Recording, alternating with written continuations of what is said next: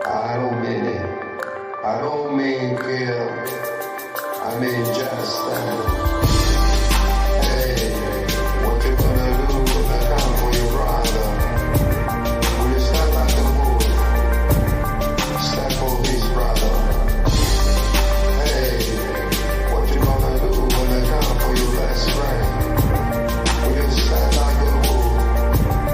Stand for his best friend. I don't mean kill. I mean just stand.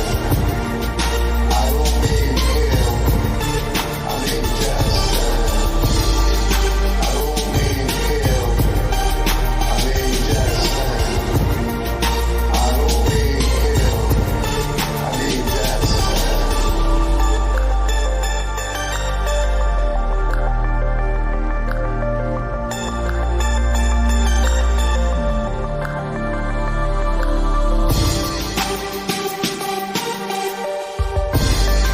Hey, what you gonna do when they come for your mom? Will you stand like a bull? Stand for his wife.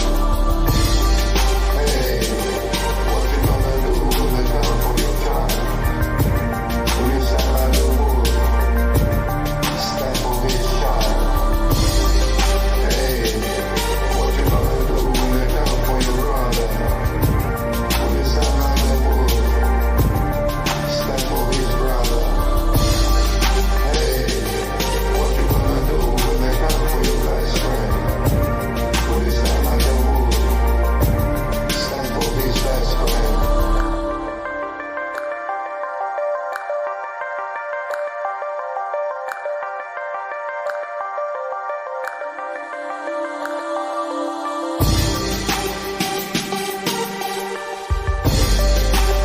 I don't mean kill. I mean just stand. I don't mean kill. I mean just stand. I don't mean kill. I mean just stand.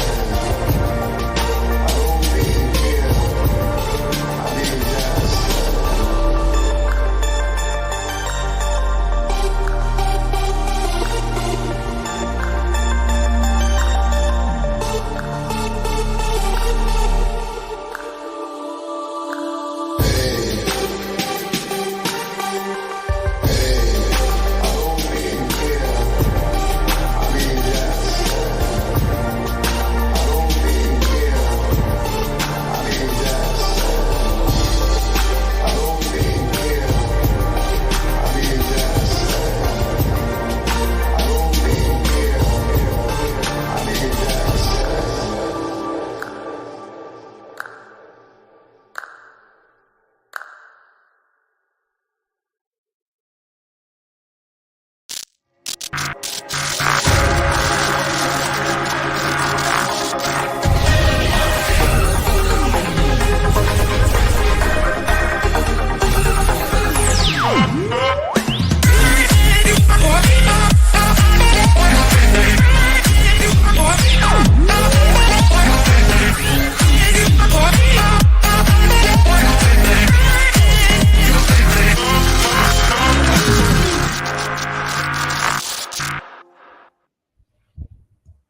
Hello everyone, welcome to DPA Open Mic episode 55. I'm Wyatt from Defense Politics Asia, and yeah, I forgot to set up my camera.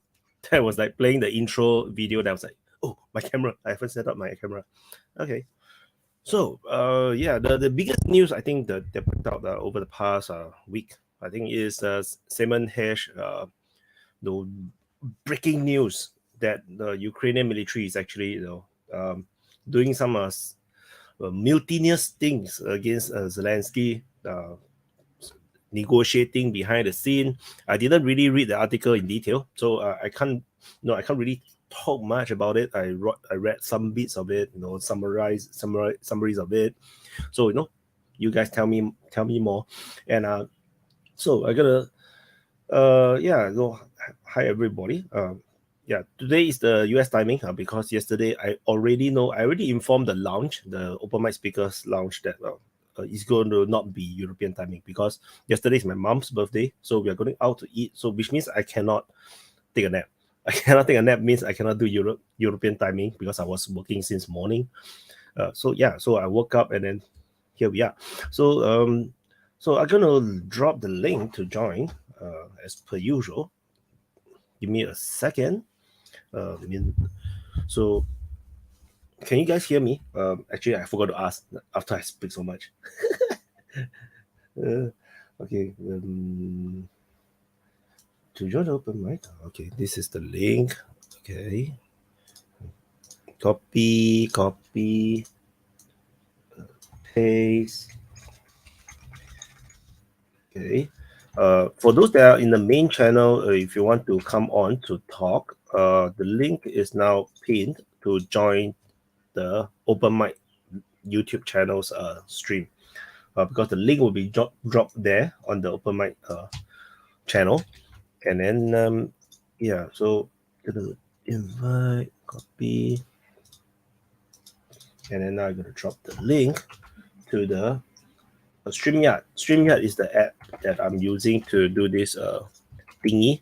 And then the link is now inside the pinned on the open mic channel, and on both Rumble and Discord. Not Discord, on YouTube open mic channel. So I would highly recommend those that have not subscribed to the open mic channel to subscribe to the open mic channel. And I'm not sure though how far the main channel can reach people, because currently the main channel is in jail. The reach for the videos are a bit shitty. So let's see how this goes. Maybe it's my fault. Maybe my video is just not good enough. So, it's very common for YouTubers to blame YouTube when their videos are lousy. Okay. Hello. Whoops. Wait, that's why you have no sound. Oh, okay. I hear you now. Live from Bumland. Oh, you're in Bumland now. So for those that don't know, Vaughn have his own, niche program called the Bumland, in the Telegram groups, and it's very funny. He shows the real side, the ugly side of America, where it's very weird. Like Dan's, but even more raw. But yeah, if you want to enjoy stuff like that, you got to come on the open mic, and then you can come to the open mic speakers lounge, and then you can go to all the forums and stuff and hang out with all the people you like. Yep. So have you read the Simon Hedge article? I actually didn't. I only read the article. I saw like the headlines and a summary of it, but I haven't read the whole article either. But I mean, it's like right now everyone's like, oh, it's bullshit, whatever. But obviously there's probably some truth to it, because the guy's he's usually got something, it may not be exactly right, but it's at least along those tracks. I don't know. I can't remember what he said about the Nord Stream, because, now they're trying to say it was this Ukrainian SBU unit linked to Zelensky, so, it's kind of one of those things, you don't really ever get the whole truth, but I think he's probably onto something. It just, how much we'll probably find out in like 6 months or a year, like we did with Nord Stream. Hi, Wayne. Hey, Wayne. Hey, guys. Yo, Wayne. Oh, come on. Like everybody knows that Nord Stream was an Exxon Mobil operation. That makes sense also, That actually makes sense. They have the tools and the equipment to actually do it. Yeah, exactly. And I keep telling people this, but they keep saying, but only a government can do it. Well, it wasn't the government that built the bloody pipeline. Yep, true. The government has no means to do anything. It is all outsourced. A hell of a lot of it is. You'd be surprised at how much. Did you hear we just bought 15 new surveillance planes? Who? Canada. Ah. Thanks, Loki. I really needed your face in the picture. Sorry, dog. Well, that's a good thing. Good. Send them down to Mexico's border and help us watch some shit. You don't know this dog. He is so friendly. He absolutely insists on being everybody's big buddy. The Yeah, I know you're an affectionate dog. No, go lie down and give me a few minutes. I had him out 15 minutes ago. So what's the deal with the planes? Oh, well, we just bought the top-end surveillance plane, the P-8 Poseidon. uh, I mean, you can't get anything better. No, that means they're definitely getting serious about at least protecting the shorelines or patrolling. At least the Canadian shorelines. They're serious about a hell of a lot more than that. Oh, I know, but they're not really going to be lending them out to go play around in the South China Sea. What do you mean? Our ships are there all the time. You know what I We've mean. practically been running a conga line through the Taiwan Strait. Yeah, but you know what I mean. 8 ain't really a whole lot, so maybe 1 or 2 will rotate around there. I'm just saying. Yeah. I wouldn't get your hopes up, Wayne. I wouldn't get your hopes up about Canada annexing the South China Sea yet. Who wants to? We just want to be able to run our ships through it, that's all. You know who does. We just want to be able to run our ships through it. Besides which, you have to understand, Taiwan's a longtime ally. And a good friend. So, we tend to back them. It bugs me. Everybody, it's all the U.S. or it's all Russia or it's all China. Hell, there's a lot of other countries that have interests and are playing in the game as well. And while some of them may not be huge, well, look at Hamas. Hamas just destabilized a hell of a lot of people, didn't they? so With, easily. quite frankly, bugger all combat capabilities. Hi, Nunya. Maybe kinda. Nunya. What up? We are invaded by Canadians.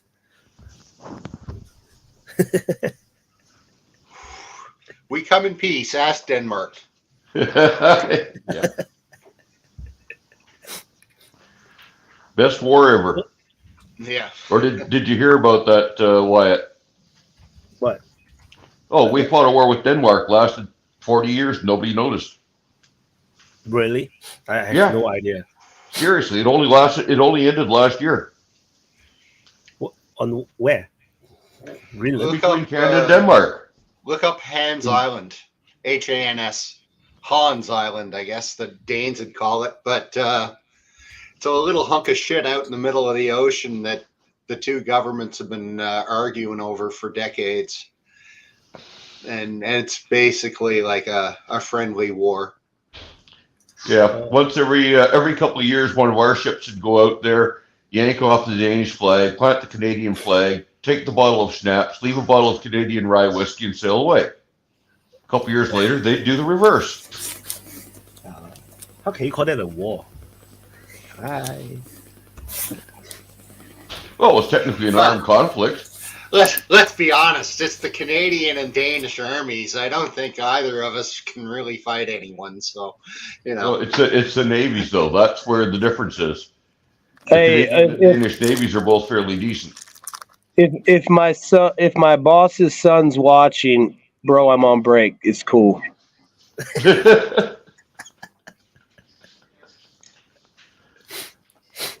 That's a good dog. You settle down.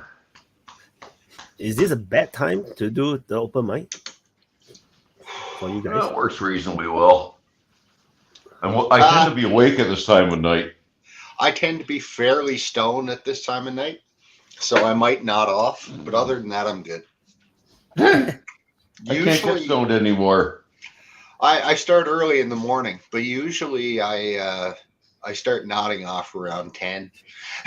I'm like an old man now. I'm like out cold every night at 10 o'clock. Yeah. I just don't get stoned. I smoke too much of the stuff. I do. But on the other hand, I don't feel pain either, which is really useful. Well, there is that, right? Yeah. Oh, hey, That believe it or answers a not, lot of I lost over questions. 100 pounds because of weed. Because it took the pain away, which meant that I could get up off the couch and actually move. Whoa. See, Yeah. that's why they ban it in in most countries. It's so illegal. It's bad. There's It's a actually lot of, illegal in Singapore. It's still illegal in Singapore. and I mean, let's look at, like, you look at these pro athletes, right? And what's more harmful for them if they're trying to battle an injury, smoking a bit of weed or getting hopped up on whatever sort of painkillers that they hop them up on, so Yeah, been on morphine, been on Oxycontin, been on the whole goddamn works, and quite frankly, not one of them did a damn thing. We did way more and left me in far better shape physically. Have you tried lean? Who? what's the I don't even He know what you're muted saying. himself. Vaughn, you muted yourself. We don't know what you said. Oh, I said, have you tried lean? I don't even know what that is. Never mind. That's the whole Probably point. some Yankee thing. Is Vaughn one of these people who still has cable and he still watches commercials and stuff? I come across them every now and then, and they start talking about commercials and stuff, and I said, geez, I haven't seen a commercial in 20 years. Same thing here. I don't have a saw it TV when I at watch home football. since 15 years at least. Oh, yeah. I'm more than that. I've been, a good 20. Anyway, a quick question, guys. What's wrong with the Russian army in Ukraine? What's wrong? What's wrong? Yeah, no, Nothing. I'm asking because I have a really wacky theory. All right. Yeah. So I want to get your opinions first, and then I'll tell you what mine is. They're being too nice. Okay, next. Oh, I thought you were Their going order is not the best one. I think the captain and the colonel are not so good. And very often we look at very strange things on the front line and we ask ourselves, what are they doing? So, I mean, I don't really know what they're doing right now that you would have a problem with. I mean, they're pushing everywhere. They've gotten some stuff going. I mean, they're closing off Adivka. They've gotten some other stuff going, in other places that, they probably didn't expect. It looks like it's opening up a little bit. So, Okay, I mean, but just think, the Russia only- started the war with 5 times the number of tanks Ukraine did. Who knows how much times the number of artillery and APVs and all that. And theoretically, they should have crushed Ukraine based on the amount of equipment. So no, why I think couldn't you they? underestimated the defense factor. Basically, everyone who tries to attack is losing a lot of men and a lot of vehicles and so on.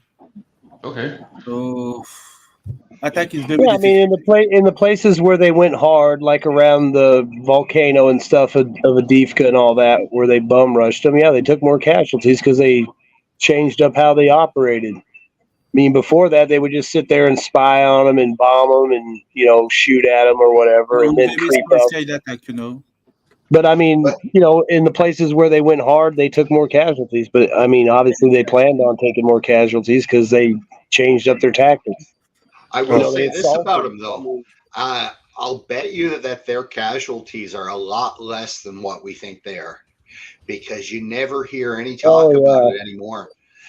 So I'd be willing to bet that the Russian casualties are 100,000. Well, I'll tell you why Russia hasn't been able to conquer Ukraine.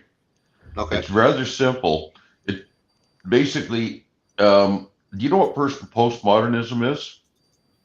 Basically, Ukraine is further along the path to postmodernism than Russia. This makes Ukraine more flexible and more able to adapt. Hey, Wayne, can you refresh our memory what postmodernism is? I completely forgot all that stuff. Okay, postmodernism is a system where you have a fairly level hierarchical structure. In other words, you don't have some king at the top lording it over everybody. It's more or less even. It tends to be fairly democratic. It also tends to be relatively transparent. And as a result, it looks extremely disorganized on the outside because everybody's going in every different way. But because they aren't being held in place and forced to do one thing, it allows for extreme creativity and problem solving. So I think there are a couple of things people forget quite a lot, is that this war is very political. So when they went in, they were guided by politics more than they were guided by tactics. Secondly, this is a huge theater of war. There's no country that can stand hell it is. There's no country that can say it's very big. Ukraine is a small place, for God's sakes. No, We've got provinces bigger than Ukraine. No, it's a small place. It's smaller than Ukraine. No, deploying troops, like Russia went in with 120,000, right? So deploying 120,000 troops, and you have never deployed troops of that nature before, it takes a lot of management, and they learned. They've gotten better at it. Now they can handle 420,000 in the territory of Ukraine safely. But anybody who can sit, it's not a video game. Like, it's very complicated. There are a lot of moving parts. But secondly, when they went in, they were not trying to destroy Ukraine. They were trying to have them sign some paperwork. So they went in a limited capacity, and it worked. Primarily, it worked. And Ukraine agreed to sign. Well, Ukraine agreed to sign. So no. and that's according to. I think it worked in the south. It did not work in the north. In the north, as in where? Kharkiv, or are you talking about? They did not intend to take Sumy and Chernigov. Oh, that's the biggest whopper I've heard in months. No, they did not. And here's one of the ways you know that. If you study what the Russians were saying, it's very simple. They do not want to go to places where they're hated. Sumy and Chernigov, even though they're very close to Russia, those guys dislike the Russians. They're more Ukrainian.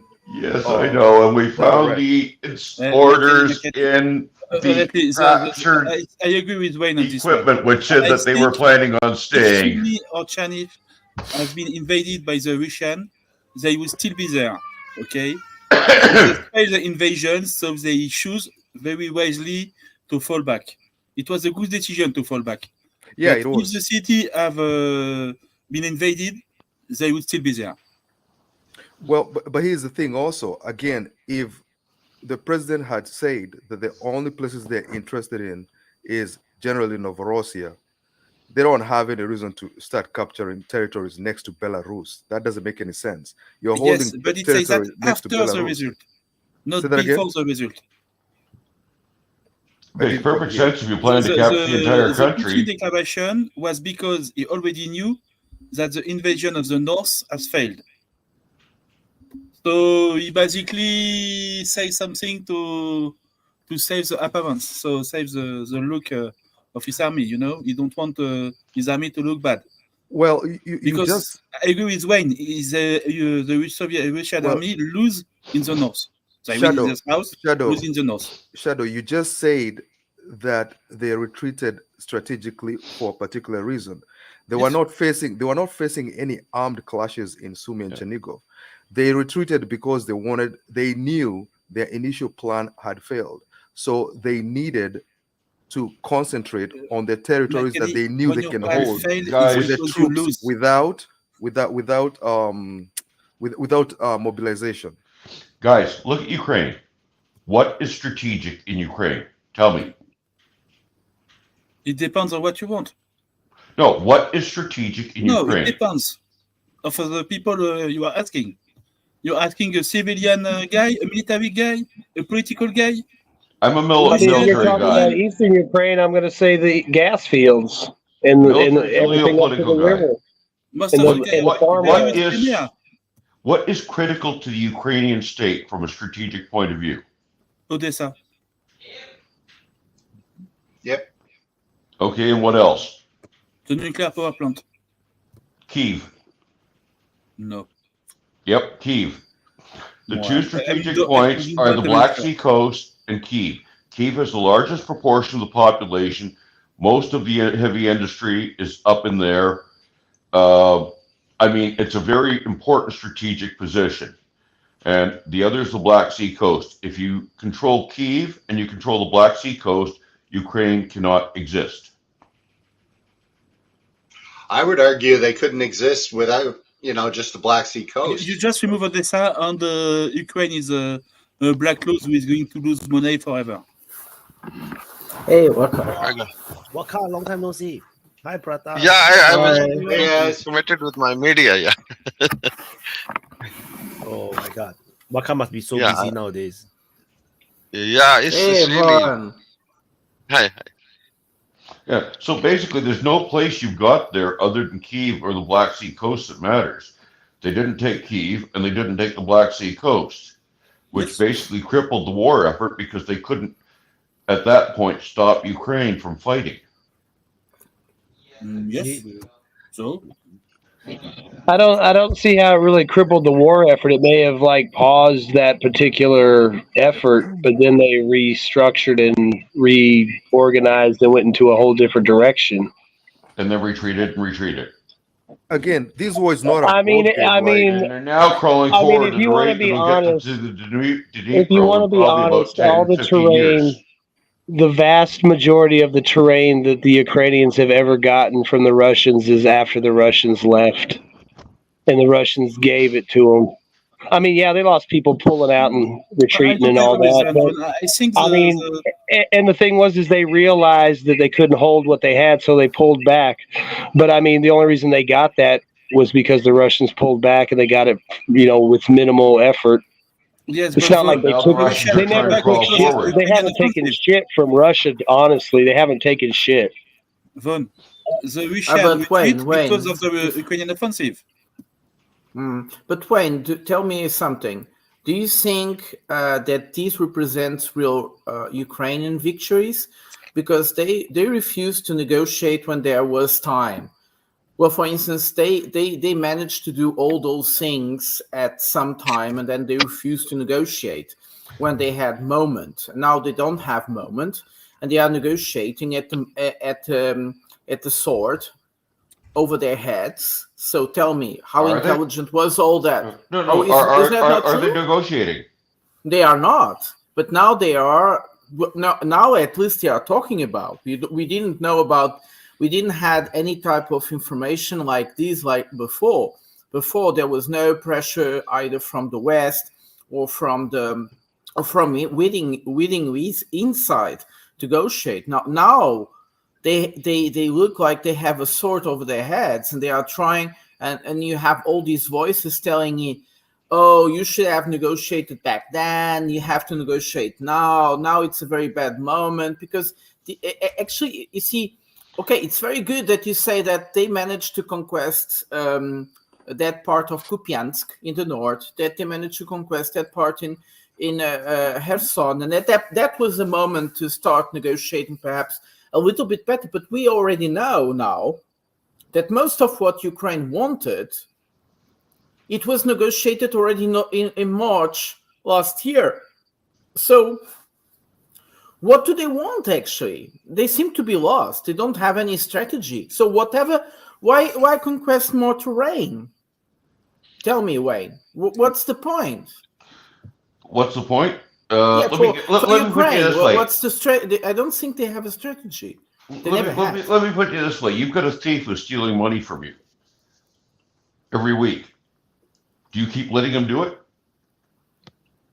No, because the point is, Wayne, if you, Well, that's you what you're remember, doing by letting the Russians I mean- retain material. Yeah, I understand. I mean, I it sounds understand. like they're But still wait, stealing if money you right remember, now. if you remember right, Russia did something very wrong, which is they decided to go to the defensive at some point.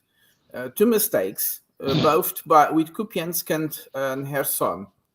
No, it was a strategy. It was a strategy. It Let's was not. stupidity. Errant stupidity was what it was. Yeah, but it worked last The time. entire war was errant stupidity. They couldn't win Why you say that? because they didn't have enough equipment. They didn't have enough training. They didn't have the culture to be able. No, wait. I They don't don't. believe that. Ukraine lost so many people. Yeah, and Russia The lost war's a hell of a still lot going more. on, Wayne, and all No. those things you just mentioned. I would say the Russians could check those boxes. Now they Yeah, have don't the forget training. we can. Now I'm they sorry. have I'm the sorry, Wayne. culture. Now they have the equipment, and now we're in the downturn of the war. So I mean, think yeah, I they think didn't Wayne, have Wayne, they sorry. didn't have cemetery what they needed expansions at the Wayne, beginning. before, but let's They didn't put have this in what they some. needed at the beginning, but they got what they need to wrap it up. Vaughn, how Let's. did they get what they need to wrap it up? They spent all Yes, this material. yeah. But Wayne, let's put this Come in on, different dude. I mean, moments. really, you're acting like you don't hear the stories about how much shit they're building, how many units they're building, what they're adding to the field. I mean, they're getting 20 to 30,000 volunteers a month. I mean, you telling me you ain't hearing that shit? I mean, you don't No, have I to don't believe watch it. the Just come news. on, You know dude. that. I mean, I'm not pulling shit out of my ass. I don't pay any attention to the news. Okay. You know Then that. why I are don't you do it. talking about a subject you're completely I not watch. aware of? I watch satellite photos of tank plants. Okay. So That's Wayne, far more interesting. Yeah, and what there's you all Probably kinds believe? of Reddit. stories about Probably Reddit. expansions of manufacturing and increasing in helicopters and tanks and everything. And I mean, Yeah, there's and so it's much. not showing on I'm the just saying, satellite dude. photos, Vaughn. You act like nothing's happening except It's it's not just showing on the totally falling satellite apart. photos. Black hole alert. You Black hole know, alert. I got This will satellite know photos when. I can look at too, and it looks like Ukraine got bombed hard, and they ain't making Well, shit. But Russia's got plenty of stuff to make. I mean, you hear the stories, dude. Hundreds of tanks a year, hundreds of tanks refurbished. I mean, well, Yeah, first that's in of why every all, did they have to media refurbish them? source. Wayne, let me tell you Come something on, like dude. this. There I were mean, you don't several have to agree moments. with it, but you can't act like it's not happening. Yeah, exactly. I think one had a Guys, very good point. Wakar And has been if trying to if I'm speak for allowed like to half say an hour. this, if I'm allowed to say this, just very shortly, you see, Wayne, we have had 3 wars within this war. The first one, which was just to compel Ukraine to declare neutrality, it was almost achieved. So there is not really like unprepared and the defeat. They had that. The Ukrainians did negotiate the neutrality in March. Yes, if you look at the way Russia was preparing to pressure Ukraine, it looks a bit unprepared because Ukraine decided to fight more than they should have had. But on the end of the day, on the second phase of the war, which is a war of attrition, Ukraine actually lost a lot of territory. These territories have been integrated into Russia, and it's very difficult to have been given back to. Sorry, Wayne. I'm very sorry that you're laughing at what I'm saying. I expected a bit more of respect from you. So I won't continue to talk to No, you. it was the integrated into Russia that had me If you laughing. don't show any respect for other people's ideas, I'm sorry for you. So then there is no reason to talk to you. Qatar. Ideas don't matter. Facts matter. Let Waka talk. Waka raise his hand very long. Yeah, thank you very much for the floor. Actually, I was honestly very committed with my own channel and on some of the Pakistani and even international channels, and somehow I was also shifting my house from one place to another. So we are now more settled, and I've been following honestly DP almost on daily basis, and it's really a pleasure to be back at the forum. If you allow me, I'll just briefly cover the strategic assessment because of the new front, the southern front being open, and we'll have to listen to it patiently, and then we can definitely discuss. Now, one was of course the war of attrition, as I think was mentioned by Prata. That Russian, I think, went into I would say deliberate pause and probably allowed the Ukrainian side to then come and renegotiate based on initial Russian, I would say, objective was to mainly neutralize Ukraine, and it should not become part of NATO. They didn't want the expansion. So I think that time was given. Otherwise, if you look at the military uh, strategy and the military, let's say, trajectory, the way the operation developed, I think Ukrainians have lost a lot. Almost 1/5 of the real estate, we have discussed it earlier. 500,000 soldiers and officers, a lot of equipment. But then definitely they were backed up by the West and NATO. Now here is the change which came on 7th October, which I think has accelerated already the process. And there's a thinking within Ukrainian side also.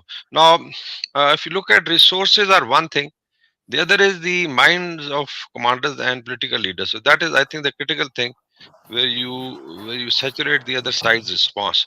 Now, imagine if NATO, backed up by US, including their political leadership in Europe and NATO and the military leadership, were focused on one theater of operation with all their energies and mental faculties.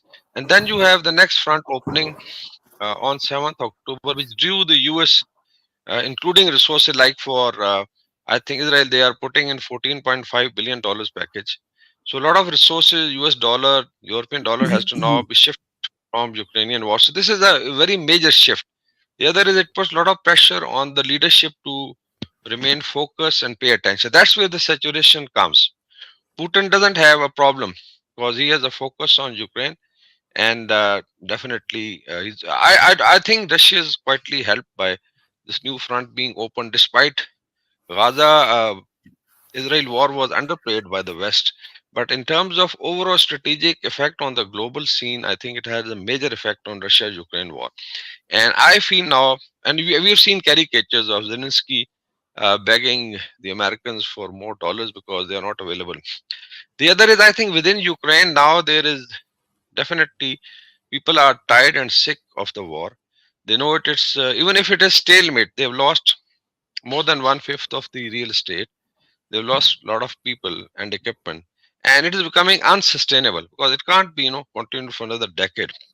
And nor the Ukrainians are like Afghans that they will come and start with the partisan warfare. So I think Russia has a very clear advantage, and this is a very good time for Ukraine also or the leadership to renegotiate, because I think this could be the last chance. Otherwise, they could be rolled up right up to the Dnieper River. And just imagine if another front opens in the Far East. I was just wondering, the third front, in case China starts moving, so it can, or North Korea, so it can become disastrous for the West. The West has to realize that they cannot chew everything they bite. Hey, So Wakar, this is, I think, yeah, yeah. just real quick, you said this is their last chance to negotiate. So are you talking about what might be going on with Zelensky and the Russians? That's the last chance probably before things go bad? Or are you talking about another Yeah, I think situation? Yeah, I think that is the point, because any sane commander, they have to look at the losses they have suffered, and now they can foresee Ukrainian leadership, in case there are sane people, that not much is going to come from the West because they are heavily committed in the Middle East, especially. And imagine, we have not even discussed the expansion of war in Middle East, because there are two, three states now very active in State of Hormuz. I think one of the aircraft carrier group is inside. It is, I think, after 4 years, US is placed right in front of Iran. The other aircraft carrier group is now entered Red Sea, and they are being attacked by Houthis in Yemen. And it's causing a lot of tension. It's billions of dollars worth of. Actually, every super tanker or a super ship passes every 30 seconds, mind you. It's a beeline of ships passing through Strait of Hormuz and Bab al Mandab, then flowing towards Suez Canal. It's international trade. I think it is almost 50 to 60% of global oil and gas flows through these three choke points, and these can be choked very easily by Iran or by the Houthis, or maybe some other groups from Somalia. So it's becoming very critical, and people don't realize how much West is now engaged this side. So they're all plans for uh, a containment of Russia. I think they've gone for a 6. So in case there are sane people in Ukrainian military or political, I think we had also a statement by Vitaly, the boxer mayor of Kiev. I think he's again started talking against Klitschko. Zelensky, because Zelensky basically was a joker. I don't think so. He was a political leader. He was propped up by the West as a Mako guy. Basically, he's a joker, you know. And if you run a circus, then you get, you know, basically if you put a leader in a warlike situation, you get a circus act. You don't get strategy. So I think the Ukrainians are fed up, and I still feel Putin has been very, very patient. And in case they can negotiate, things can settle down, and maybe it is good for the West also. Then they can focus on one thing. So basically, it's the second theater opening at a very critical time when probably they could have been better negotiating position. But if Putin is allowing, you know, negotiation even at this stage, where I think he can roll them down up to the Dnieper River by June. I Okay, think Wakar, I had a they should. question for you, if I may. It's because, you see, there is something that's disturbing me for some time now, which is we have all these news that Ukraine is running out of ammunition. We have all these news that most probably more money from the West and support from the West, both in terms of amount of ammunition and weapons and money, is not coming in the amounts they used to come, or they will it will be reduced in big numbers. So I wonder why does Ukraine still is in the modus of offensive and didn't change for a very much needed modus of defensive. So I wonder, are they so stupid they are going to let everything get to a situation? If I remember, this idea came from Von, which is they will just let the Ukrainian army collapse and then they get whatever they want. So Yeah, I think there are two. Yeah, there are two groups. I think within Ukraine. One I would say is the same group, which is reading the battlefield and the war on the ground. The other is basically playing the, you know, perception game more in media domain, like, you know, trying to basically find a notion of victory for Ukraine that is backed up by Western media. And it's very on the ground. If you look at the artillery ammunition, which is critical in battle of attrition, a lot of factories were producing, and they were actually running short of artillery ammunition even I think before 7th October. Now a lot of this I think hardware is coming to Israel, because Israel, mind you, has used almost 2 Hiroshima size of ammunition in Gaza. It is almost like 2 Hiroshimas, because now the ordnance delivers 30,000 tons plus, and Hiroshima was 15,000 tons in terms of impact to TNT. So it means that is the kind of ammunition, and in case they have to clear Gaza, so it means there's a lot of tank and artillery ammunition needed. And generally, Israeli and US, you know, ammunition are of the same caliber, especially the 155 and even 209 SP artillery. So they have to keep the stock also, because in case, let's imagine the war expands to Yemen, as they are now foreseeing, because after the ceasefire has collapsed, now there is a chance that Iran even gets into it. It becomes a regional war. And in case you have to prepare for a contingency, you got to have, I think, a lot of reserves of ammunition lined up, and then it has to be transported. So I don't think so Ukraine will be getting any more, because there it's not basically missiles, but tank and artillery fire, which is very important. And Russia has no problem production of artillery ammunition, you know, drones or tank ammunition. Okay. So here Hey, the Wayne. balance is Hey, shifting. Wayne. Now, hey, since it's so funny, Wayne, let us know. Let us know what's wrong now. Tell us, no, come correct on. us.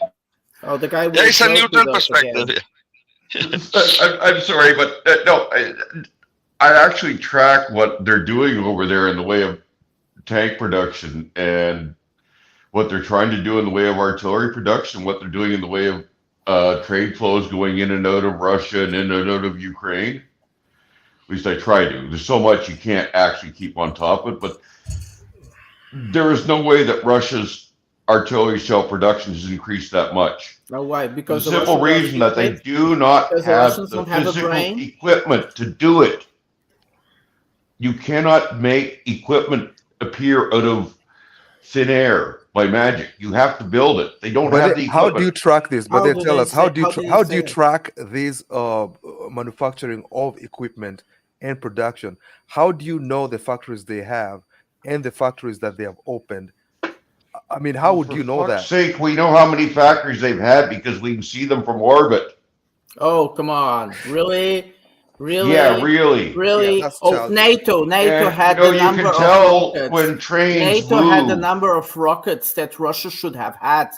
They already wasted that number several times. NATO has no information about the real capacities of Russia, and they still don't have it. And they have to pretend that Iran is supplying them, or even North Korea. North Korea is supplying them. A country with almost no energy could be producing so much weapons. Come on. Hey, stop talking crap Guys- about North Korea. They're Asian Wakanda, okay? They have unicorn layers. They have all kinds of good stuff going on there that we're not prepared to handle. But they don't And have actually, energy. they do have a fairly solid artillery production line in North Korea. Hey, So guys, Secondly, it's, I Russia they can is produce. They bad. can produce and So- supply to Russia quite Okay, easily. let's Russia- Nunya talk look, because he Russia has been is interrupted vast. It's all a the very time. huge country. Yeah, To say and that you I- can track their whole industrial area and know what they're doing in each one of their factories Oh, fuck. is ridiculous. That's not true. You can't do Look, that. Russia just doesn't have enough people. Oh. Okay, hey, let Nuna There's talk. only 140 million Hey, people in the hey, country, or Mr. 150 Joker, million, let's something like Nuna that. talk.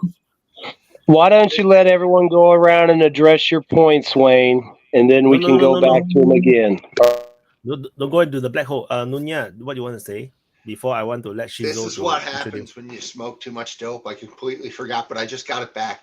I want everybody to make a point. I want to I can't really speak right now, but anyway, what I was trying to point out was, that congressional $60 billion bill that they're trying to get passed for support for Ukraine. I want to keep people's attention to that, because when you look at the actual how they parse it up, the overwhelming majority of that bill, it's not for weapons or anything, because there's no weapons to be found or made. It's just to support the government. It's just to support the firefighters, the teachers, the people who keep the roads going, all that shit that needs to be paid for, that the government's supporting. None of them are getting paid now.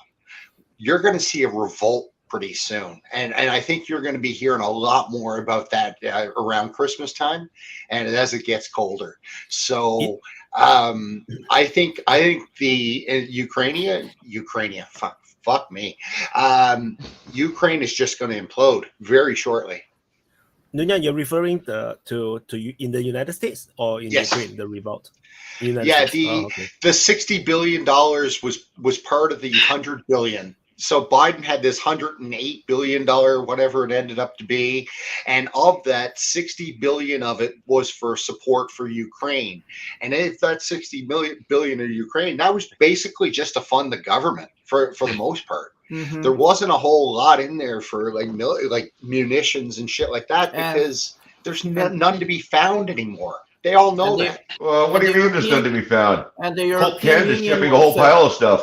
and the European Union was trying to come a bit short before, and the European Union is not managed to find some money. Also around 55 billion, Yeah. and the countries are not agreeing on it. And Yep. Germany, for instance, they wanted even to duplify that number, the number that was personally for them to give to Ukraine. Now they are in a very deep budget crisis.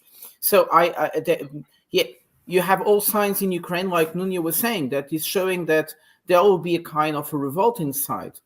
And I noticed, for instance, a few days ago, there is even Ukrainian officials have been being attacked in their property in Kiev by the population. So, whoa. I Things want are to coming. I wanted to let Schizo to introduce himself. His new first time on. Yeah, welcome. Hi, I have many names: Senior Executive Schizo, Stoli, David. Most people just call me asshole. How y'all doing? Good. Hi. Where are you from? I'm from Florida, the great state of Florida, soon to be a successionist state as we mimic Israel's nuclear program. We're going to have nukes, but we're not going to say we have nukes.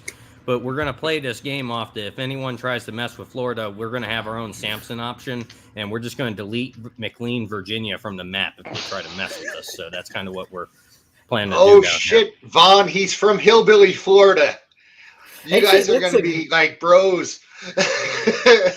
Actually, that's a great topic about nuclear things stuff, because I think in the COP28 there is a kind of a new alliance, an alliance for duplifying the nuclear energy capacity in the next year. So everybody in the West was against nuclear energy, was criticizing countries in Africa for building nuclear power plants, and now they are actually deciding to build new power plants everywhere. Back in 2018, 2019-ish, and you can actually see I bought the dip on this, but I bought BWXT stock, BWX Technologies. They're basically, for those of you who don't know, they make the micro reactors that go on submarines. So my long thought on like what's going to happen when the grid goes down and we got to replace the grid or whatever is you're going to have a blue dot network of a decentralized power grid based on micro nuclear reactors, similar to that goes on submarines, but it'll be slightly easier to manufacture. So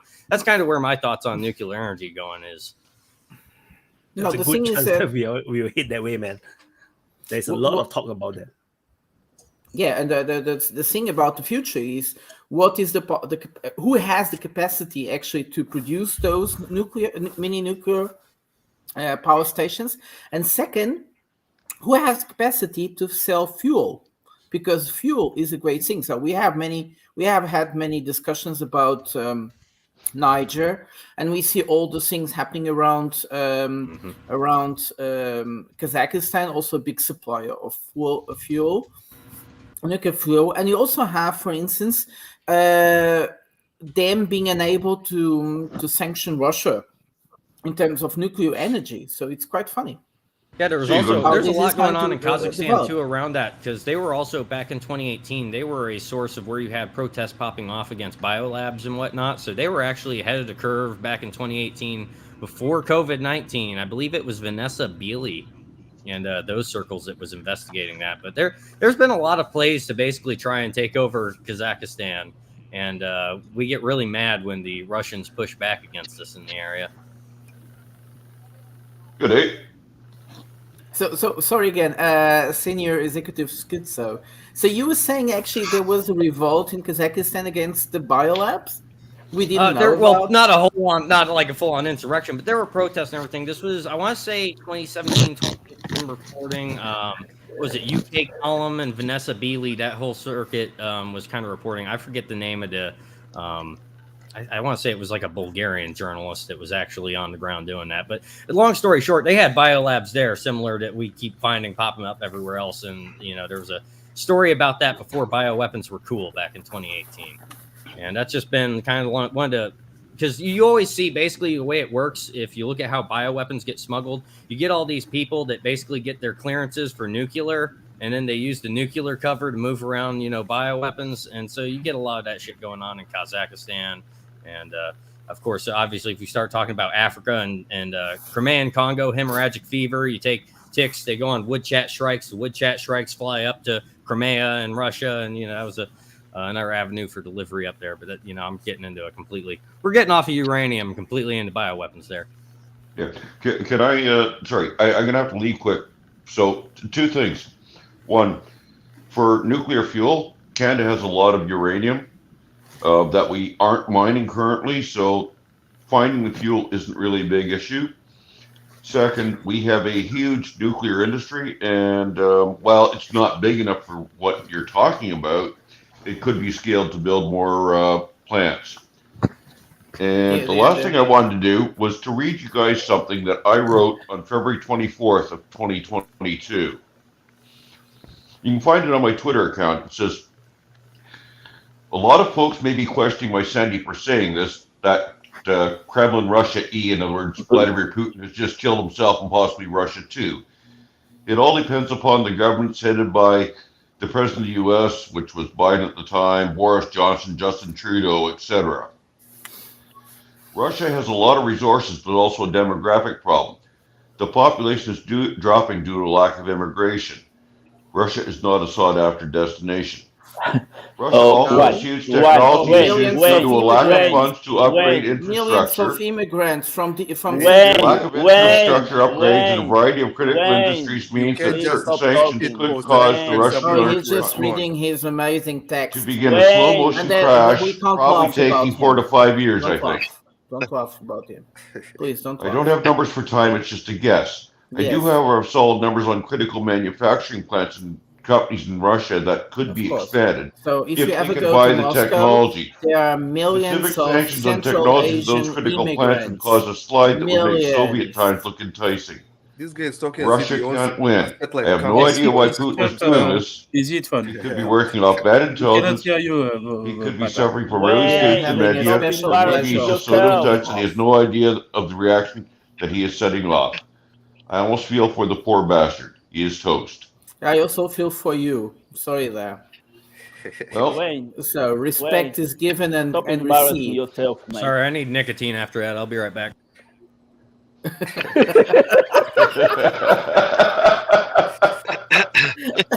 So Wakar, sorry for disturbing you again. So Wakar, sorry, I was trying to. So why do you?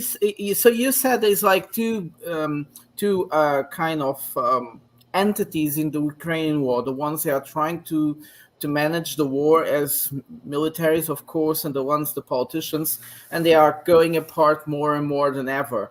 So, but the thing is that if Ukraine doesn't go into a defensive modus right away, aren't they just putting themselves into the cliff, into the abyss, that they might their army might collapse? Am I saying this wrong? no. Yeah, I think No, I there's didn't an ask you. analogy. Yeah, there's an They, analogy they to be have drawn they with. have Oh, come on, you're not the military. they have a total He let population of Wekar about Wekar talk. 8 million men who are Yeah. of military The age. question was not for you, Mr. Wayne. Yeah, I just want to draw an analogy with the last days of Hitler, when the youth was fighting, and still I think as far as Germany was concerned, 1944, they were being assured that victory is there, and we saw the Battle of Bulge, which was I think a suicidal attack, and they lost whatever reserves they had. And then was I think some people in Germany who then later on negotiated with the Allies regarding the surrender and whatever. And whatever was left of Germany was then saved, but in two parts. So I can compare it with, I think that. So it's always when there are people who can think, and there are sane people who would like to still save whatever is left of. And maybe tomorrow, if Putin is a big heart, he can even offer whatever that has been integrated into Russia. In case Ukraine then basically becomes demilitarized as far as Russia is concerned and doesn't join This is NATO. going to be So, this is going to be a really unpopular opinion, but Germany lost the war in September 1939. I mean, it could be, but the way it was projected, that's why I'm saying they had a huge propaganda machine like Zelensky. But I think that Hitler was not a joker like Zelensky. Basically, he was more of a, I would say, political leader with some military I mind. mean, So if we're He gonna wasn't cross-dressing in heels, is what you're saying. if we're gonna make points like that, Wayne, then Ukraine lost the war the day Zelensky was elected. yeah. So I would just like to give the military situation and then Hold how it on, is but I'm impacting. talking for economic reasons. Oh, Economic come on, and Wayne, you are manufacturing. disturbing the Walker is trying to make a judgment, and you keep saying bullshit. Please let him talk. Yeah, I'll just finish the argument, then we can definitely have questions in case you have some argument. So basically, I am a military guy. I think the panel knows it. I've served like almost 36 years in the armored corps. And generally, I basically understand some basics of how the conventional military forces operate and some of the nuclear strategy, because we also have India-Pakistan context, very large forces, almost comparable to what is happening between Russia and Ukraine in terms of conventional forces. So one has to look at what has been the military situation on ground and then draw conclusions. Now, my point is that this is a good time for people with I'm sure there are people within Ukraine who would have started thinking of how much they have gained and lost and why they became a proxy to NATO and US. And in case today they are being abandoned, I think should be very, very clear that ultimately nobody sides with or nobody bets on a losing horse or whatever. You can't bet on a losing horse. And I am not. And now we are not restricting ourselves to Russia-Ukraine war. There's another front which is open, and that is the potential of expansion. Because I think again the hostilities have started, and in case Israel would have stopped, probably it would have given NATO and US some sigh of relief to start refocusing. But now it appears that probably they also want to destabilize the entire Middle East. I don't know who's guiding them. In case war expands, I tell you, US, NATO will be in a quagmire. There are two aircraft carrier groups which could have been somewhere else. Maybe they could have been uh, in South China Sea or Black Sea. They have been pulled into this action by Hamas. At time people undermine, but I think they've been able to draw. Even US military is physically taking part. I don't think so. US ships have intercepted Russian missiles being fired on Ukraine, but here, I think Israel is more critical to US than Ukraine. They would abandon it the moment there is more pressure. So, in case I'm just giving a hypothetical scenario, the war expands. There got to be a reserves for Middle East in terms of conventional weapon system, Navy, Air Force, and maybe half of NATO is drawn into it. Because if Israel can't tackle Hamas, and I think 2 months have passed, with all the might and backup support coming from US, imagine if Yemen, Iran, and even there is a Kataib Hezbollah in Iraq which is waiting in wings. Syrian, there are a lot of I think Iran-backed groups, and this is the new form of warfare. I tell you, this all I think conventional warfare has totally changed. So even smaller forces using innovative tactics can become a very big challenge. Like ships, aircraft carriers. Now Hezbollah is claiming with missiles having a range of 300 kilometers. And you look at the way aircraft carriers were placed in Mediterranean, they were keeping a distance, and they don't bother. Like you can't nuke Yemen because Ansarullah is there. You can't bomb nuke Lebanon because Hezbollah is there. So this is the new form of warfare. There are militias which have actually now captured states, and it's a challenge that basically it's a new challenge to the military. So all told, I think still a good time for sane guys in Ukraine to negotiate. So that will be my suggestion in case they want to save. Otherwise, it could be a war of attrition. Imagine this harsh winter which is coming. How people are going to spend time in Ukraine. A lot of infrastructure about their electricity destroyed, and all prediction about Russia collapse. I'll just come. People saying that Putin is sick. Just look at Biden, and he can't even walk properly. So let's be very honest and look at the leadership which is controlling. Yeah, that's my I think concluding argument. Then you can come in with. Can I step in here a second, guys? First off, Ukraine doesn't get cold. Don't make fun of old people. Ukraine is not cold. Believe me, Ukraine is not cold. Is it? Ukraine is fucking warm in winter time. Ukraine definitely is not Africa, I can tell you for sure. I've lived in places that make Ukraine look like a.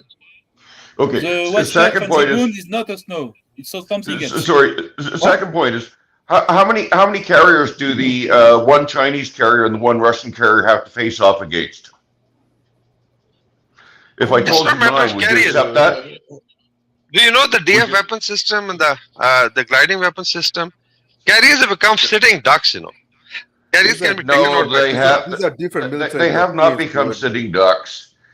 I've done a fair bit of modeling, and a carrier with a decent group is not a sitting duck. Can we ask the guy who had like the military career? Like, what do you think, Wecker? Yeah, my point is that it's basically saturation of responses. It's NATO and US, the West, the international community. I would say the Western led community. They claim that they can fight on 2.5 front. Mind, this is the strategy. That means one major front in Eastern Europe, one major front in let's say Pacific, especially South China Sea, and half front in Middle East. So that's where they are configured. But look at what has happened to their responses when the second front is half open.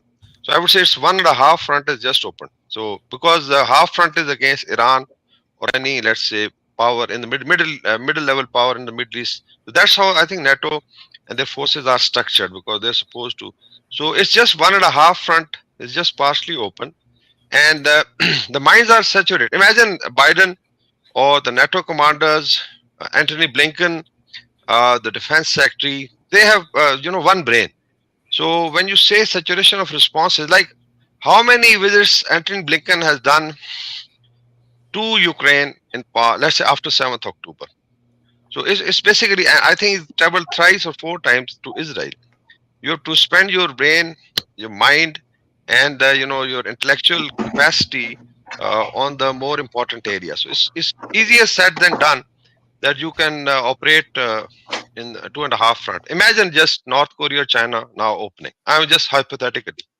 They'll be, I tell you, they'll be totally defeated. So divide these aircraft carriers, how much they can put in Black Sea, how many in Mediterranean, how many in the Indian Ocean, and how many in the Pacific. So then you look at the response. Like Russia doesn't have to send, let's say, Admiral Gorshakov to Mediterranean. They have a fleet in, I think, Syria, so they can very conveniently operate from. They don't need aircraft carrier groups.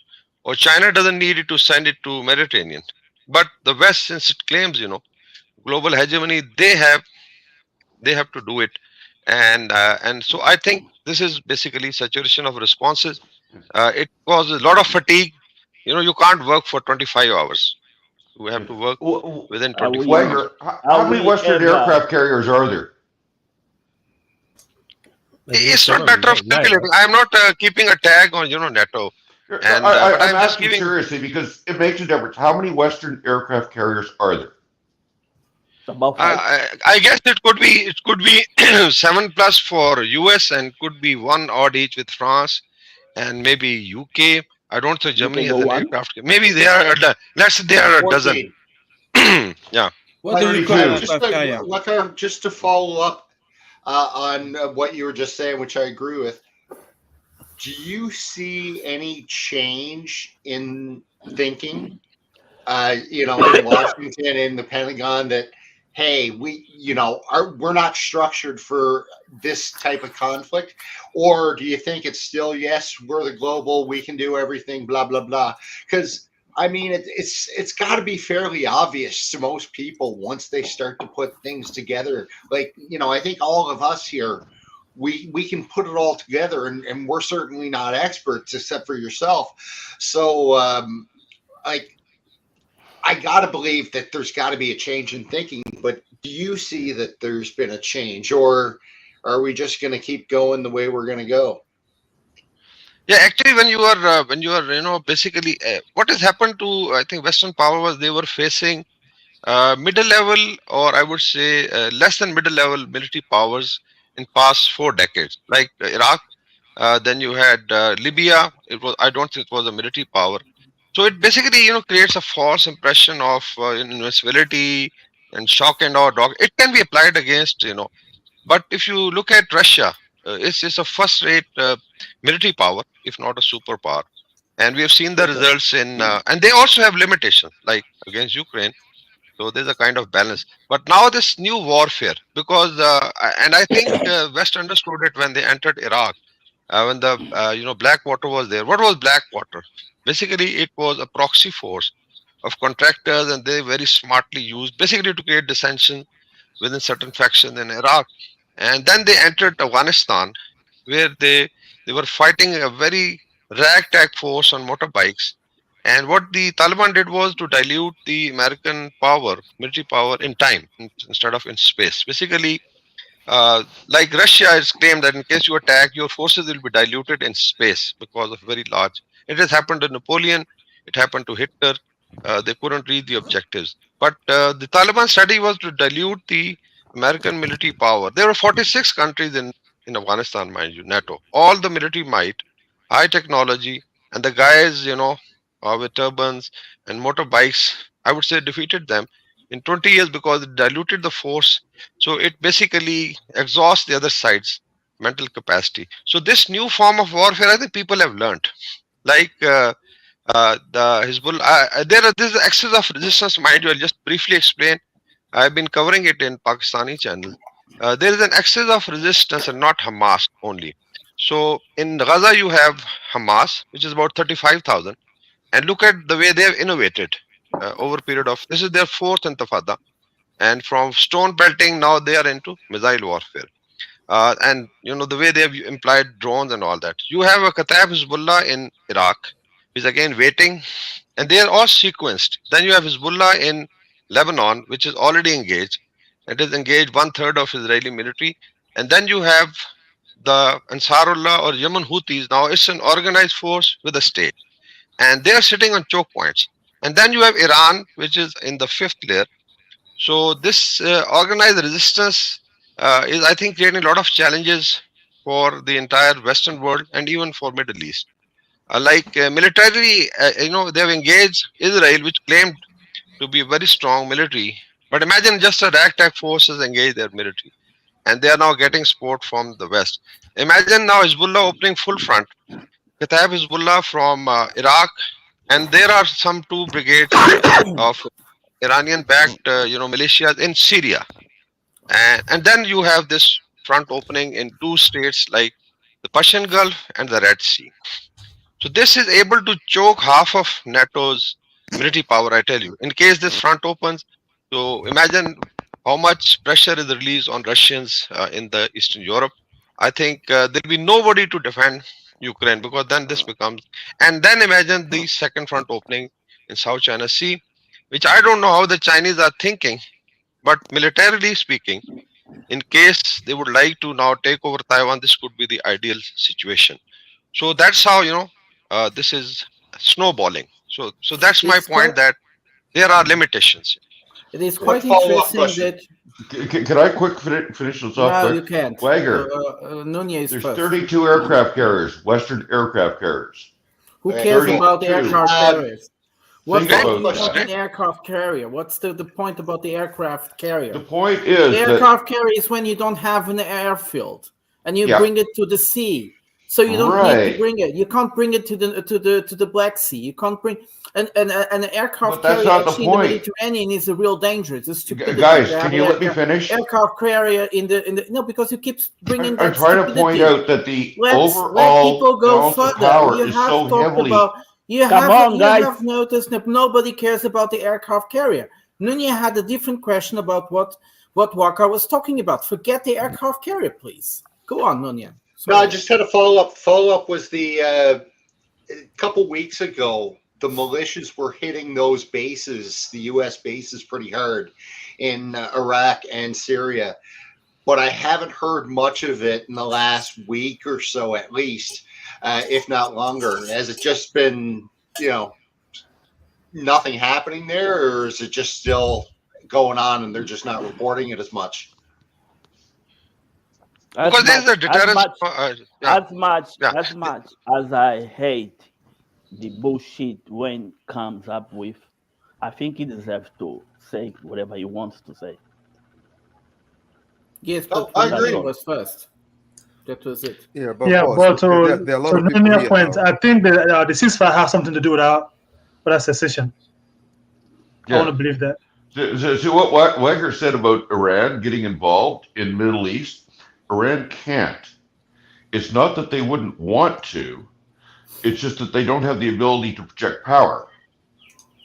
It would have to be And what is Egypt or actually- Jordan or Syria that would get involved, one of the actual neighbors of Israel. No, I'll just come on to Iran. Basically, Iran is now fighting through their proxies. The excess of resistance is all supported by Iran.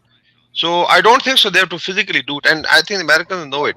So they know they are sitting on certain choke points, which can really devastate the entire energy supply, 1/3 of the global business, and affects everybody, even China, even Europe. So it's easier said than done. So I was just, basically contemplating that in case it is physically attacked, so what happens? Now there is an aircraft carrier group in its cross Strait of Hormuz is parked right in front of Tehran. So basically it was to create a deterrence and stop Iran from supporting the excess of resistance.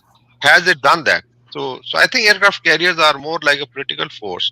But the fear, or the aura or the shock and awe thing is now, I think people are over with it. They understand how to mentally, dent this basically capability through like I think there are 3 ships which were either captured or attacked by Houthi militias belonging to billionaires from Israel with a lot of connection with Middle East oil, and their car carriers, there are cargo ship. I put a map, if you look at Indian Ocean and these 3 passages, it looks like, the beehive of, a lot of flies. There's so many large ships pass through this. And Houthis know where they are sitting. So it's basically how do you use your strategic position.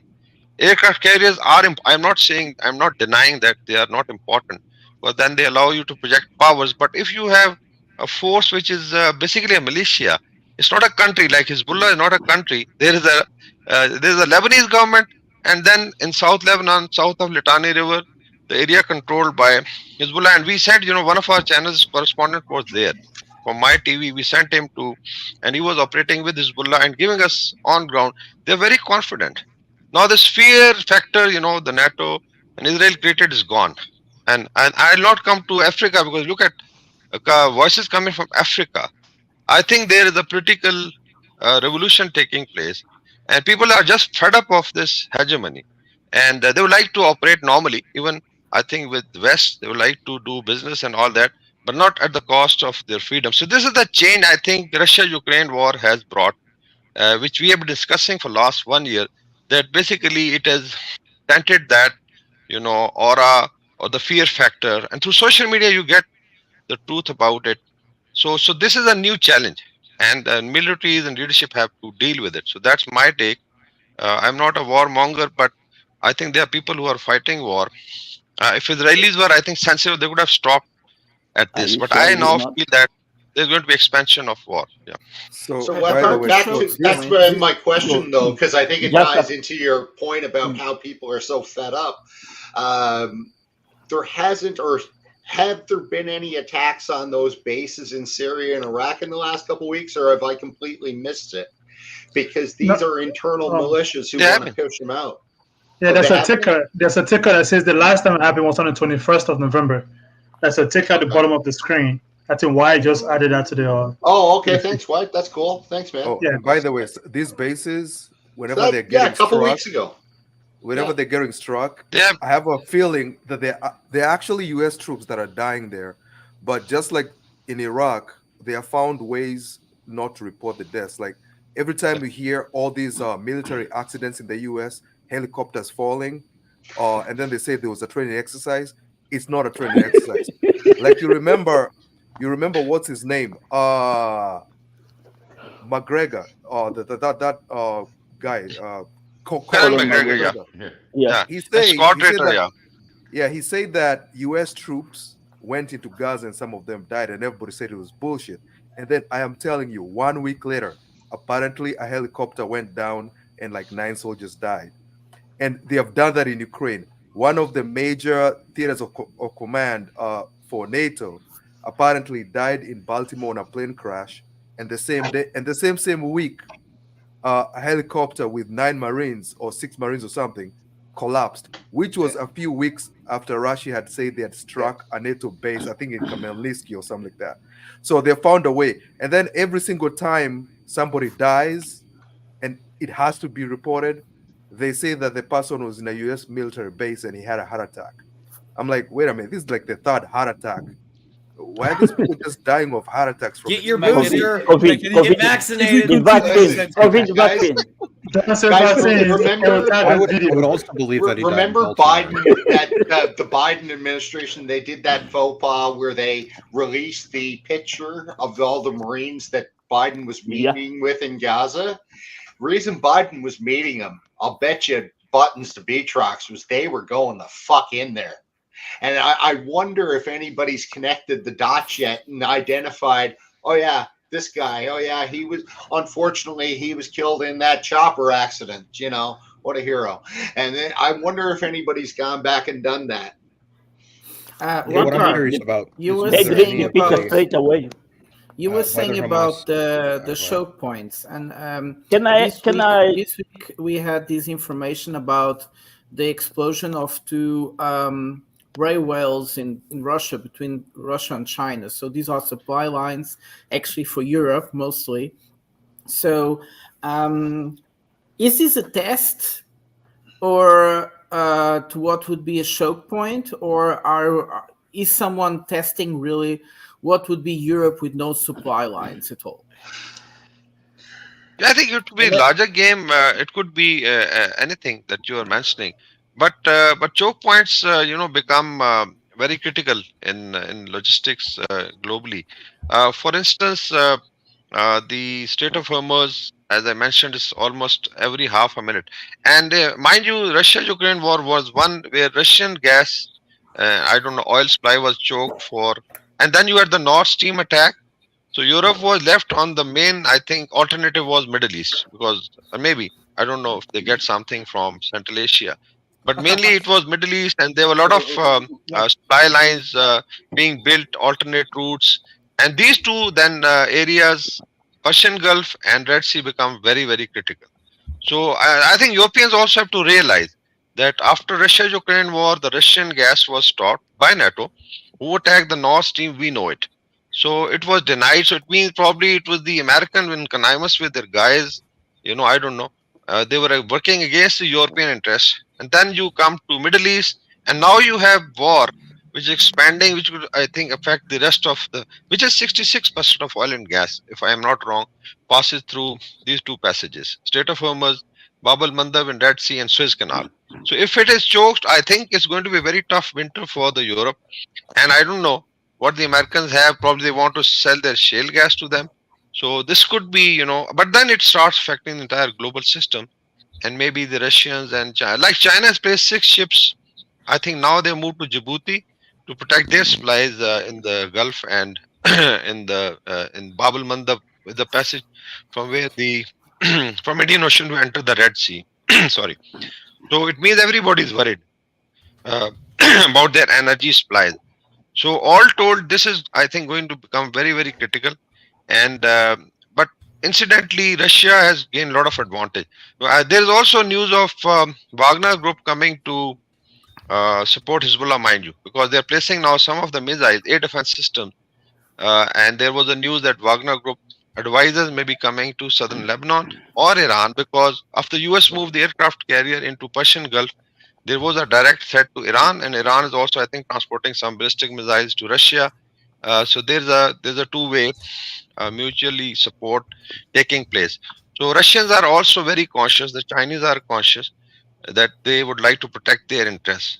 So I think any miscalculation onward could create serious problems for everybody, and especially the West. Please, can I make a quick announcement? Please, just a quick. Yes, go. Yes, for people in chat, remember that if you send a $5 super chat, you can tell me to fuck off or fuck myself. I just wanted to add something about the gas production in Russia and the need of Europe. I learned a funny fact a few hours ago. The first, the sanction is about the gas in gazoduc, not about the gas that has been liquefied. So that means today, the first importer of Russian GNL, I'm not sure about the liquefied gas, is Europe. That means that instead of using Nord Stream and having very cheap Russian gas, they have to use a big ship to transport expensive gas from Russia. Because even with the price, the Russian liquefied gas is way less expensive than the American gas from USA. That's the best.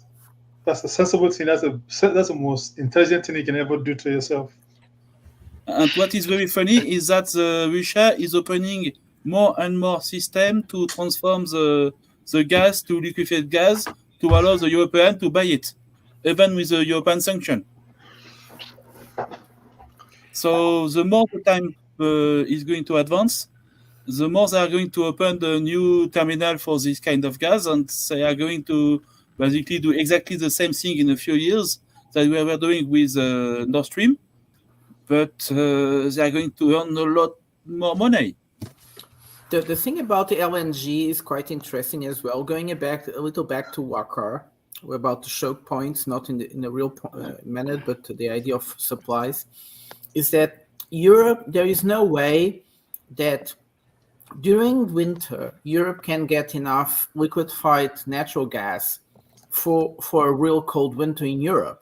So they always had the pipelines, which is a steady supply. And secondly, it's always running. And secondly, you have the storage, but the storage is like just for a little bit, for a few weeks, not more than that. So you need supplies coming all the time, and the LNG is available infrastructure is not enough. And secondly, also very interesting, because since we are talking about choke points, is about the Panama Canal, which is running, I think, 50% now. The Panama Canal is a very interesting infrastructure because, unfortunately, they have to pull up the ships up and pull up the ships down, and in that process, they need a lot of water. And the water, the sweet water, or the raining water is getting more and more scarce. So they don't have enough water to bring ships up and ships down lately. So they have to reduce the amount of ships. So that means that even the U.S. will have to sell their gas in Asia because they can't bring it to the other side of the Atlantic, to the Atlantic, I mean. So we actually are seeing a situation where Europe could be in a very dire problem. So we are you have the potential. So you don't have enough gas. You have the potential to cut supplies through the Suez Canal, which is very easy to cut supplies through the Suez Canal. You just need an accident. It's very easy. Iran can actually choke the Persian Gulf very easily, because they just need to create a situation that's very dangerous, and no ships will cross because they are afraid of being heated. Sorry, you don't need to worry. Next years, all the Russian gas terminals are going to be fully opened, and they could totally replace the US production for Europe about LNG. No, I'm talking about this year, because you see, this year that's another problem. No, because we are seeing a joke about we are seeing a kind of accumulations of situations that could bring what Wakar was talking about, choke situations, where Europe could be actually put intentionally into a supply chain mega crisis like never seen before, where they can't get anything from anyone.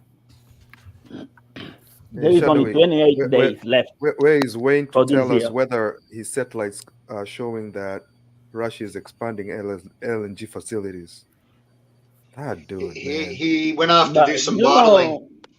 This guy just said that he follows the satellite to see how many factories Russia has. He also does modeling, and I play Arma, which makes me an expert from all my time playing Arma. I don't know what his modeling is. I just know as an Arma player, I know a lot about things. T-shirts. And I do have a question regarding supply chains for you guys. How do you guys feel about India stepping up to the plate to go into Cabo Delgado, northern Mozambique, to develop the LNG up there?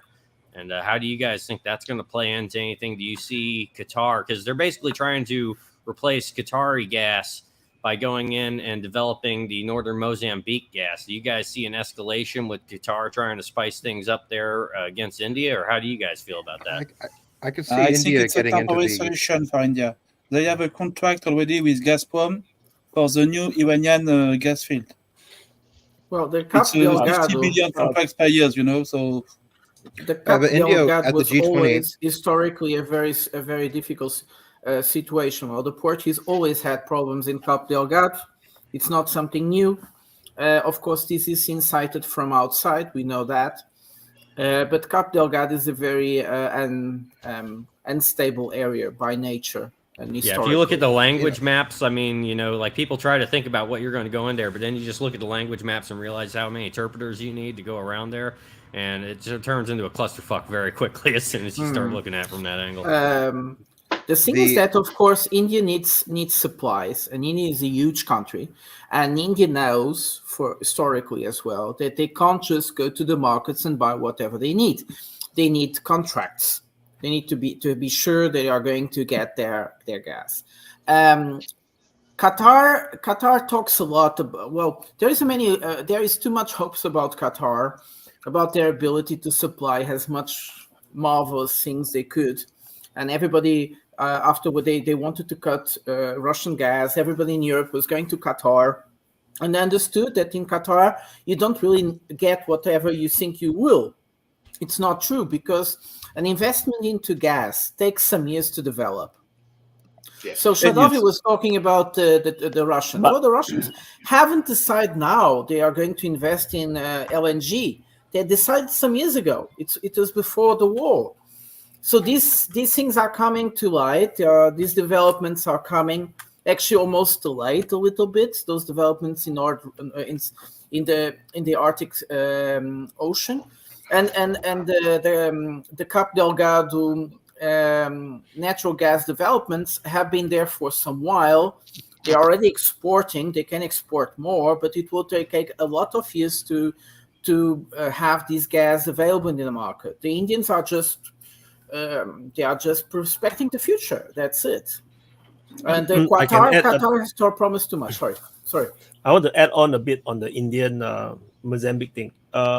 So because if I think it shouldn't be a surprise now that everybody knows that, you know, India is moving towards a more Hindu-centric kind of a philosophy and culture, and this Hindu superiority thing is a contradiction to, you know, alliance or a kind of a close friendship with Qatar, because Qatar is a Muslim country, and as you can see in the Israeli-Hamas war, India went straight into supporting Israel. Yeah. Like they even consider it. Okay, we support Israel. So this is a major issue. Mozambique, I just checked and I was correct, is actually not a Muslim country, it's a Christian country.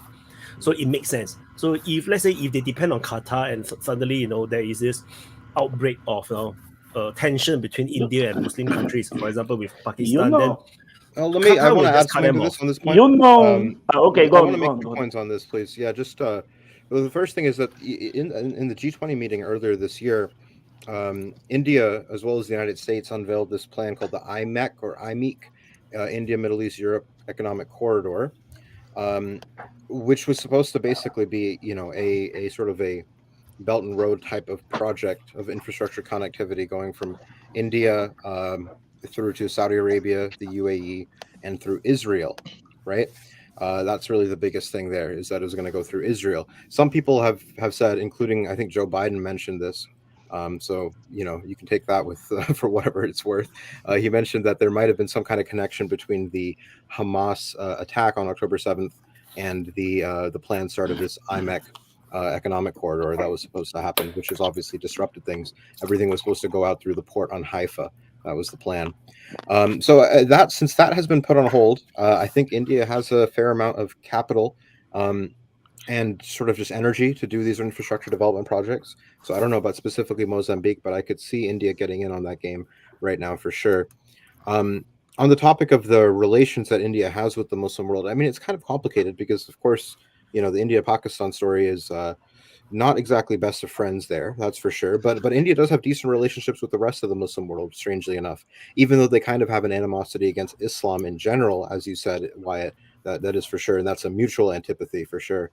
There are a lot of Indians in Qatar and the UAE and Saudi Arabia. A lot of Pakistanis too, but a lot of Indians. And they are India is a very, very important customer for the oil and gas that comes out of the Persian Gulf. I mean, and India is the first stop on the way out from the Persian Gulf. They're right there. So they are very important partners, even though there is that ideological animosity. So there's a lot of tension there. Yeah, let's not forget one thing. East Africa is the home of India. I think there is more Indian than anywhere in the world in East Africa. Yeah. And we're keeping Mozambique. special Mozambique is South Yeah. Africa, the Pacific of South Africa. That's Right the off the place. coast of Mozambique, you have Mauritius, and what's They in are- Mauritius? You have Yes. half the Indian intelligence Yeah. community sitting there right now That's trying to their figure out home. how to develop that gas. Most of these people, they are African. Well, They I call just wanted to themselves point African. out. I just Don't wanted to forget point that. out as well. One thing with Qatar and whether or not they care if India. I think they'd expect India to source, LNG from wherever they can get it. India is booming and it's only going to continue to grow. I mean, any pragmatic nation would do that. So I'm sure that they understand that. Number one. Number two, a lot of press hasn't been given to the fact that the Qataris don't really like dealing with the Europeans. Because when they get the LNG bill from the U.S. or from Norway or from Qatar, it's a hell of a lot more than the stuff they were getting from the Russians. So they're sick of having to deal with all of this Euro bureaucracy horseshit. So the less LNG that they can shift to anybody, I think they're all trying to do the same thing. So Well, Nunia is quite right. The Qataris don't like to deal with Europeans. Actually, the Qataris tried to avoid European market until very recently. They completely left it almost. They were pushed. They actually decided to live. They were pushed, but they actually decided to live the European market until until the European Union decided to punish Russia in terms of energetic supplies and went begging to Qatar. And the Qataris were like, I don't care. You see, this is a very, very small nation. They have enough money. Why would they be compelled to initiate even more gas explorations, which will be a headache because you need a lot of tankers and so on, and that will be actually bad for business if they can't supply their goods, their good customers. Like you were saying, India is a huge country. They can't rely on going to the market and buying their needs. They need steady supplies. They need suppliers that actually are going to accomplish. Let's look at Pakistan. Pakistan during 2021 was left without supplies because Europe was like scary and was buying everything that was in the market. And because Pakistan probably is not a very good payer, the Qataris were leaving Pakistan without no gas. They didn't care about them. So the Indians are not stupid and they understand, no, they need really good partnerships to be sure that they are going to get the supplies they agreed with. So this is my point. That partnership is in Africa. As well. No, it's not so easy, Vojdupur, because as we looked at Cap Delgado was initiated by European Western companies, right? And they are leaving because the situation is problematic. The Indians are coming in, and then the Russians came in. There was a period where the Russians came in 2018, and then the Russians got smacked. This was when the Wagner back in the day got hit. And then after the Russians got hit, the Russians left, and it came down to a handful of middle-aged South African Special Forces vets going in there to try and stabilize the situation. And then for a while, it was just kind of out left flapping until India was like, you know what, we're already halfway there. Let's just develop this. And the fact that Qatar is in that dispute with the 8 former Indian sailors over the whole allegations that they were spying for Israel, because Qatar was buying 2 submarines from Italy, and Israel alleges that one of those submarines was going to go to Iran, and so that kind of sparked off the diplomatic dispute there. But the only reason the Europeans are leaving Mozambique is because they love his money. The same money they get from West Africa, just basic for free. They don't take risks. But countries like China, India, and Russia, I don't really think Russia needs anything from Africa. They just want the Europeans to suffer. They're willing to do anything to help India and China to do their business in Africa, just to make sure Europeans going to get in their knees and beg. No, you're right. And the Cap Delgado is a very interesting part because this is a part where Goanese have a lot of influence. We are talking about Ibu, which is pretty much an island, an old Portuguese colonial island, which is full of Goanese. Still today, they are actually the kind of the elites back there, so they actually can help a lot the development in these parts of Mozambique, actually. I hope they do, because it's a pity this area has been suffering for so many decades, even before the independence. So actually, much longer than that. So they actually need a bit of stability. Perhaps they will get it. But the thing about what we have to understand is that India is not here to play little games. Europeans seem like children, playing like, well, sure of a certainty that it is not there, because it can happen that there is no ships coming to the LNG. The ships go somewhere else. So when you have a pipeline, the pipeline has a direction. It's always going in that. This is something secured, yes. But the boats can go wherever you put the wherever you want to bring them in. And the Indians understand that, because they have no pipelines whatsoever. Actually, they are afraid of getting pipelines, but that's another story. And the Europeans Pipelines are playing would not with be long fire. for the world. Again? So Prada, If India built pipelines, they would not be long for the world. Let's just put it that way. Yep. So Prada, I'll ask you the same question I asked Wakar about the U.S. government. Have you seen any change in whoever runs Europe? I'm not even going to get into your whole structure, but has there been any shift in reality? There has to be, right? Like, there's got to be. In the mainstream media, yes. Big time, like a lot. I think they are prepared for 180, not 360, 180 change. They are preparing it. Yeah, there's something wrong going on, and there's something going on that is a bit wrong, and we are and everybody is like expecting something to change very much. And some countries which were more dedicated to Ukraine cause are getting very scared and very loud, especially about it, that something is going to go wrong. Yeah. In terms, you see, there is many things in Europe going wrong, and one of those, I think, is the depth of many of European countries is so big that some countries can predict they are going to put it on the spotlights because of their debt. And that means we know that what happened in 2011, the situation is much worse than in 2011. The national debt in all European countries is almost twice bigger than it was in 2011. So this is crazy. And secondly, the European Union is not growing, is probably already in a recession, and they are scared. Exports broke down in all European countries. They are not being able to export like before, and they never recovered from the COVID, and now it's going down really. And secondly, many countries are trying to put a brake on debt, and we see that European Union, for instance, wants a 6 billion more, and nobody's willing to give European Union that money. We see countries like Germany with a real budget crisis, and they are promising billions in the COP28, which they don't have, which is also quite funny.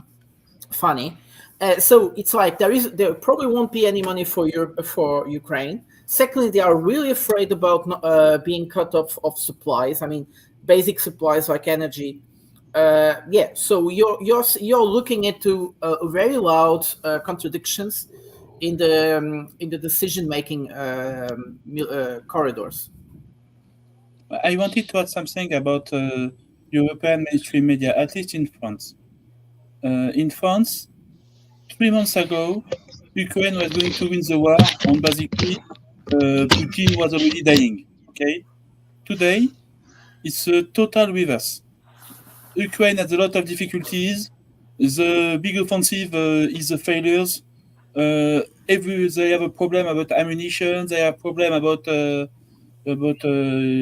people, about the number of soldiers. They have a problem about recruitment. They have problem about everything in the Ukrainian army. Okay, it's a total reverse in 3 months. So I think in they are UK, preparing But the people in in the world UK things the loss of Ukraine, basically. The loss of Ukraine. So can in I ask you a UK follow nothing up to changed. that? When it comes to the How? media, nothing So changed. let me ask you a follow up to that, Shadowy. How have people reacted to that? You know, because They are stunned. They I are stunned. have They don't know what to think. I'm only speak with people who are smart. So most of them already understand that Ukraine was losing. You know. The reason I ask that is because Ukraine over here hasn't really been a topic for a long time, like all year. And certainly since October 7th, like you haven't heard, you got to look for information now, right? Over here. But I figured over there, since you're closer to it, that it would still be really, you know, important in the news, yada, yada, yada. So I've got to be, for me, nobody over here is really giving a shit, really, to be honest with you. Whereas over there, you guys have got dogs in the fight. So, how is your population like reacted to this? Because over here, what I'm saying is people are kind of like, Ukraine, what? Huh? Oh, they're still doing that. Oh, okay, great. Like they're all stupid here. Is basically what I'm saying. But with a more informed audience over there, I gotta imagine that's just like shock. I would say that in Germany, Ukraine is still a big topic, but it's a topic like they are forcing into it to people. But in the streets, Ukraine has disappeared long ago, over 6 months ago, has disappeared from the conversations. But the press is still making a big deal of it.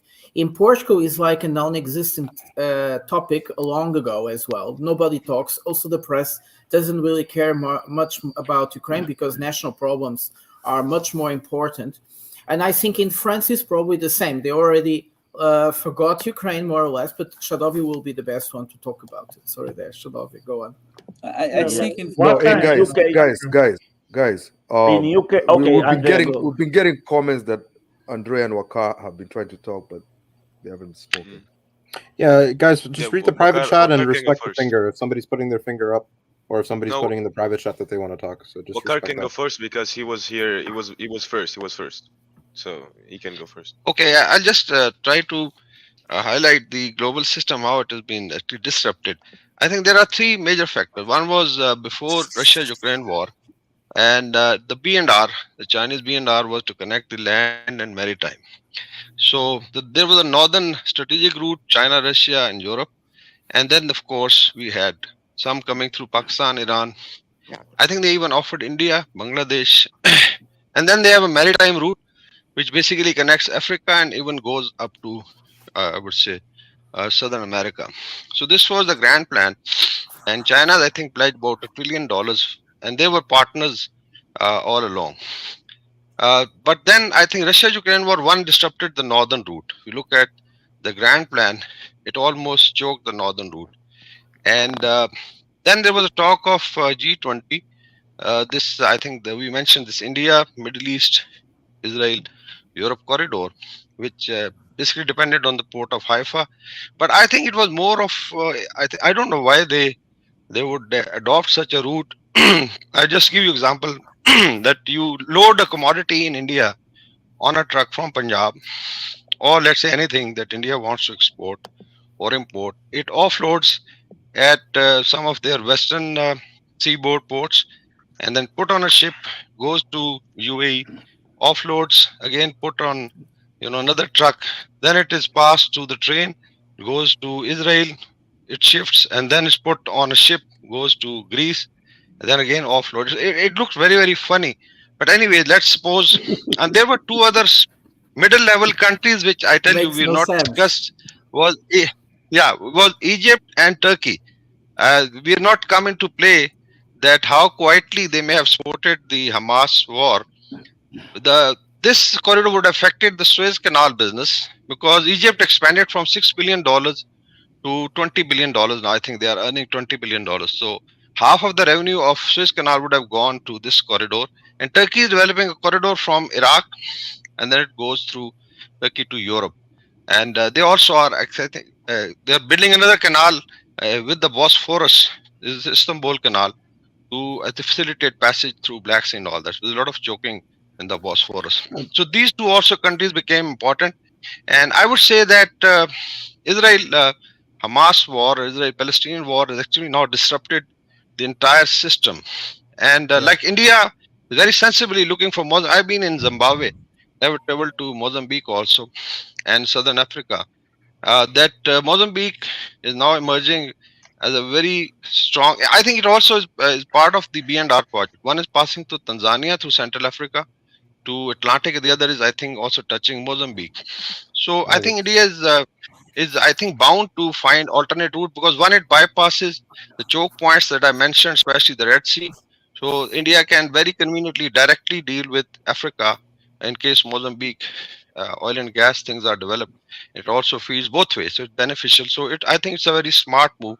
It was also a compulsory move that they had to look for. It's a growing population, the largest population. Unfortunately, in case India-Pakistan can resolve the problem, I think there are a lot of gas pipelines can flow through Iran and Central Asia to India and can benefit both sides. But unfortunately, so far. But there is a realization that I think we have to shed the differences and then basically look for opportunities. But I think the biggest loss has been to Europe. Yeah. Imagine the transit fees that Pakistan could make from those gas pipelines. Exactly. Going from Iran, we are considered. Yeah, and north-south. It's about the great game. It's about the great game. They have to create blockage between the Asian inter-Asian trade. This is an immense possibility. So when Wakar was talking about this very strange project, which was announced during the G20 between India through Saudi Arabia and Israel, well, the infrastructure is almost there. It was like 160 kilometers just to be built between the frontier of Saudi Arabia and Israel, or going through Jordan. But I said from the beginning, it makes no sense, because you have to bring it on the ship, and the ship to the land to the train, it makes no sense, because it's much faster. I want to push back on that because what I wanted to say is that it's just that corridor. The whole point is about blocking the development of these corridors. The one that was presented to the G20 has it had no future from the beginning. It's too stupid. But the thing is as well about the corridors, like we see the north and south corridor between India and Russia, which would potentially also allow to Europe, is that train is faster, but it has limited capacity, and the capacity we use nowadays by boats is huge. So developing these corridors is very important. There is some kind of stupidity about trying to block these corridors, because the amount of cargo they could transport is not that big, but it could develop these countries like Pakistan, which is for the ingenuity of their population. It's too poor so it's not fair. So the thing about blocking these corridors is stupid, because boat will always be the best way to transport things. Sorry, Archimedes. I'm thinking. You're completely correct, but you have to factor in the fact that the going through the IMEC corridor would be UAE, Saudi Arabia, Jordan, Israel, which totally avoids the Persian Gulf. It totally avoids the Red Sea. It totally avoids Suez Canal. If we see more incidences where people are being stopped in the Gulf of Aden or in the Persian Gulf, I mean, very quickly the price of shipping insurance to go through the Red Sea is going to go up very much. And if you have at that point a infrastructure, a capacity to go through to avoid all of that and to reach the Mediterranean, to connect the Mediterranean and the Indian Ocean directly, that's an extremely valuable thing. And if the development, if the money is there, and we know that Saudi Arabia and the UAE have lots of money to throw around. I think India really wants to get in on this development game, and then the US and various European countries are also backing it. You can get those drayage rates to be pretty fucking low, not as low as it's ever going to be. you know, it's not going to be as cheap. You Say don't again? avoid the Persian. Well, the bigger problem is not really You the do Red avoid Sea, the it's the Persian Gulf. Persian. Yes, yes, yes. You don't avoid the Persian Gulf because you still have to enter inside. No, you don't. You can dock in here. Look it up. You can dock on the far side of the UAE port. In the Oman. No, you don't. Yes, exactly. The Gulf of Oman. Well, the Andrea's still waiting. I like to chip in on this IMEC. Basically, it passes through a very dangerous conflict zone, because if Haifa is now in the missile range of Hezbollah, mind you, and Haifa has been attacked also. So if you are depending, I would say the head was Haifa, and if head starts burning, the entire corridor, even despite that they have a lot of money to do it, but then if the head starts burning in Israel, this corridor is, I would say, becomes redundant. So the point that ultimately it has to pass through Persian Gulf, and still if you hit UAE, and then it means that you're passing right in front of Iran. And the way they are moving, if the aircraft carrier is there and inside now across the Strait of Hormuz, it means you are creating a fear factor, and you are actually going against this corridor by these movements. Why can't they stop Israel from being insane and destabilize? And I tell you how much impact has happened to Israeli shipping. I have carried out the survey on Israeli shipping. This is a huge business. It's almost a $50 billion infrastructure. And the last ship, which was captured by Houthis, although it was offshore, some of the offshore British company, but basically it was an Israeli tycoons, Semi family, who's one of the richest guys in Israel. His son is running that. And now there are companies who are trying to avoid Israeli, and they are huge, because one of their company was drawing $2 billion a year through basically these shipping companies and oil tankers, and even I think pleasure ships they fly through. So that has been affected. Nobody now wants to, they actually want to avoid using Israeli ships.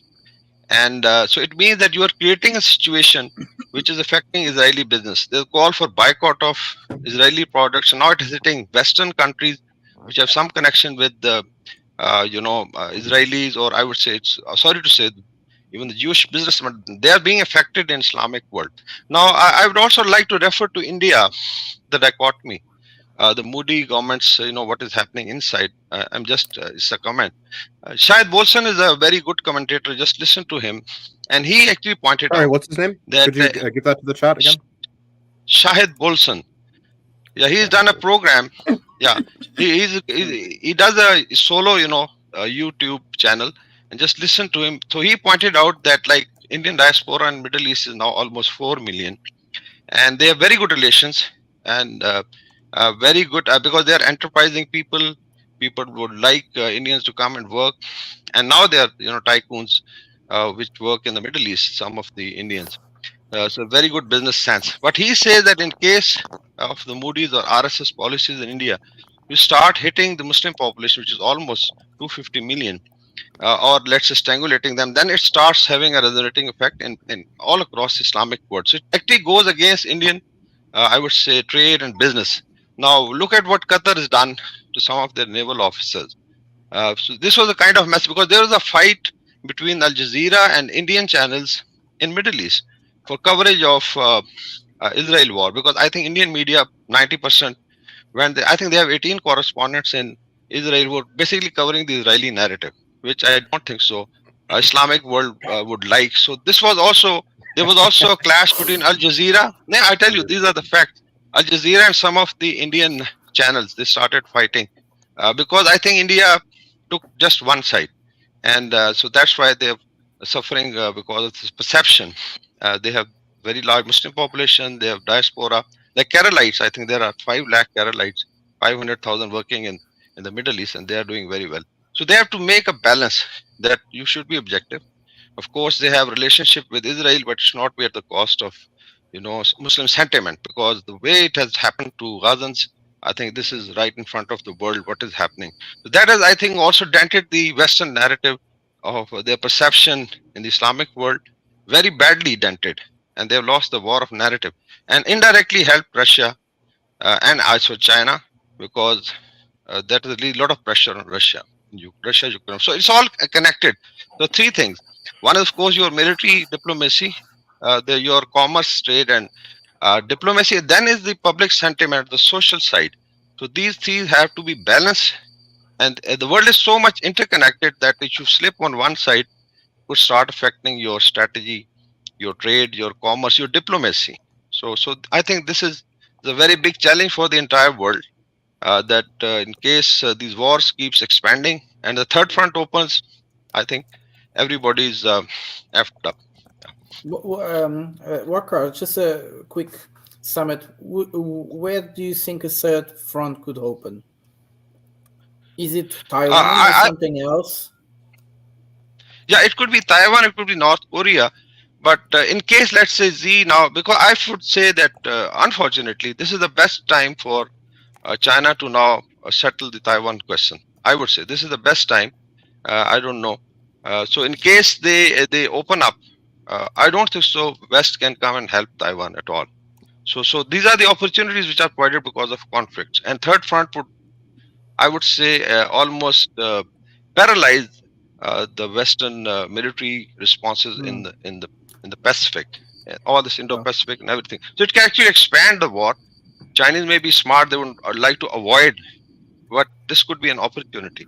Or it could be North Korea, going, because North Korea now getting a lot of assurances from the Russians, so they could get triggered. It could create problems in Japan.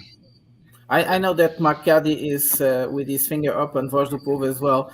I just wanted to finish this idea of the third front, because I think it can happen anywhere in the world. Anyone has a little conflict, understand this is the moment to act and achieve facts in the terrain. There is nobody there to stop them, actually. All the big powers are in dispute. So China doesn't really need to do anything at all. Something will come. Will just pop up. Sorry, Marcadi or Vojdupov, you both had your fingers up. No, Andrew. Andrea, go. Andrew.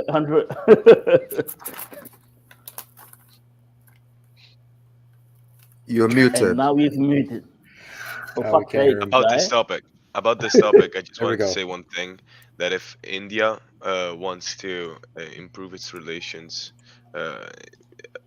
within Muslim environment and societies, they also need to clean out their names, as the Muslim public has a very big, a very bad opinion about India as a highly pro-Israel and Islamophobic state. While that may be not entirely based on truth, is another thing. I'm just saying that that's the fame or infamy India has. Well, there's a lot of good reason for that. Colonel Honey Bakshi, who put together the technical support division, is on record saying that the Intel Bible for his generation of intelligence officers was a book called By Ways of Deception, the masking or unmasking of a Mossad officer.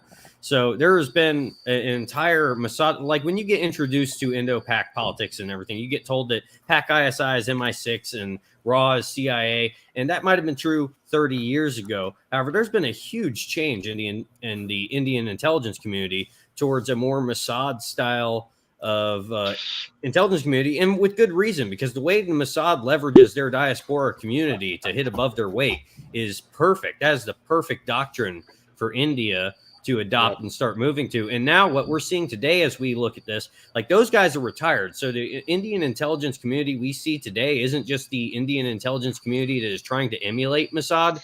They are the Indian intelligence community that emulated Mossad and is now the next generation on with the lessons learned from doing that. So, and that also is why we see them so closely tied in with Israel, because at the high level, they're working together. Yes. And I always like to remind people that if you don't have a job in radio, man, get one, because you got the voice for radio. That's the face I can listen to you talk, man. I'll be on with Archimedes here on Tommy's podcast on the 4th, and I occasionally do. I don't do radio, but sometimes I go on shows. Senor, you said you're from Florida, Yes. Yeah, but that accent is like from somewhere else. Well, I mean, I've traveled. I don't know. I don't know how the American accent, but it's like the accent. I mean, I have it's kind of a It's a generic Southern accent because that's it- why. That's like why. I mean, I grew up in Florida, but I've also traveled a lot, so it has been it's a little bit more polished. Let's call it that. So I wanted to say that a lot of times people forget that nations like don't do these things out of like feelings or anger or jealousy or whatever. They don't do it. So the main reason why India is what it is, and the reason why it's taken this like insanely like anti-Muslim posture, is basically because they're terrified of Muslims. Why? Because they have over 400 million people in destitute poverty. The problem with people who are in destitute poverty and people who are uneducated, they can easily be converted to any other ideology or religion. That is their main fear. Now, they could educate their people, they could help their people, they could take up programs that would actually help their people. Like right now, if you try to go and try and convert Chinese people, you really cannot, because most of them right at this point are very comfortable with their lives, and their rates of education are quite high. But India is not going to do that, mainly because you're talking about a whole change of system, and all the people at the top, all the rich people at the top. I know we like calling Russian billionaires oligarchs. We don't call any other people oligarchs, but Indian oligarchs would not be okay losing their power and their money. And that's why they will keep the system as much as they can the way it is. I always tell an anecdote. I met these Indian people actually in Florida. I met these the two Indian doctors, very wealthy. I don't know how you become millionaires as doctors, but very wealthy guys. And I asked them about poverty in India, and they told me, and they kept on insisting and saying that all those 400 million people are all immigrants. And I'm like, well, that can't be.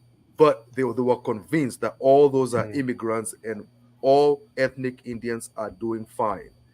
Those are the people who are now supporting BJP. That's the backbone of BJP right there.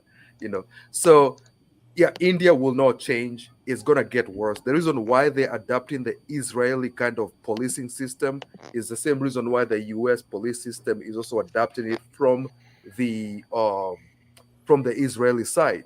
Because if you can enslave 3 million plus people in the country and get away with it and police them in one of the most brutal ways ever, most of the countries would want that. They want that training. They want to know how to crowd control millions of people in the most efficient way possible. Especially after the Arab Spring, just to say. Yes. So India is gonna take that path. It's probably gonna get worse. They're not the way they are just because they hate other races or they're racist or whatever. Mainly, they're afraid their population is going to be taken over by any other culture. It also explains their animosity towards China.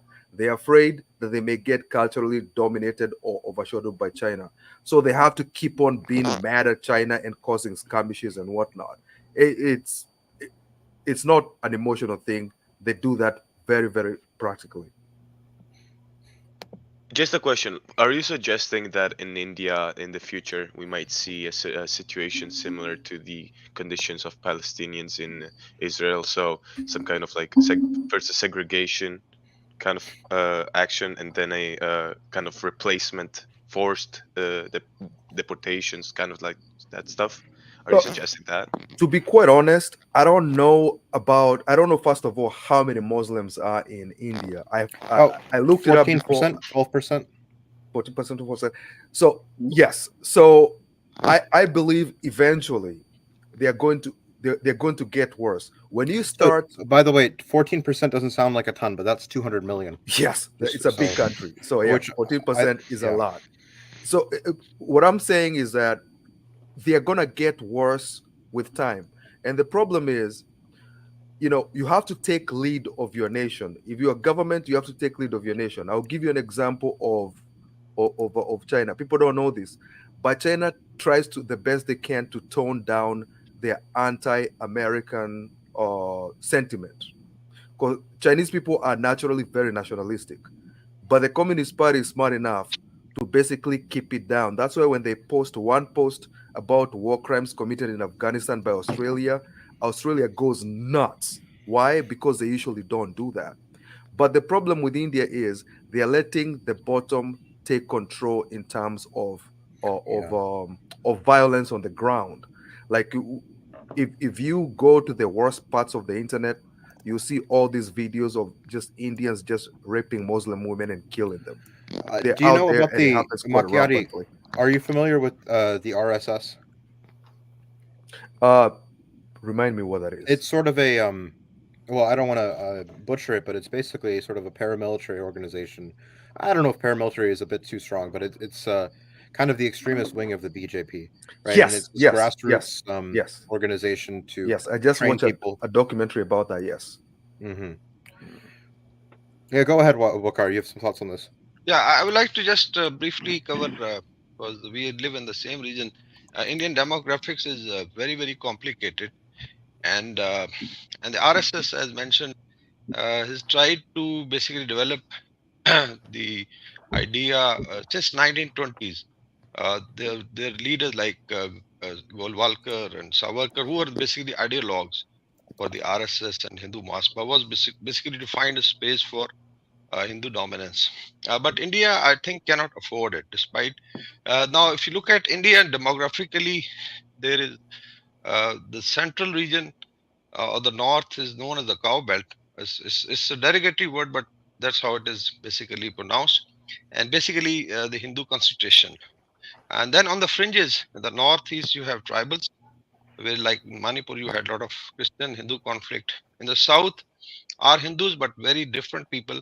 They are Dravidians, 4 or 5 states, and they've been actually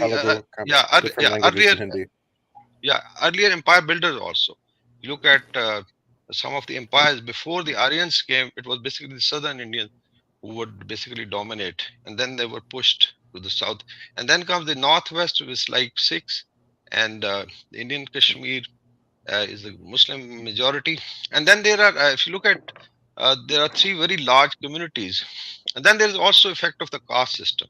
It's very interesting that in the caste system, the 3 upper caste, which is the Brahman, Kshatriya, and Vaishya, is about 23% of India, and the rest is mostly deprived, which is the one of their own caste in the Varnas, the Shudras, almost 500 million, which is again deprived. It's a very large population. Dalits, which were, I think, original Aboriginal Indians, are like 200 millions, and Muslim population has different figures varying between 200 million to 350 million, some people claim, but let's say somewhere in the middle is 250 million, is a very huge population. And then there are pockets of Muslims, like in Kerala, it's almost 50%. In Lakshadweep Islands, it's almost 98% Muslims, and in northern states, in Assam, in West Bengal, they're like 25%, and there are certain districts which are Muslim majority districts, like Mewat is 76% Muslim. So it's a very complicated situation. So initial, I think, constitution was given to a Dalit, Dr. Ambedkar, who coined the constitution, was a secular constitution. Nehru very intelligently gave it to him that you do it. I think by early 50s they came up with the secular constitution because they felt that India could not survive as a Hindu majority state, at least in the governance. But overall, the governance is dominated by the 3 upper castes. You look at the bureaucracy, the military, the judiciary, you'll just generally find upper caste. And where this is the also vote bank of Prime Minister Modi or the RSS, because in Cow Belt they can secure 35 to 40% of the vote, and in 140 billion, if let's say there are let's say 800 million or 900 million voters, so 350, 400 million will make a lot of difference, because that is the vote bank politics the RSS has played for last, I think, 2 tenures. And now they are looking at 2024 next election. They are going to build on that, and in case they get 2/3 majority, they can change the constitution to Hindutva Republic. So this warning has been given to them by a lot of people, like in terms of genocide watch. There is a study which has just come up that after 2024, you may find signs of it happening in certain areas, which could be actually very dangerous. That's where Shahid Bolson has advised. India not to follow that path, despite it gives them a lot of power, the political power. But then it will start affecting the size of the fringe. It's not fringe really. It's the 2/3 of India, the right corner, the bottom corner, and the northwest. So these three corners will then array against the, let's say, Hindutva ideology. So there are a lot of, even in South, some of the leaders like M.K. Stalin, one of the chief ministers of Tamil Nadu, he stated that we don't want this Sanatan Dharma, which is basically a global or universal religion that they are claiming. But he says it doesn't fit into Indian, secular structure. We can then start creating a lot of security problems and tension within communities. South is actually they are more educated also, and then there is also suppression of dissenting voices, the liberal voices. Like NDTV used to be more secular channel. Now I think 50% shares are bought by Adani, the richest man. I think the tycoon. He's a multi-billionaire, which was I think affected by one of the American leaks, and his businesses went down. But still, so these are some of the businesses controlled by the upper caste.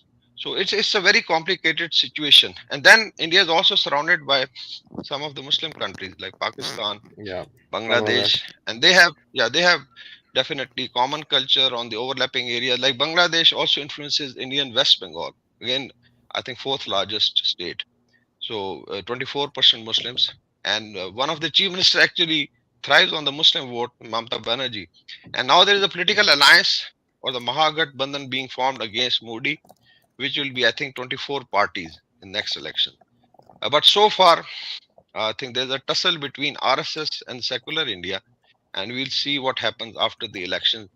The I think worst part was that then they started basically targeting the I would say Muslim community, and that's where we find the lynching mobs.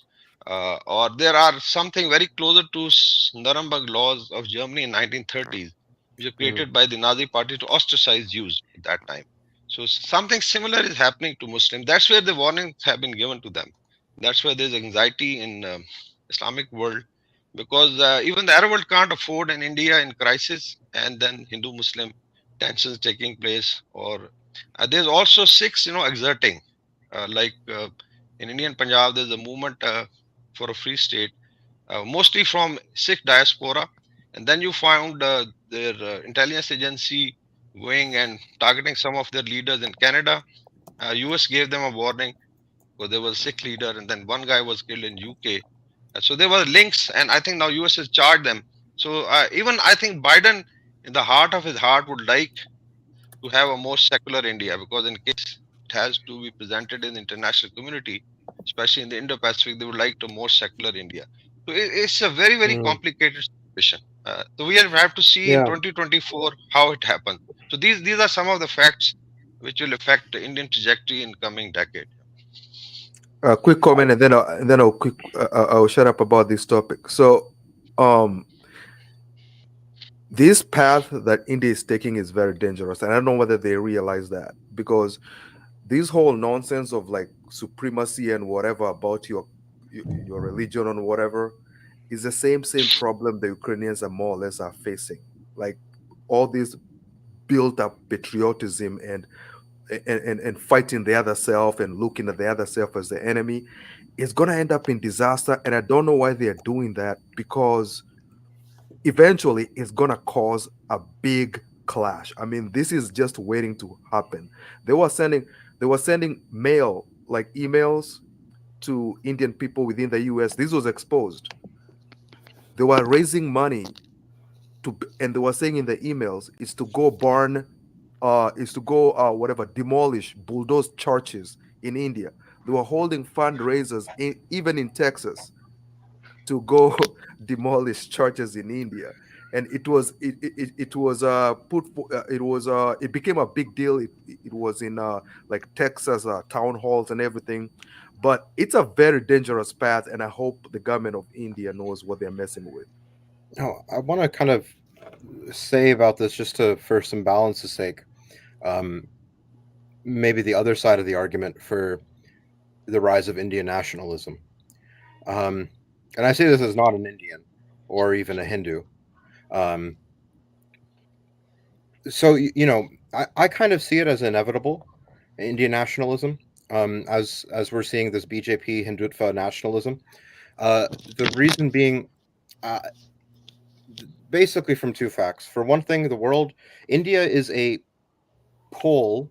If you just of the world economy and world power and world population, if you just look at the world from a geographic map, or if you look at a population density map, India is also a unified sort of the entire subcontinent has a certain geographic logic to it. Okay. The reason I bring that up is because we're moving towards a multipolar world. Okay. Where we've lived in a world that's been dominated by the West for a very long time, by Europe and America, by the Atlantic civilization, we're moving away from that. And in that world, we're going to have a Eurasian pole of power. We're going to have a Middle Eastern pole of power, a Chinese pole of power, and an Indian pole of power. And that's just natural, and a European one too. As that happens, in India, that is going to take the form of undoing the things that have happened to India to reduce it down from its natural status as a member of the great powers of the world, the great civilizations of the world. And the two things that have happened that have turned India that way is first, about 1,000 years of Muslim invasions, mostly Turkish or Turkic and Central Asian invasions of Persianized Turks that came down from Central Asia, and we're talking about the brutality and genocides that happened. You have to consider the brutality and genocides that were enacted on the Indian people by the Muslims in the era from about 1200 or 1100 AD to about 1700, at the time of the Mughal Empire. There were a lot of brutal genocides that were enacted on the Hindu people, who were the second-class citizens of India under the Muslim ruling class for that period of about 600 years, under the Delhi Sultanate and so on, the Ghurid dynasty and the Mughals. The second thing that happened, of course, is the British conquered India, right? We don't have to get too much into that, but of course the British conquered India, and they imposed a framework of seeing things, this sort of liberal framework, which still plagues India to this day. And part of multipolarity is going to be unlearning liberalism, which is, I think, a extension of it's a transformation or an evolution of the old sort of European colonial imperial mindset that's been transformed into this globalist liberalism. So when we're looking at the problem of India as, oh, they're becoming right-wing, they're becoming nationalistic, they're saying that their culture is superior, that we're all kind of coming at that from a globalist liberal mindset here in the West. And that framework of thought is exactly what India needs to unlearn in order to undo what the British did. And in order to undo what the Muslims did, they have to assert Hindu sovereignty over the continent. So I'm not saying this is a good thing or a bad thing. I don't have a dog in this race. I am from the Indian subcontinent, from Bangladesh, but I am now an American secular, agnostic fucking right wing. Yeah, well, my point is that I don't have a dog in this race, but my point is I think that's what's happening. That's what's going to happen. That process of nationalism is natural. Just to answer your comment real quickly. So, us from Africa, we know the effects of tribalism. The moment, it doesn't matter whether they have a good reason to do it. The moment you start separating people, it leads to disaster. Whether you love your country or you hate your country, eventually the masses take over. They influence their politicians, and their politicians cannot do anything about it. It always ends up in disaster.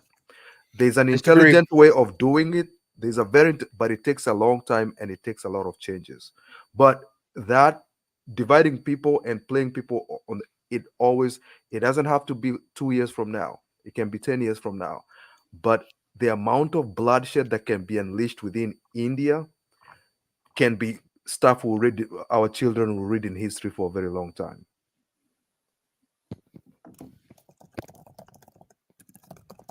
Yeah, I mean, I don't know how it's going to turn out, but I think it's going to happen either way.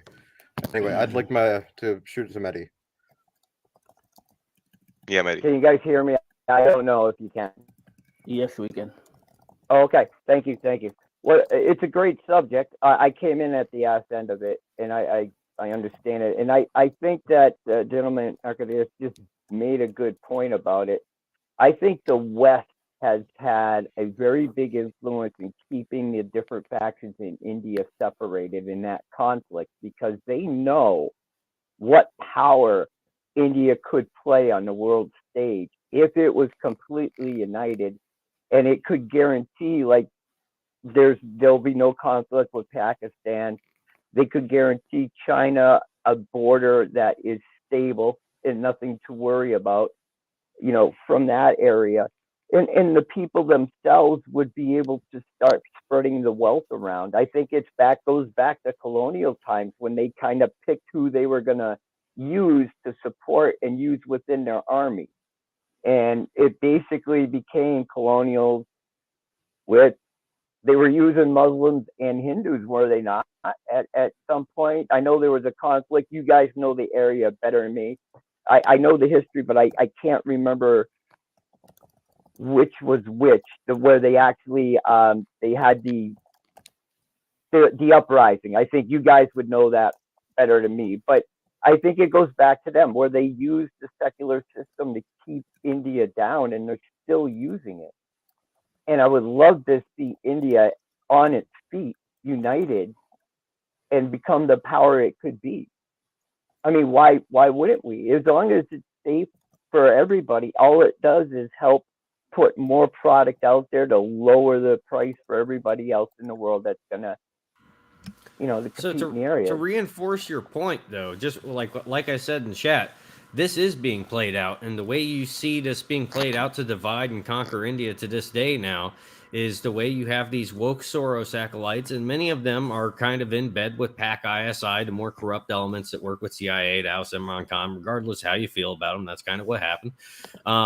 And basically, the way you see these guys acting is they're targeting Hindus as the new straight white males of the culture war. So next thing you know, you have some atheist dude that's from India that works in Silicon Valley, and the woke HR commissar calls him in and is like, "You're from the Brahmin caste, right? You're privileged, and you need to do this, this, and this." And he's like, "Bro, I'm an atheist. I don't even know what you're talking about.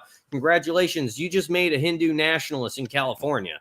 So that, and we're seeing that effect go global right now. That's why we're seeing the foreign minister of India sit down in front of CFR while the Godfather music plays in the background. And he's like, no, we're multipolar. We're not dealing with this kind of stuff.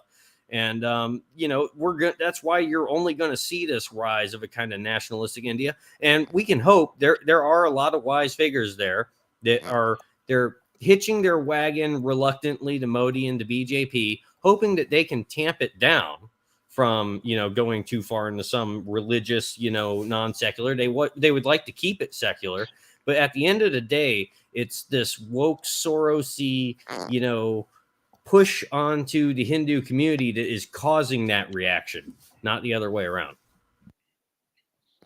Yeah, that's exactly what I was getting at with this globalist liberal mindset.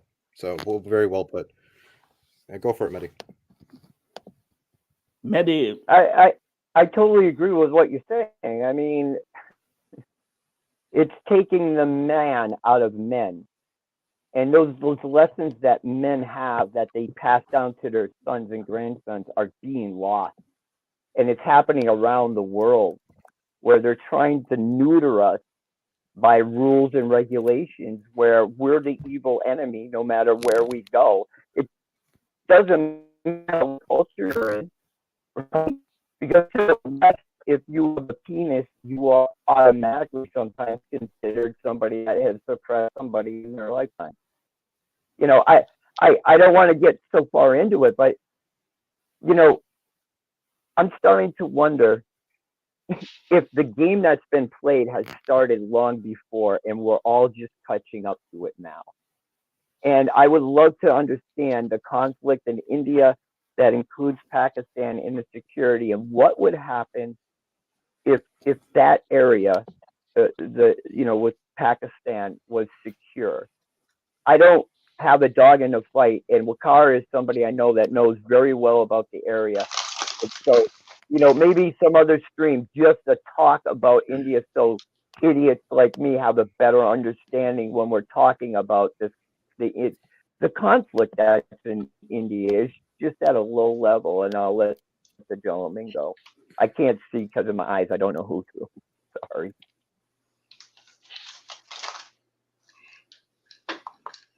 It's nice. It's nice to see we talking about India. They are so underrated. We never But do give them you a know chance. something I just realized that I didn't know till today? The former defense minister of Ukraine, what's his name? Alexei Reznikov Yep. Yeah, was also an actor. He's the I he's just in All UK now. politicians are actors. holy crap! What do you think? What do you think, So my Teddy? Alexei Arestovich, what's his name? Yeah. Zelensky. Yeah, all one gang.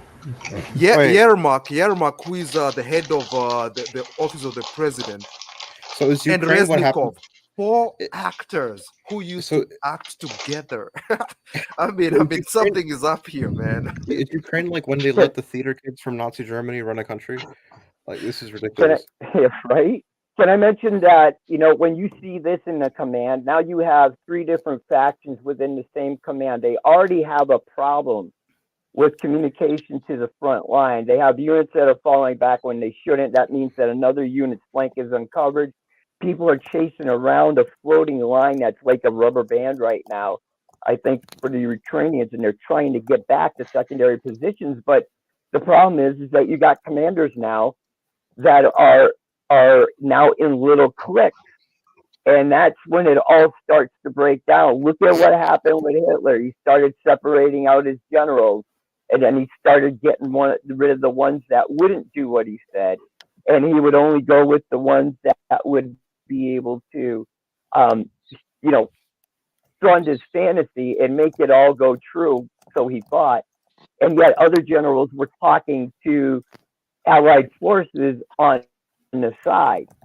So it's the same script, just different characters and different scenery. But this is how shit ends. When you're at this point in war, you can go back ages.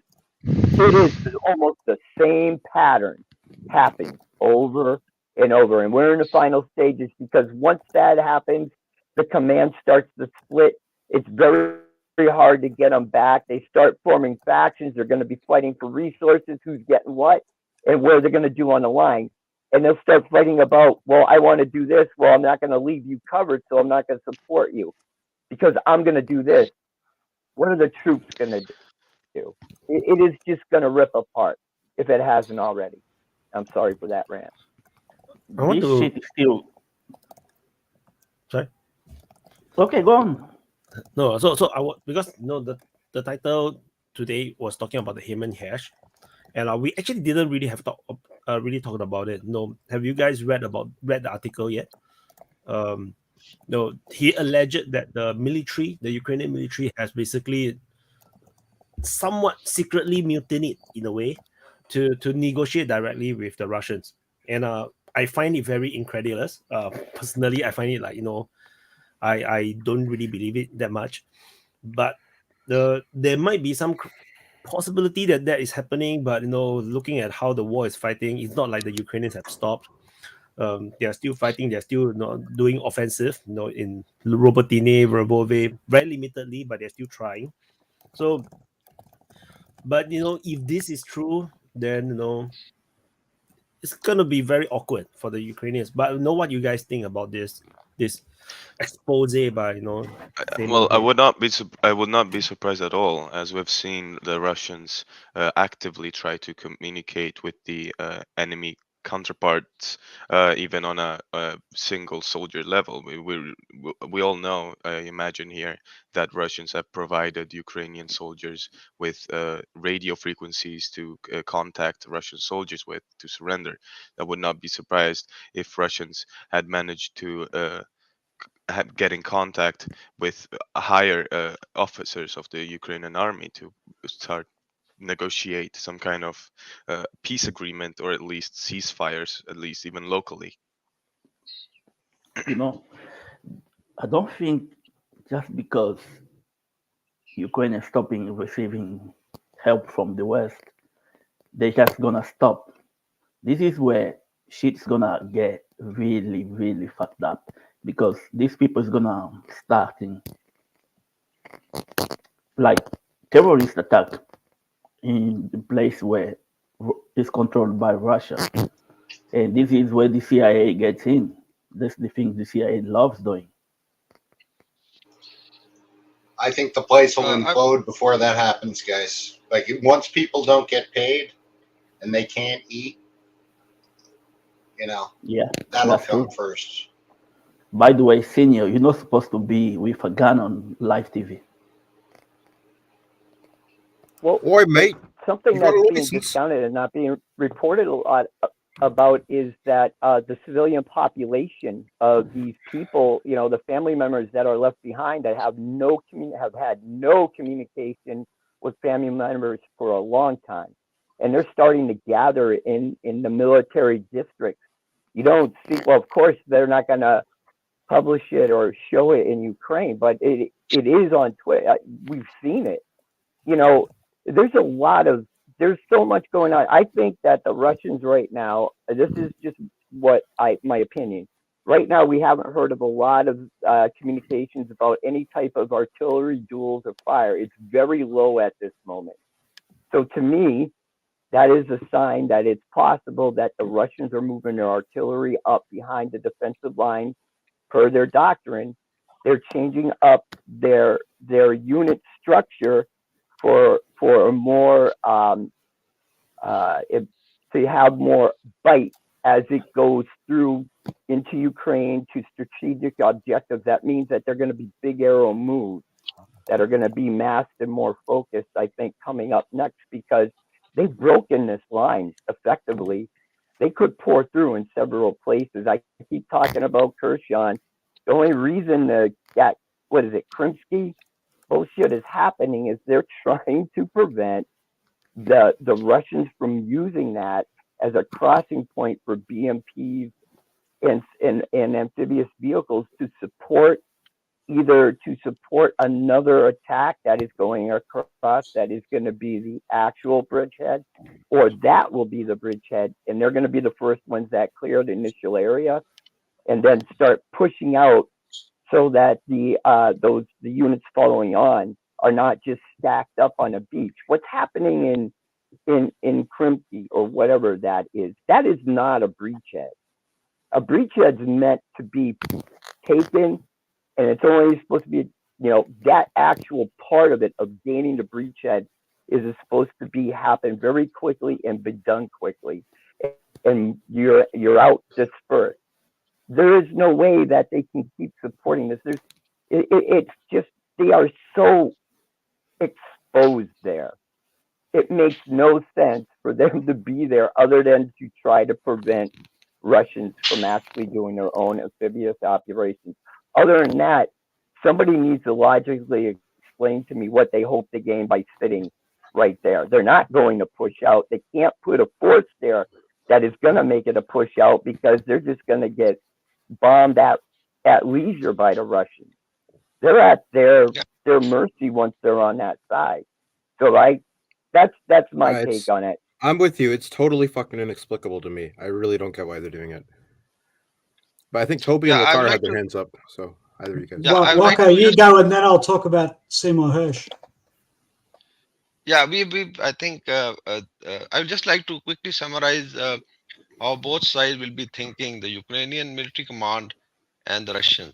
Russians have built up the capability. I think they are mobilizing more forces, but also given a leverage to the others. Because I think, let's see what happens by mid of next year, 2024. And I feel that will be the end game for Ukraine-Russia conflict. And there, I think Putin is playing very, very smart.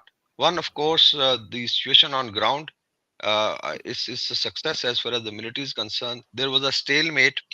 And then I think both sides are realizing what happens mid of next year, because Ukrainian same commanders, and I'm sure at the level of GOCs, 2 stars and 3 stars, may have started realizing that the support that they were getting from the West because of opening of front in Middle East is not coming. So they can foresee that if they continue fighting with the same intensity, like Bakhmut, I think there were losses like 70,000, and now Avdiivka, probably again a fortress, is about to fall.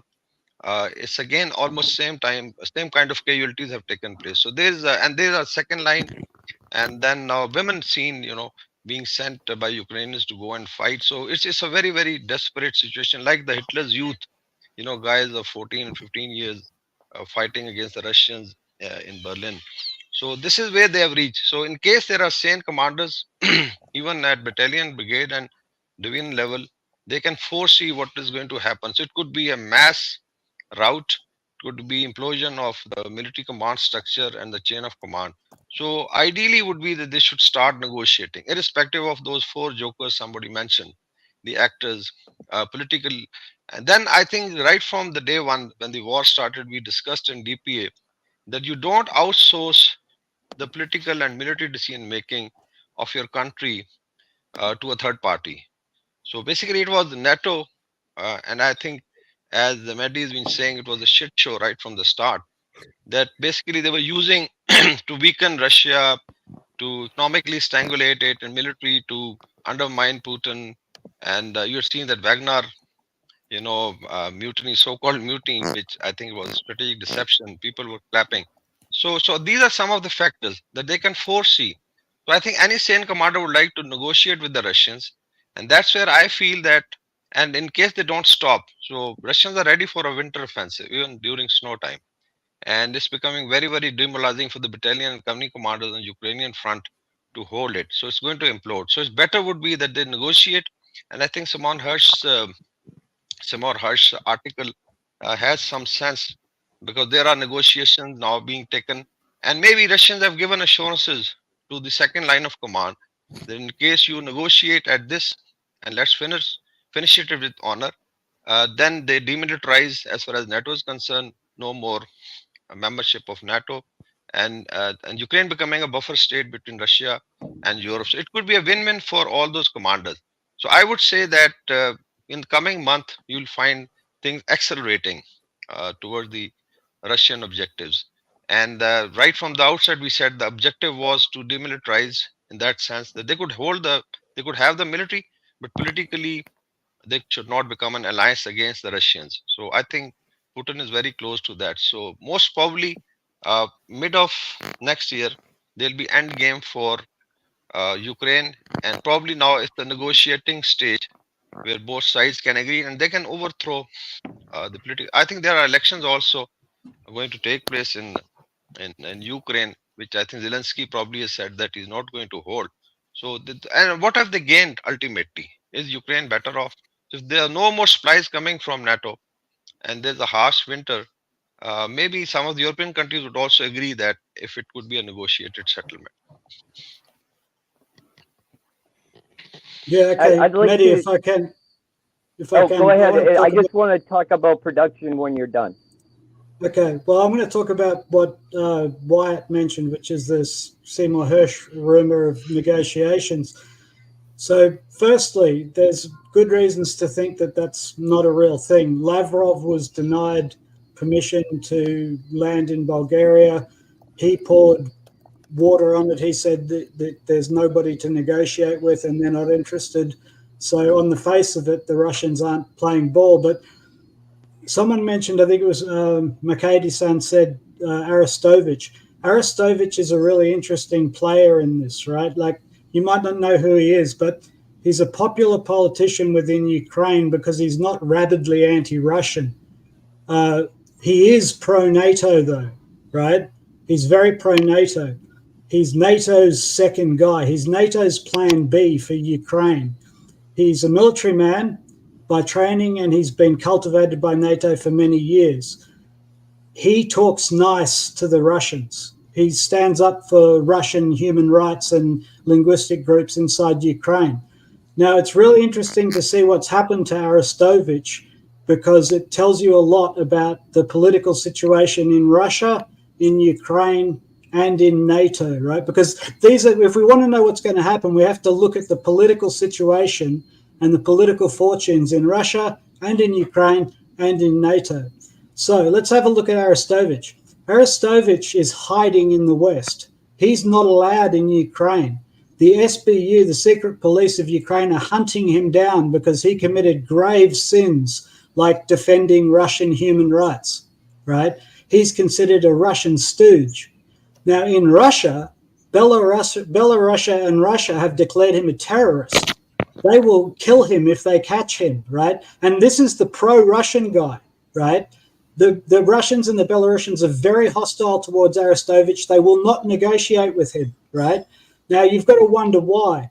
Well, in both cases. So NATO's guy that NATO wants to negotiate, right? He's not being accepted in Ukraine, and he's not being accepted in Russia either. Now, you've got to understand why. Russia, it's pretty easy. Russia had the Minsk agreement. That turned to nothing. They end up fighting a war. Their aims are clear. They will not have NATO in Ukraine. So anyone who's a NATO creature is a non-starter, right? And so Russia is playing for the whole deal. Russia wants a client state in Ukraine. Russia wants NATO out of Ukraine. And this is why Seymour Hersh's argument is it's wishful thinking, right? Because it would be political suicide for Putin or anybody else, for that matter, in Russia, to make a deal that allowed NATO to have any part of Ukraine. That would be a loss, right? Now, regardless of geopolitics and what's good and what's bad, it's political suicide. So it's very unlikely it's going to happen unless Russia was in a position where they had no choice militarily, and that's not the case, right? So Russia is playing for the whole game. Now, the thing about Arestovich being chased out of Ukraine by the Gestapo there is really interesting because it's the nationalist radicals who've chased him out, right?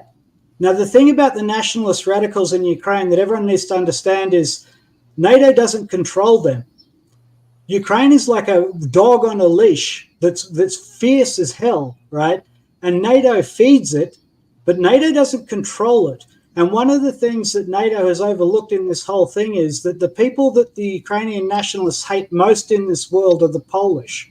And so any settlement, any peace negotiation between Russia and NATO that involves Ukraine has got to position Ukrainian nationalists with respect to the Polish command inside NATO. And once you start thinking about that, you begin to understand why a great many Ukrainian nationalists, for all their rhetoric about how much they hate Russia, they hate Poland more, and they are not going to accept a settlement which puts them subordinate to Polish military commanders in Eastern Europe. And the fact is that Poland is America's man and NATO's man in Eastern Europe. And the Polish are not going to accept Ukraine having power over them and policy in Eastern Europe. So this balance between Poland and Ukraine is critical, right? And that is the reason that Russia wants the whole thing, right? Because they believe they can get it. See, Russia is not saying you have to love us, and we're going to kill you if you've said bad things about Russia. That's not Russia's peace conditions. Russia's peace conditions are really simple. No NATO, right? No NATO in Ukraine. They want the whole lot. Whatever denazification means, that just means saying you're sorry and I'm not a Nazi, right? Demilitarization means complete control and surrender. Russia is playing for the whole lot, and they believe they can get it. And now that they know Ukraine better than anyone, right? The reason that they think they can get it is because they understand that geopolitically, Ukraine and Poland in bed together is not going to happen. And when we have a look at what happens to Arestovich and his fortunes, he's NATO's boy, right? He can't even be in Ukraine right now. And so, you saw the relationship between Poland and Ukraine break down over the last few months and even earlier. This is why, right? NATO's game was always to get Zelensky to invite the Polish military into the West to break up Ukraine. NATO would get a big chunk of land. The NATO banks would get a big chunk of land and real estate, paying mortgages to them. It was going to be a win, and Russia would lose Western Ukraine. That's a net win, right? Russia doesn't want that, and the nationalists in Ukraine don't want that. And so what's happening now is the negotiations are already going on between the nationalists in Ukraine and Russia, right? And part of that negotiation is that we're not seeing total war. We're seeing skirmishes along the line. Russia is not going to lose a great deal of material and men, right, while they're negotiating, and Ukrainians as well. They're not going to lose a great deal of material and men while they're negotiating.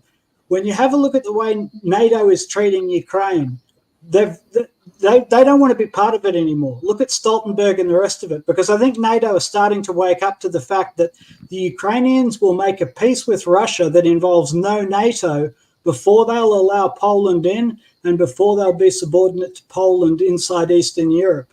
And so I think that the way this pans out is that we'll see a settlement when there's a change of government in the US, because as soon as there's a change of government in the US, the new government can blame it all on Biden, cut their losses and run. And Russia will probably say, yeah, we'll help Ukraine repay its debt, right, to the bankers from the West, and then they just won't. That's how that kind of works historically. But to save face, there'll be a financial settlement. But the way this ends is that there's no NATO in Ukraine. Because if you think about it, NATO in Ukraine, forget Russia, that means that the Polish have seniority over the Ukrainian nationalists. And that's not realistic. That's untenable. And so that's why I say, if you want to understand, have a look at Arestovich and look at his story, because it tells us, it really tells the picture. Okay, that's what I think of that Seymour Hersh thing. Well said, Toby. I was going to say, what if the Russians are just negotiating in bad faith? Because it leaks out the negotiations are going on. Maybe guys pull their punches and don't make offensive moves and fight as hard because they think the peace deal's coming. I mean, for all we know, Russia's pretending to negotiate with every intention of doing what the West did to them. I mean, just string these guys along while they continue to grind them up, pretend there's some kind of talking going on and some bullshit hope. And then, they just keep killing it.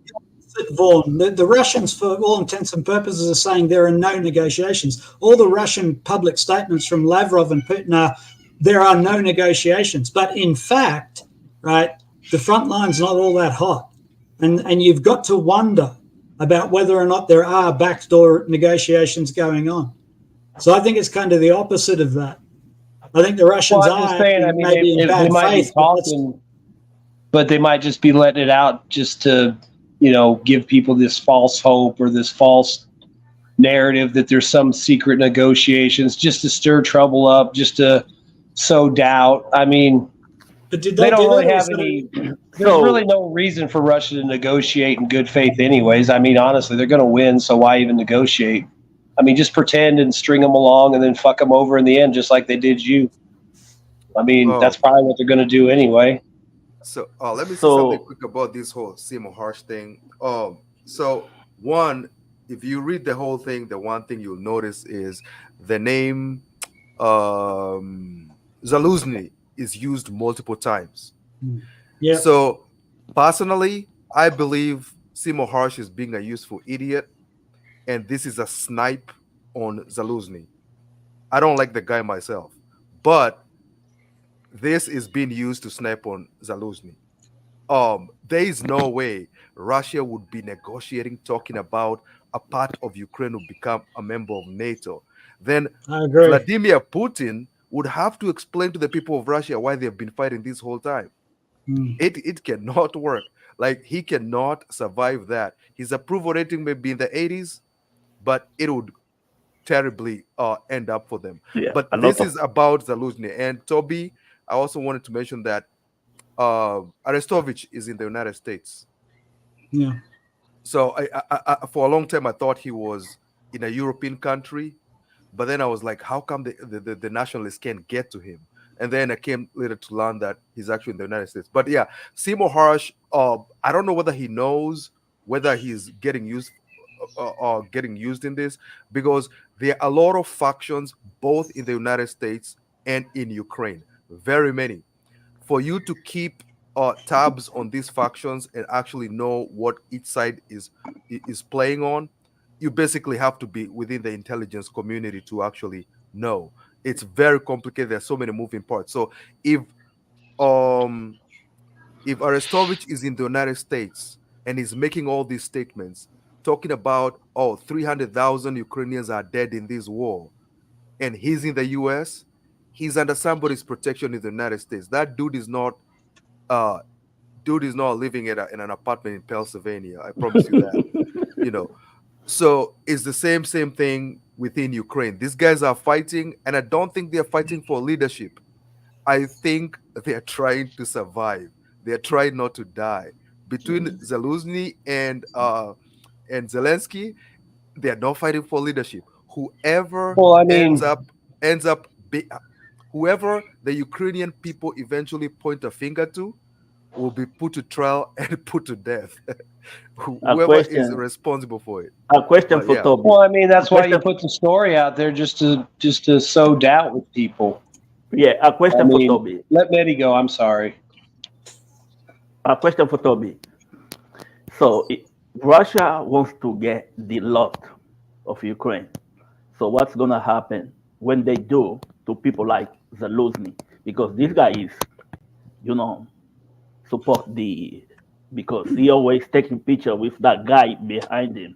So what's gonna happen? Zelensky's a soldier. He works for a living, right? He'll be fine. Yeah, but Russia wants this notification in Ukraine, and that Zelensky's not a Nazi. He's a soldier. He works for a living, man. He's a soldier. He's always been a soldier. He's not some oligarch. He hasn't enriched himself through arms deals with NATO. He hasn't tied himself to NATO. He's tied himself to Ukraine. In fact, Zelensky would be extremely useful for bringing. In fact, it'd almost be critical to bring the army onto the side of Russia. Zelensky is a leader of men. He commands respect, right? He's a professional soldier. Russia will want him inside the tent pissing out, not outside pissing out. What about the other one, Budanov? No, he's a clown. So he's dead. They'll go and live in Florida or Tel Aviv or somewhere, wherever those people go at the end of this. Poland. Okay, I'd like to speak on behalf of Florida. We don't want them here in Florida. They can go anywhere what do you ever else. get what you want? I would like to make a quick comment because then I have to leave. If you look at the end game, there'll be definitely info ops going from all sides. So let's look at Russia, Ukrainian, let's say, people inside the command structure at the middle level, and then NATO and Poland. And then we see how they maximize the end game. Because I think in the heart of their hearts, everybody knows that not much support is going to now come from NATO in terms of resources or military hardware, because they are engaged in the second front. So it means that all sides will try to now maximize in the end state. End state is apparently going to be visible by mid of next year. So I'll go with, I think, Toby, I'm not saying that Seymour Hersh article is true, but it's part of the info ops, the bargaining chips at the end game. Because there's also talk of balkanization of Ukraine by, let's say, Poland occupying western Ukraine, or the northwestern side, Moldova taking care of other things. And that will probably be the NATO's foothold desire in case area east of the Dnieper River is lost and Kiev is threatened. So they'll have, some bridgehead.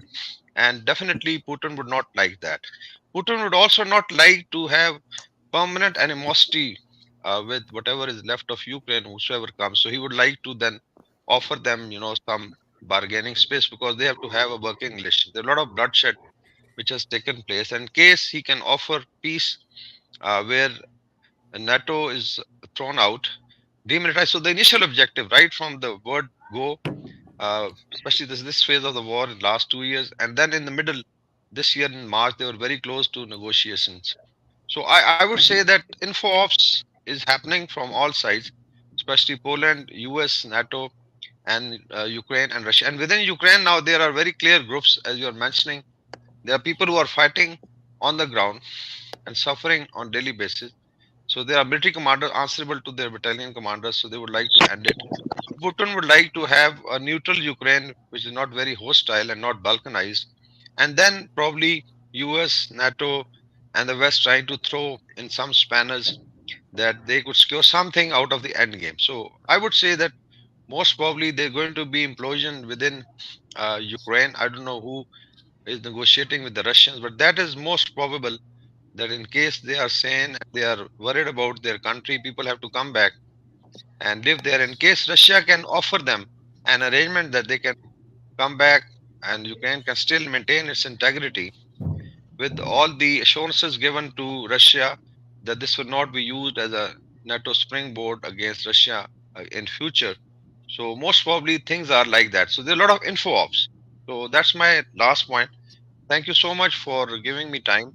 It was a very long time that I did not come in because of my commitments, and I still have a lot of commitments with my own media because of certain events taking place. And really, it was a pleasure. And thank you so much. Good to see you, Waka. Hope you like the cricket.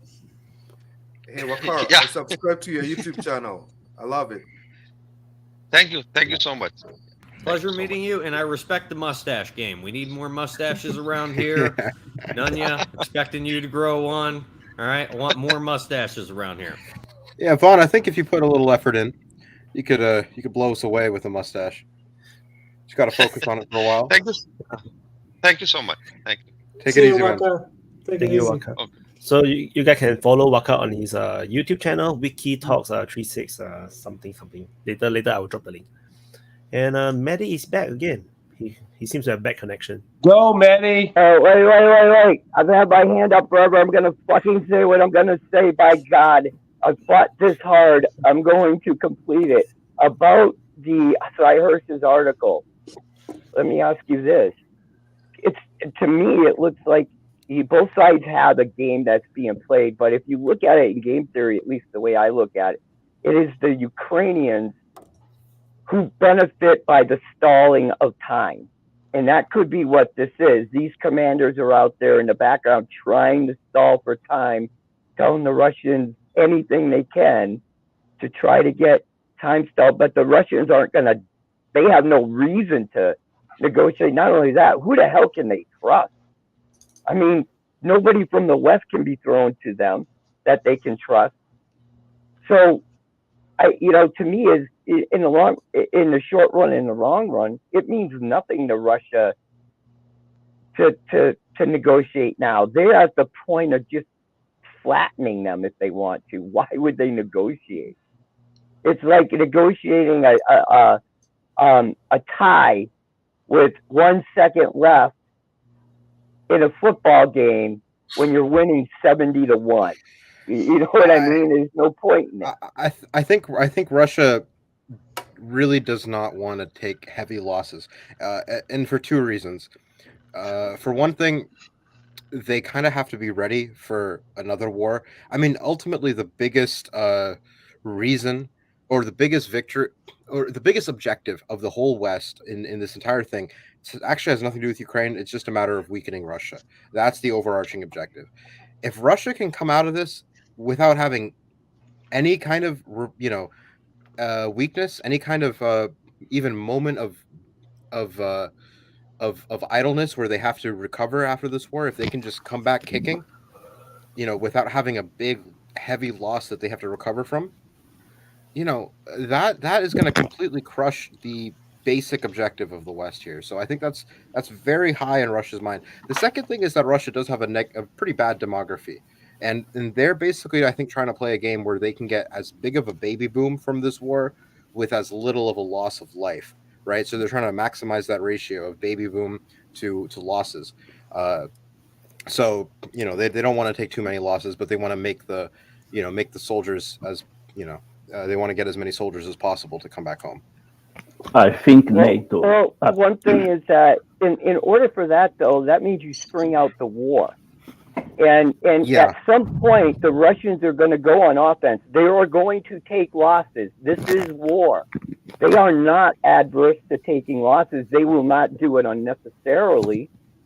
but we are not seeing them on the attack yet. A lot of people are just totally confused about what is going to happen if they unleash and unload, like I think they're gonna. But I've been saying that for a long time. I don't know if they ever will, but I'm telling you, what you're going to see is going to be very different from what you see now. They will be making further strikes deeper in to make strategic moves to take place. I disagree. That's I disagree, and I can talk about that if you like, Meddy. The thing is, Russia is not going to go on the offensive, not just because they don't want to take casualties. I don't think they care much about the demographics. That's not the issue. The reason that they're not going to go on the offensive primarily is because all wars are about money, right? And Russia has got Ukraine exactly where they want them. You know, everyone's looking at this like a boxing match, and they think that Russia has to knock Ukraine out with a big offensive, right? Because that's the analogy. They've got to land a big knockout punch.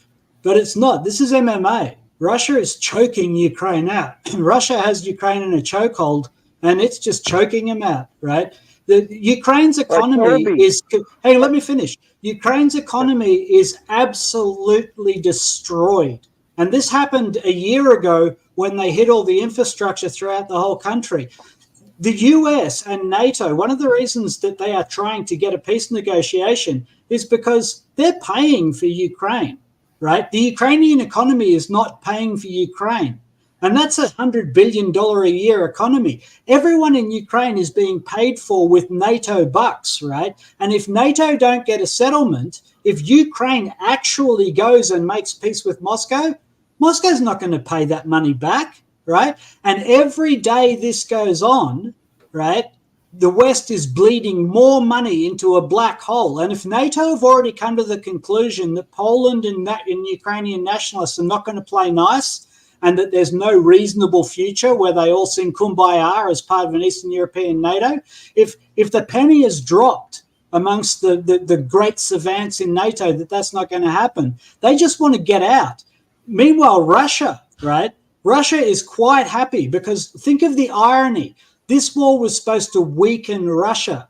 If Russia drags this on for another year or two, taking minimal losses, keeping the front lines short, keeping the supply short, right, and just bleeding money into Ukraine, because you don't think the Ukrainians are stealing all that NATO money just as far as they can get their grubby little mitts on it? Like, this is a choke-out situation. Russia don't need a knockout punch because they're not losing the fight. Think about it. You only need a knockout punch if you've already lost the first 8 rounds. Russia has Ukraine in a chokehold. They are bleeding NATO white in Ukraine, and they're doing it cheaply. They're not going to go on the offensive.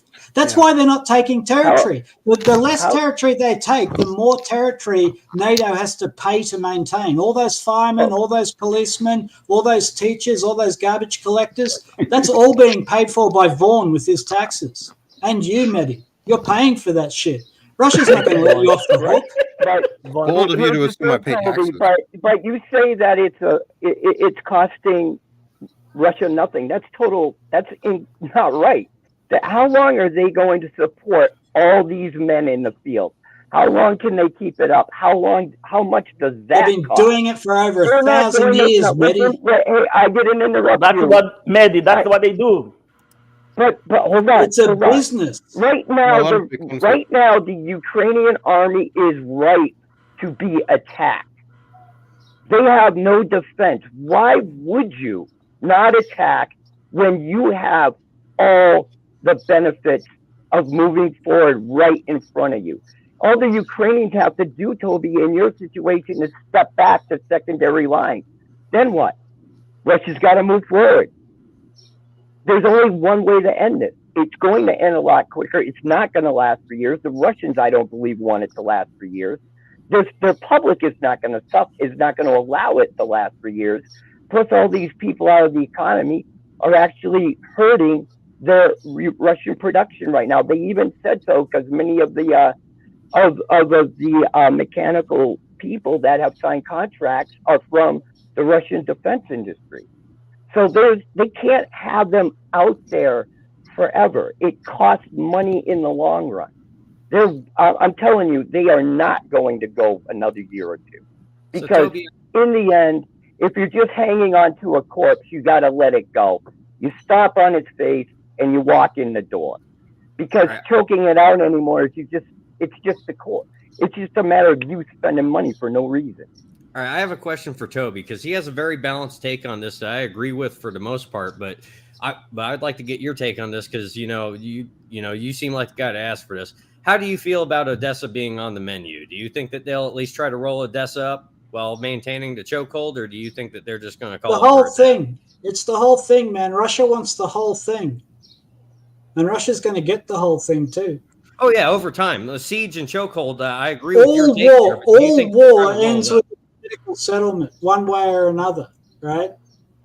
And Russia knows that this ends with a political settlement, and they know Ukraine better than any of us here. If Ukraine was going to be part of NATO, it would have already happened by now, and little Polish children would be sitting down with little Ukrainian nationalist children, waving their little flags and singing songs together. And that's not happening. And it hasn't happened, right? And Russia is going to... Remember, it was the Soviet Union that built Ukraine, right? Out of pieces of other people's country. They've done it once. They'll get it back.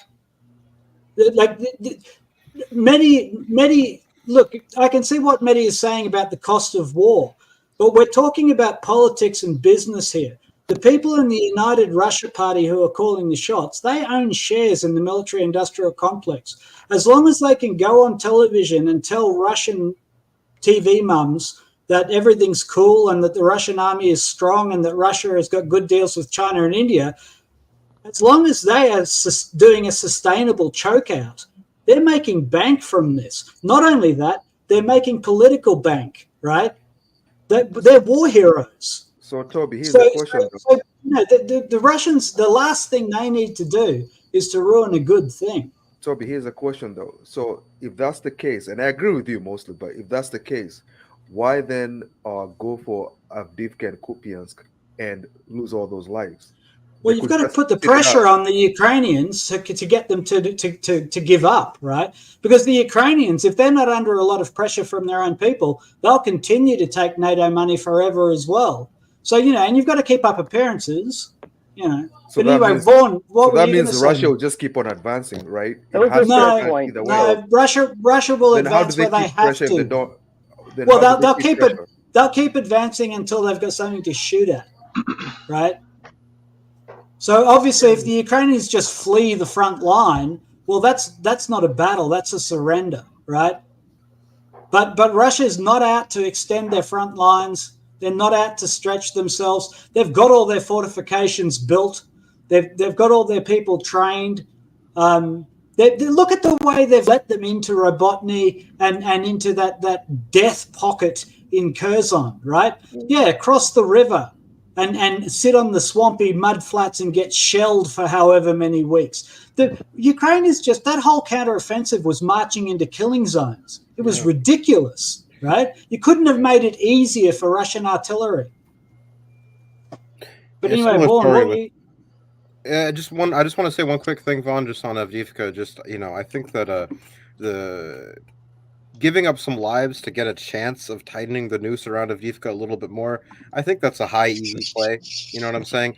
I think that the more that they tighten that noose, that's going to pay dividends. They're going to do a lot of fucking damage to Ukraine because they're definitely not going to give up on Avdiivka. The Ukrainians are going to hold Avdiivka forever. So the tighter that you get that control over the road that goes into Avdiivka, the harder it becomes to supply Avdiivka, the more people that have to get shoved through a smaller neck in order to get into Avdiivka. You're gonna get your money back and much more.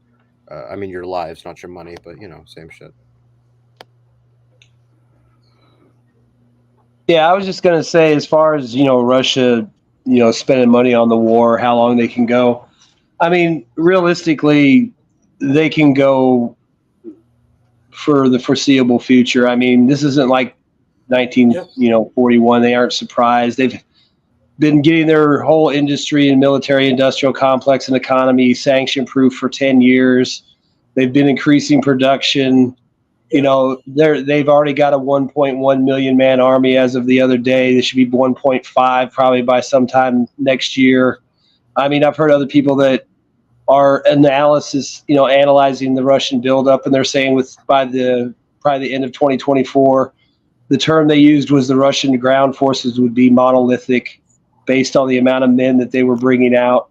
By the end of 2024, they were talking like they could almost put a completely combat equipped trained division out per month.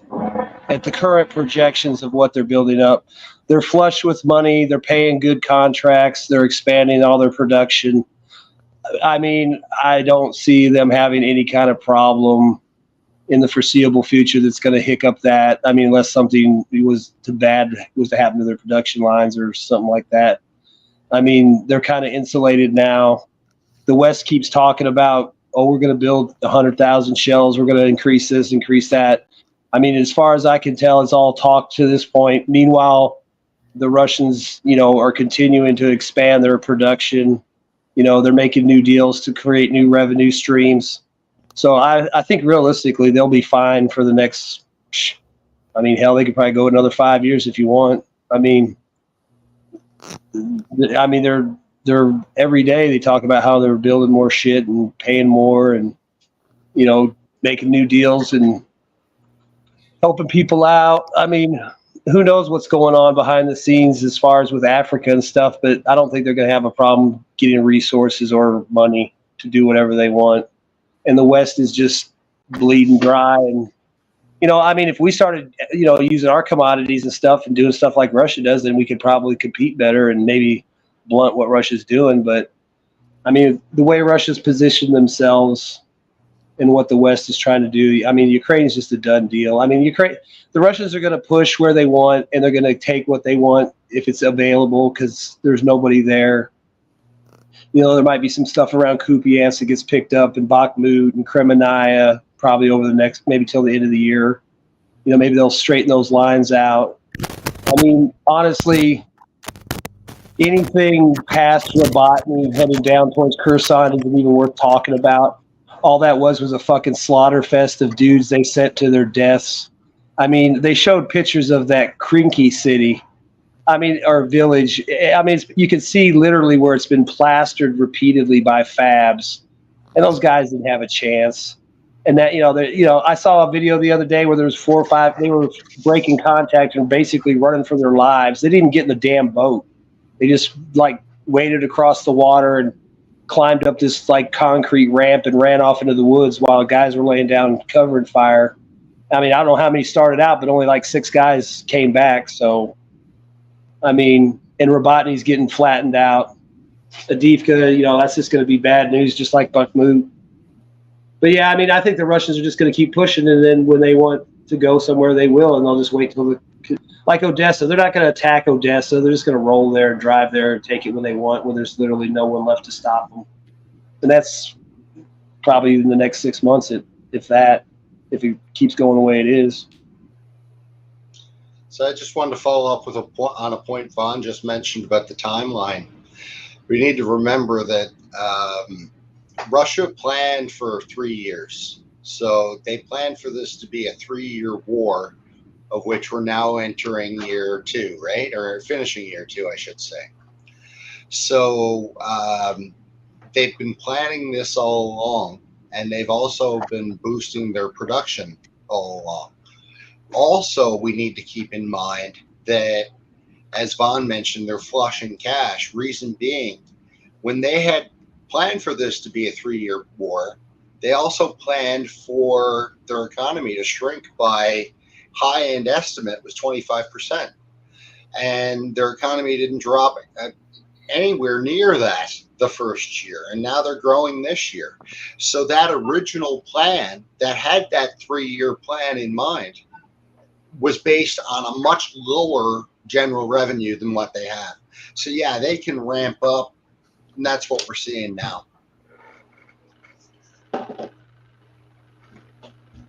I think those have been very fair points that have been made, and I disagree. I think they're going to go sooner than later. But you know, like was just mentioned, the Russians are working off an operational border plan. I don't think it has in it to stop and pause and let the politicians do their thing. I think that they are working to their plan.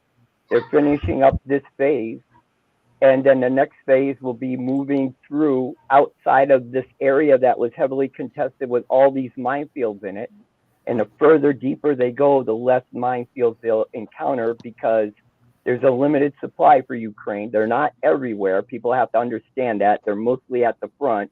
Once you're through that, it's more of an open maneuver warfare type of thing. And they're at the edge of that now. So I don't know. I think they're going to go sooner or later. I'm not disagreeing with you so much. I get you. I mean, I think, you know, they might go sooner if things break their way sooner. But I mean, you got to factor in, no matter what, the name of the game is attrition and killing and denazification. So if going sooner means less denazification, then they're not going to go. But if the opportunity presents themselves just to roll forward and just slaughter them like they want, then they'll probably take that chance. And I see with this winter coming, there being a lot of opportunities for that to happen in different parts along the front line. It's just, we have to wait and see what happens. But I mean, going sooner, going later, I think that really just depends on the conditions. But I think I always factor in that, you know, the bottom line is they want to kill as many of the Ukrainian soldiers as possible, or at least take them off the battlefield. So that's the only reason they'll go forward, if it's a guaranteed pickup of bodies or POWs. If not, they're going to sit back and do it. Let me ask you guys this. Have you guys noticed that there hasn't been reports of artillery duels or fire as much as there has been in recent months? Now it's kind of dark and you don't hear a thing. This is one of the reasons why I think they're going to go sooner or later, because per Russian doctrine, defensive lines are built to counterattack or attack from at a later date. What they do is they move the artillery forward. So while they're moving, they wouldn't be firing, would they? They can't. So, and you don't want them to fire until you need them, because you don't want the Ukrainian forces to be able to locate them. And I think that's why we're seeing it a lot more quieter. Now, it could be because the drones are not able to be used as much for spotting, but, you know, pay attention to some of these things. They're still very touchy about allowing observation drones to go into Crimea. Believe it or not, they're still shutting off much of the Crimea from being observed by the Ukrainians. And now that we see that if they can disrupt satellite imagery, you know, there's a lot going on, a lot of masquerade. Who knows? History is going to prove who's right and wrong. I think it's just going to be a mixture of all of this. You know, we're all going to have some right things. We're all going to have some wrong. History is just going to prove who wins. It's not going to prove who's right and wrong. But then, speaking of money, so there's one thing I've come to realize. I wasn't thinking about it like that, but I realized something. The Russians actually have a lot of money. So they had like a $75 billion like surplus. So money-wise, that's not their biggest issue at this point. And when it comes to production, and like what that other guy was saying, that he can pinpoint every single factory that Russia has, they are building facilities upon facilities. And I expect them to, because Putin seems to run that country as if he's a business manager. He does it quite well. And most of those guys on top are not out there because of political favor, as Western media tries to make people feel. Most of these guys are actually very good managers. They get it done. Like the head of industry, Denis Manturov. Manturov is not a charismatic guy at all. Like he doesn't speak well and all that. He's there because he's a hell of an organizer. And then he put people there that deliver. Yes, he expects results, and they bring him results, and that's why it works. I mean, just like what you're saying, as far as them, increasing production. I mean, go look at the Irkutsk, Sukhoi factory. That place was already massive, and they're already expanding that.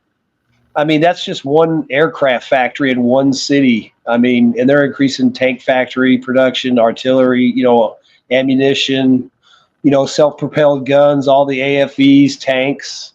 I mean, I even heard reports that they think it's higher than 200 a year in T90Ms. They think it's closer to 400. You know, the problem But who with knows? Russia, the problem with Russia is what's gonna happen after Putin. Who's gonna take over? They're gonna need someone like him, you know. Probably because Medvedev. Probably Dan Cassidy. I like that guy, Von, but that guy once was a proper Western puppet. It's gonna be a guy called Alexei. He was there for Putin. 4 years. You and got to he was have a- Medvedev, but you got to have some dude with crazy eyes to keep everybody in line so they don't think anything's changed. And he's a good dude for that. Who'd you say, Macchiati? It's gonna be the governor of Tula, Alexei Dumin. Never heard of him. What's his deal? Yes, he used to be. He was the architect of the little green man in Crimea, and I've watched how he's been moved to all important positions within, from being head of Putin's security to being from there moved on to FSB, GRU, and then he was made like a deputy prime minister, and then moved to the governor of Tula. And Tula is a very, very important region in Russia. And he's very, very close with Putin. So that guy, I observed it. And actually, these guys called Russians with Attitude. It's a YouTube channel. They were both saying that they're both from Russia. They were both laughing about it, saying, yeah. But we're going to be moving from Putin to Dumin. If they can go another Putin, You know who it's going to be? Prigozhin's going to come back from the dead.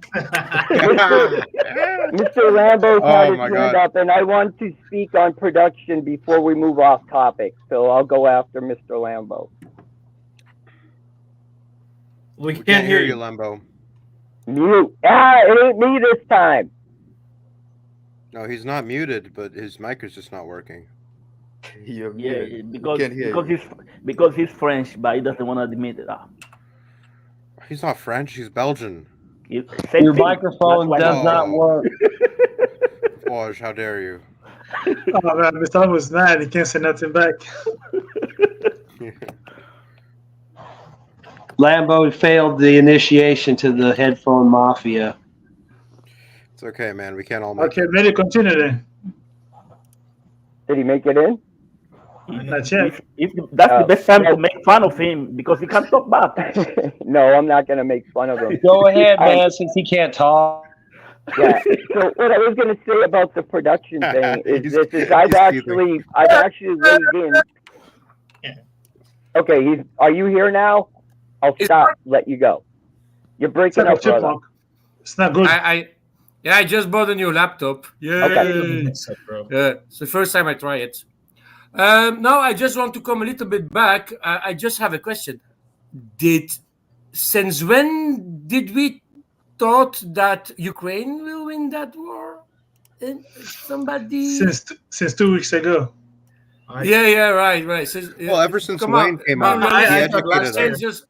Since the start, you already knew Russia going to win that. Why? Because it's fucking big. It has everything. And it was just Ukraine needed to know that also, So you don't even need to make a discussion about it. For we was going to win. Just wait, Russia is going to win. Listen, you need to do some study some Common Core math and get those thoughts out of your head. Ukraine still has a chance, just as Ron Paul can still win the 2012 election. Ah, right. I forgot you were on YouTube, so we need to say, Ukraine is maybe going to win that one. Yes, exactly. Yes, exactly. Ukraine is going to win right after 2 more weeks, boys. Okay.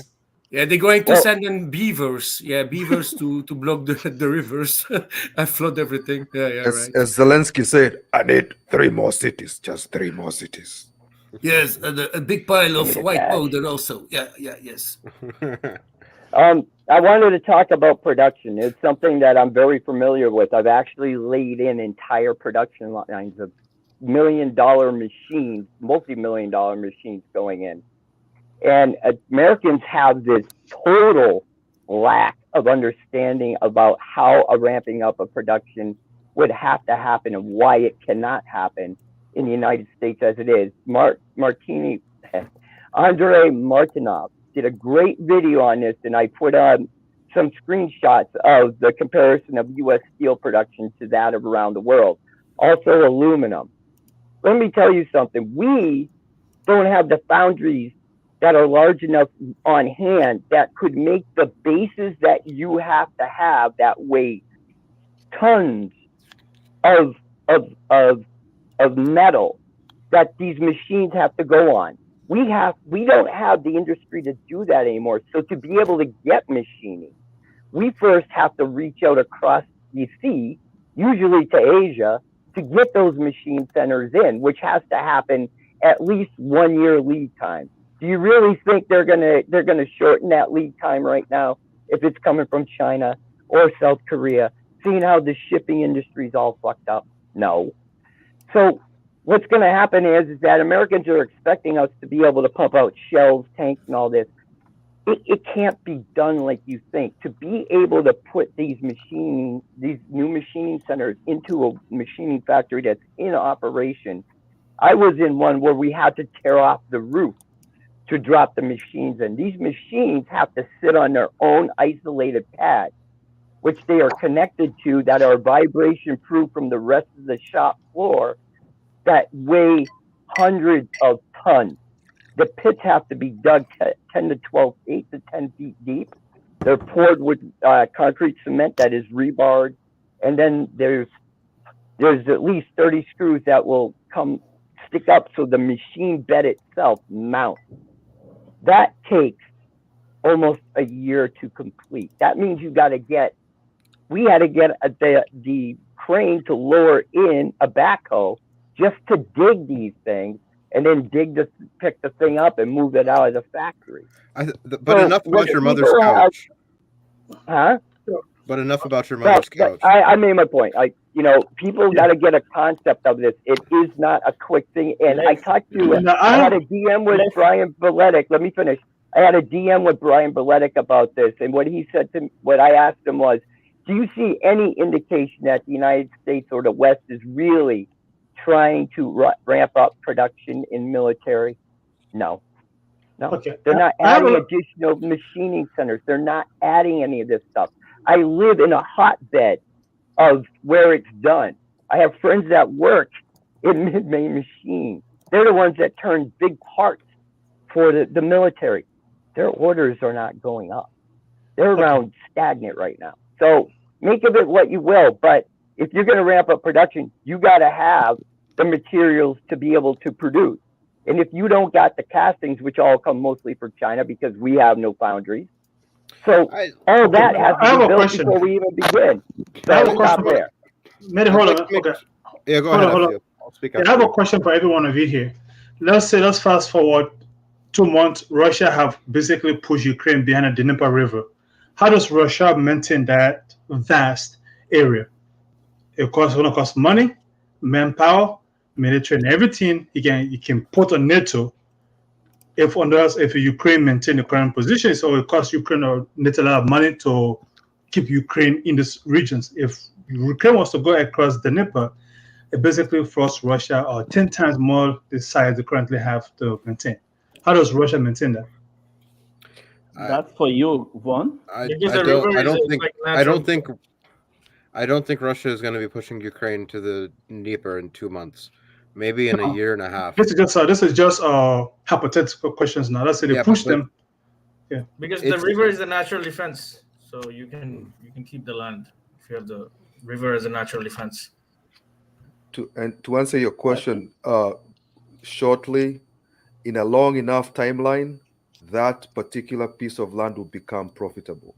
Whatever money you put into it, more than likely it will bring back the money in a long enough timeline. These countries think like 50 years ahead. So Mariupol and all that farmland in the east, eventually, and all the coal that they have there and the gas in the Black Sea coast, eventually it's gonna pay off. And so I think eventually, well, but you have to maintain it before you get to that profit level. So how would they maintain it? Well, maintain it. You're talking about like maintaining the cities, militarily, giving them pensions and all that. Oh, Russia is making a lot of money from the gas money and oil. They can basically maintain the population long enough even rebuild the infrastructure to a considerable level. Hey, they can defend it militarily also. They can also defend it militarily also. Militarily, as long as there is no direct hostilities, the military would not be hard to maintain. You just have people out there in the trenches and surveillance just running everything. I think they could pull it off. The Russians get more bang for their buck per dollar. They've got a lot more expansion they can go. I mean, they've got a lot of room to expand. I mean, you know, pennies on the dollar for tanks, planes, ammo, and the numbers they buy it. I mean, they've got, you know, and with them being flush in cash, and like Nunya's point, you know, they had planned for worst case scenario. It wasn't even close to that bad. So not only did they have the minimal surplus they thought they might have had or just broke even, they made way more than they thought. So it's, I mean, I really don't see them having any cash flow problems or funding anything they plan on doing for the next few years. Go ahead, Meddy. I think one of the things that we have to consider is the position the Ukrainians are in, because they're short on manpower. Their most optimal thing to do right now is to retreat back to more defensible positions that are much smaller than trying to defend this whole constant line that they're in now. They are spread way too thin. There's multiple breaks in the line with basically nothing in front of some of the Russian units. Just but conscripts in a couple trenches, and that's it. I mean, there is the Ukrainians. They really need to get into a secondary line before they just get totally overrun. And I don't know if they're trying to do that, and that's what the role They never make the right call. No, they You're don't. saying that we've been preaching it for they should have fucking fallen back to a second line before Bakhmut, probably. Yeah, we were saying that. I mean, it's always, you know they're gonna fucking, you know they're gonna fuck up in Avdiivka and hold it too long and lose way more guys. You're talking about them breaking through. You're right, they're gonna break through. It just depends on where they subdivided units and shaved units away. And the Russians are eventually going to find that spot, and they're going to break through it. It's going to be because of all the stupid decisions they make, like let's hold Avdiivka to the bitter end, let's hold Marinka to the bitter end, let's hold Robotny to the bitter end, let's go cross into Kherson. You know, so all those guys that they could have saved for your defensive line you want so bad, they're all fucking dead. So it's only a matter of time before the Russians find the hole. Well, Vaughn, you know, it's like they're like water. Right. Eventually, water's always going to find the most away. Hitler's last move was to build fortress cities and defend them to the end. With that, left German commanders going, "You gotta be fucking nuts." Yeah, but they won't do that. They never do that. Crazy. So, guys, come on, guys. Let's give fighting a PR CFL. war. Let's give CFL some talking time. Yeah, I just wanted to say a couple points, and then I'm going to take off to bed. On the points of, you know, who's going to maintain it. Couple of things. Number one, my understanding, correct me if I'm wrong, but once you get past like Mykolaiv and Odessa, there's not a whole lot between the Russians and Kiev right now. As you know, it's basically empty space, a couple little villages and shit like that there. That's one thing. The other thing that I think we need to point out is Russia mobilized 300,000 troops last year. Those troops have largely been doing nothing but training. Like, yeah, they might go out and do a couple little like field trips out on the front line. This is what the front line, this is a trench and shit like that. But they haven't really been engaged. They've just been training for the last year. That was 300,000 plus. I think today or yesterday, they mobilized another 170. So I don't think they have a manpower problem. Anyway, that's all I had to leave you with, and have a good one, guys. Cheers. I'm out. Pleasure meeting you, man. All right, cheers. Peace, Nanya. CFL, go on.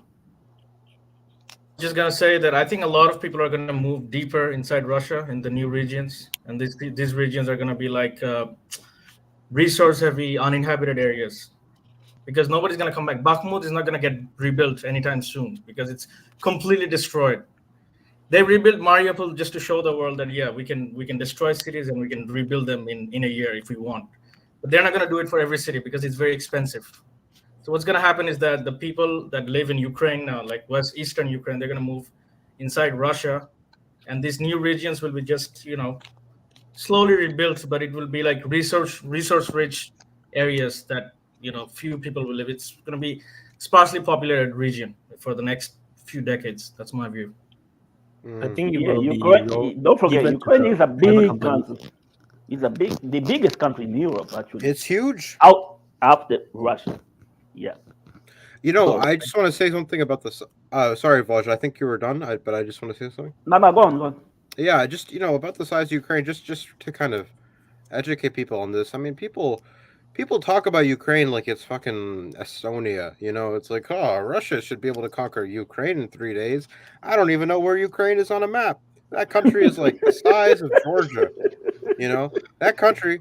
I mean, you got Vatican City, San Marino, Ukraine, Andorra. You know what I'm saying? It's a fucking microstate. Russia's gonna walk it over. This is so retarded. Everybody's talking about this shit as though Ukraine's gonna fall over. It's so stupid. It's so stupid. Ukraine is a population of 40 million people, maybe a bit less, Yeah. but 40 million. Okay, 40 million. Russia is a population of 140. They had Now, I 51 wanna million in 1991. Just Yeah, one point. exactly. I mean, even if it's 20 million, it's still a lot, right? This is a huge How are they amount. going to produce weapons? And let's Well, not forget. see, they don't need to. They get everything from the West, but that's beside the point. Just in terms of the pure population, just to kind of give people an idea of the Where are scale the of it, weapons to I send them? kind of We did. already said it. Well, I did the math on this, which was that if you consider like the ratio of the size of Ukraine versus the size of Russia, in terms of population, 40 million versus 140 million, that's actually comparable. If you put that onto the United States, that would be the equivalent of the Southwest United States. Let's say California, Nevada, Arizona, New Mexico, and Texas, the entire Southwest United States breaking off from the rest of the United States. And in that analogy, the rest of the United States would be Russia, and the Southwest United States would be Ukraine. That's the population ratio that we're talking about. This is a very serious proportion of people. Like, this was never going to be a war of 3 days. The only way that it would be 3 days would be if there was a political settlement that was reached, or if the ruling class just simply got up and flew away to Paris and Milan, which could have happened. But if it didn't, it was always going to be a multi-year war. So I it's not really apropos of anything. Anyway, Russia never said they're gonna take 3 days. CNN came up with that bullshit. Yeah, well, I think even some people in Russia thought so. I think Putin, even if he wasn't certain of it, I think he rolled his dice and he thought, you know what, maybe we can take this out in 3 days. Maybe the Ukrainian government is going to see out and just. How fly can out. you take? I believe How can you take a capital city with 3 million people with 40,000 men? Well, that's what I'm saying. Why would Russia have done that? No, I was thinking one because it was an SMO. The Ukrainian ruling It was which they a failed to do. special military operation. It wasn't an army. It wasn't an attack, just like a normal Russian attack. This was different. That's the thing. People are confusing the SMO, how Russia went into an SMO, with how they will go into direct warfare. It is a different thing. It is a completely different animal than what we're seeing right now. It is an easier analogy if you just look at, actually the population is equivalent to Canada. So it's like, it's trying to say that you're going to conquer Canada in 3 days. It's like, how are you going to do that, man? Well, that is doable, though, to be fair. Come on, give Canada some credit. To be fair, we go 4 Americans here. I think these 4 can take Canada. We Everyone have to can take conquer Canada, guys. This is what I'm saying. Okay, elect me to president. You mean New I will conquer Calistan? Canada. Okay, let's get it clear. Let's get it clear. It's New Calistan now, and maybe Palestine. It's going to be New Calistan. I've heard this floated. We can I've put actually heard the Kurdistan in there Indian too. community. Yeah, we could put Kurdistan, but And my Catalonia. favorite thing. Yeah, well, And Scotland. Nova let's Scotia? no, let's not bring no Iberian motherfuckers into this. Let's no. Let's check that there. All right. Don't bring this with the main. like That's all I'm the term saying. Palestine, though. If we're just going to mix Calistan Palestine. and Palestine, and we're going to stick it in Canada, and we're just going to call it good, forget about it. I think the biggest question I had during this whole conflict was which goes out first, the political or the military, right? And that's still a question. Like what buckles first, And I'm still not sure. But what has things that have been happening in the past 2 weeks show that politically they are not as strong as we thought they were. Zelensky's under a lot of pressure. Yeah, and I think it's also connected to the Western nations. I think the Western nations also are disagreeing among each other. That's why you're seeing one publication, Wall Street Journal, saying one thing, and New York Times saying a different thing, or whatever. There's also infighting among the Western nations. So the political may come first, but I strongly believe that Russia would not want this war to just end right now. And this is something I said on the previous open mic. They keep saying they want peace, but the Russians don't want peace. But they can't tell their people that they don't want peace because everybody doesn't want to stay fighting. But they do not want a nation. It's a very unpredictable nation. If you have an unstable nation left there as Ukraine, and if they were Nazi, that's fine. You're like, these are Nazis. We know what they are, right? The worst thing is to have a nation that doesn't know its identity or where it sits. That's a time bomb. And if Putin left that country like that, that would be a disaster and an absolute failure. So eventually, that country they have to figure out what they need to do with it, whether it needs to collapse and form a puppet government in Poland and leave the territory. Whatever is going to happen, they just can't be left there wondering where they are in limbo. That's a danger for the future. Even if they're left with 100,000 soldiers, they can cause a lot of damage. It can be a big problem in future. Yeah, the far right. You know how many people died? Do you really think the far right that gonna survive? Just gonna say, okay, let's be friends again? There's no fucking way.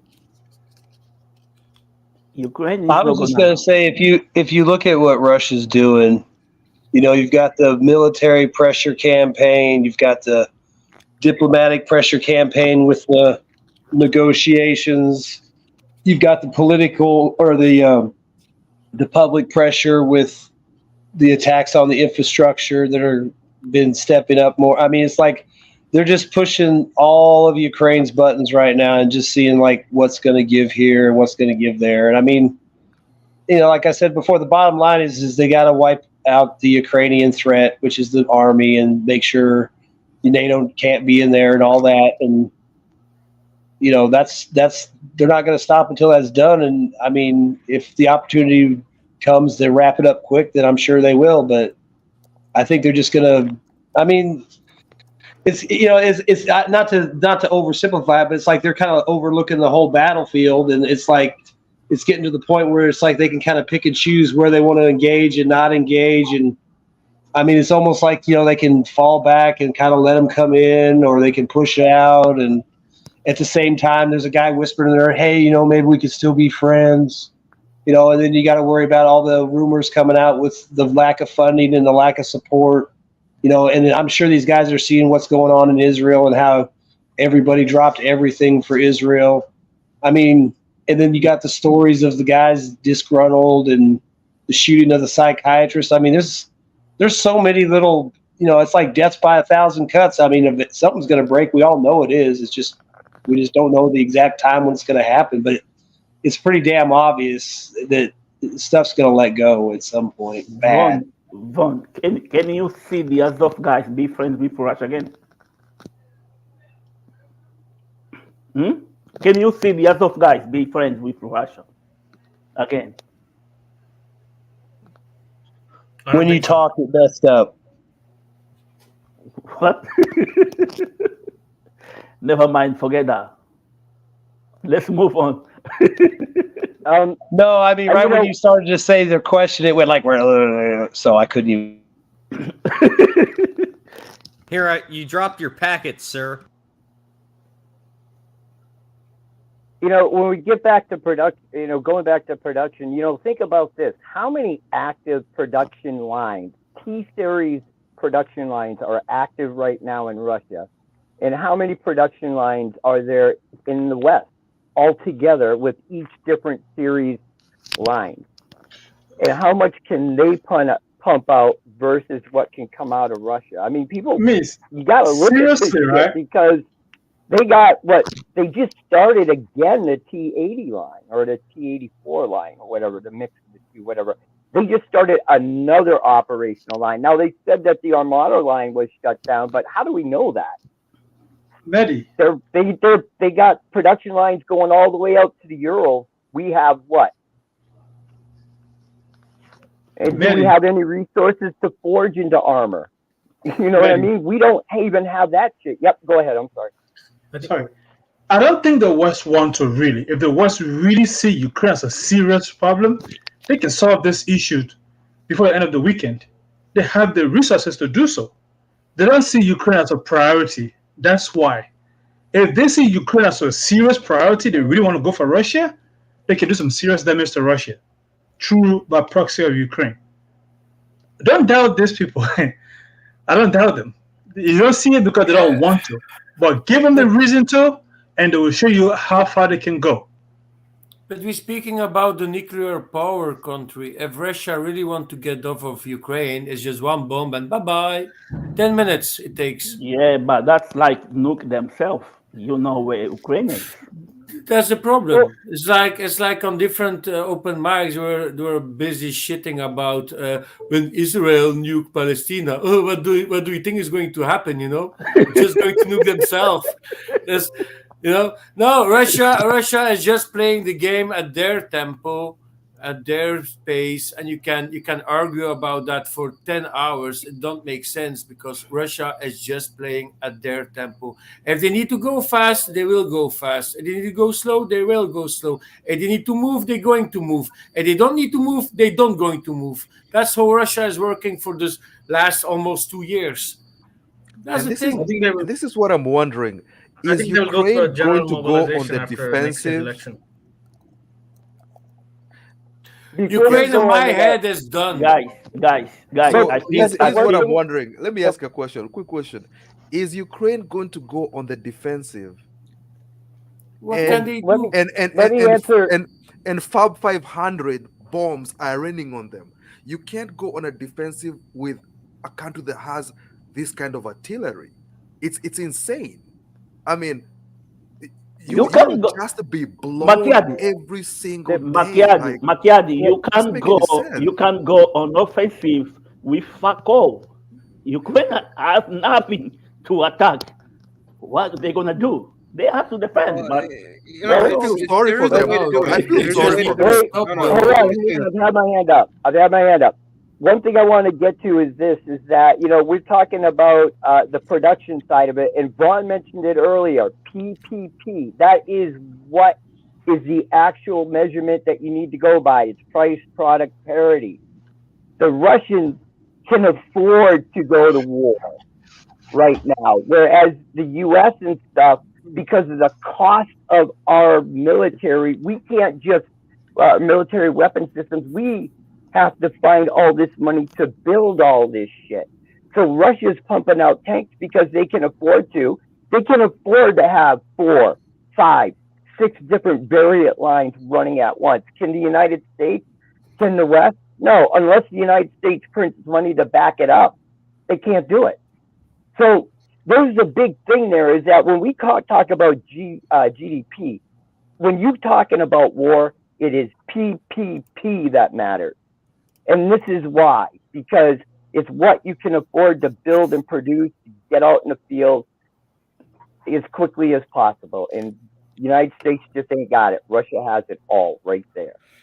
Let me say one thing about the United States, about the industrialization or the reindustrialization of the United States. All right. You people are underestimating the industrial capacity of the United States because you're only thinking about the United States. You got to think about Mexico. You understand? The reindustrialization is not necessarily happening in the United States. It's happening in Mexico. The move away from China is not just coming. I mean, maybe a little bit is coming into the U.S., but a lot of it is coming into Mexico. You understand what I'm saying? That it's not reshoring, it's friendshoring. And Mexico, as long as Mexico remains within the United States sphere of influence, which is unlikely to change, that's just as good. Don't you guys want to attack Mexico? How are they going to set up a tank production plant in Mexico? Well, I'm not saying when tank. I'm talking about more broadly in terms of industrialization. Right, well, in terms of fair enough. Meddy, wait. The best thing, if you're putting a tank production in Mexico and Trump is coming in power, he's going to tax the tanks to come into the United States. You're going to pay to have the tanks in my country. Huh? You'd be paying an import tax for weapons. The day he became president, so he was elected, you had, I think in that week, you had the news of Ford planning to build a factory in Mexico. And Trump said, good, do that. Yeah. You're going to tax your cars to get them inside of my country. And then they said, oh, no, maybe we're going to enlarge our factories in the United States, Look, Trump's rhetoric, Trump's anti-Mexico rhetoric. Tanks in Mexico, and they will pay for it. They'll pay for it. Yes. Just make it more expensive. Trump's anti-Mexico rhetoric was a feature of like the beginning of his campaign, of his presidency, but within a year or two, he really mellowed out on Mexico. And I think he realized, because I think it was in 2015 when Mexico overtook China as the United States' #1 trading partner. I think it was 2015. I could be wrong. But since then, they've only widened that gap, right? That's really where the story is. It's not that the U.S. is bringing the manufacturing back into the U.S., although that is happening to a degree. I do have a theory that a lot of these immigrants that are crossing the southern border are getting funneled into secret underground complexes in the middle of West Texas, where they build, artillery shells and and Beanie Babies and whatever else. Maybe not true, but I think it might be happening. But the point is that it's definitely happening in Mexico. Okay, the reshoring is definitely happening. The amount of trade between U.S. and Mexico is crazy. Go to Laredo, okay? Check out Laredo. That shit, man, you get some good Tex-Mex food. Okay? Yeah, but it's a logical reason, because the production cost is so low in Mexico compared to the United States. It's lower than China. They say that I heard about price of an hour of labor crazy. Is lower than China. It's you see, China's crazy. gotten very old. Yes. But that is just something. It's just something.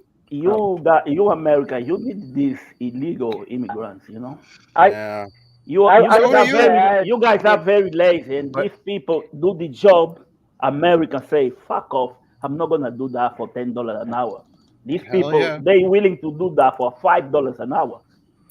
But Meddy, you have a fan on the chat. I want to actually add to something, to agree kind of with Meddy. Name is Joffrey. When it comes to production, and also add the fact that the companies that do this production in Russia are very different than the ones that do production in the United States. Meaning, like, people don't know this. So there was a joke, somebody was saying this is not a war between Russia and NATO, it's a war between NATO and Rostec, right? Because everything in Russia ends up being owned by Rostec. And the funny thing about it, if you go to the Rostec website, it says founder Vladimir Putin, So, but Rostec owns all these other little companies, like they do everything, even making fridges and tractors, man. They do everything. So them being owned by the state means that the profit they make, most of it will end up back to the state, as opposed to going to some CEO of Lockheed Martin and who's the Minister of Defense, the Chief of Defense in the United States. Yeah, those guys. You don't have to pay shareholders. You don't have to pay dividends. You don't have to pay all that. So more or less, they just ripped it off. But also, what that means is, when you tell us a tank is going to cost $1 million, it actually is going to cost $1 million. But if a company is owned by Lockheed Martin, they can tell it costs $9 million as opposed to $1 million. What are you going to do about it? You can try and bid, but then those two companies, Lockheed Martin and Boeing, are working together to basically mess up with the prices. So that makes a big difference. That's why the Russian shells are so cheap. That's why their tanks are so cheap and all that. More or less because these companies work for the state of Russia itself. What I wanted to get back to was Mexico, what was just mentioned, and I'd like to, partially agree with it. I think that one of the things that really stopped Trump in his tracks about his rhetoric was the realization of BRICS and Mexico actually having a conversation openly about joining BRICS. And I think that we see that made a lot of conservatives start pumping the brakes, especially Trump, because he may have to deal with Mexico. And I don't really think that people in DC they're so in fear of BRICS being on our border for some reason because of the influence, I believe. But I If think Mexico that's joins all BRICS, these, we're gonna all nuke these, them. all these hours, Meddy being here, as I mentioned BRICS, I'm surprised. I think BRICS took a big hit with Argentina. This isn't something we haven't really mentioned, but Javier Milei, I mean, that guy, man, he loves America. And you know what he loves even more than America? You know what I'm about to say. He loves Israel. NAZI. And he he loves Israel. He's converting to Israeli. I mean to Judaism. We was Jews and shit. I'm an Irish Israelite, boys. We all Jews now. No, he's an Argentinian Israelite, and he loves America, and he's gonna put Argentina on the dollar, and he's gonna remove himself from BRICS, and he's gonna take the Falklands back from Britain just for fun. And the funny thing is, those things never last long. Argentina was where all the Nazis went to go and hide. So right. that makes I mean, he could even use Trump's statement, make Argentina great again. And guess what? It matched. Yeah, that dude is an operation right there. That dude is an operation. Something ain't right. Even He's my got great country, hair. even my country match, make Angola great again. Look, if there's one thing that I'm going to ask Santa for on Christmas, is for Argentina to take Las Malvinas back from the perfidious British. Oh, that would make me so fucking happy. That's all I want for 2024. Come on. Fuck England, all right? The more territory they lose, the better. That's how I see it. Hey, man. All right. Argentina needs to launch you guys always making fun of UK. It doesn't matter how shit the economy is in UK. It is 10 times worse in other European countries. Yes, trust me. Yeah, the cost of living. That's like being the cost of, the best the cost house of on living, the poor block, though. The cost of living in UK is bad at the moment, but trust me, people still getting help from the government. I mean, proper help. No, I don't know, man.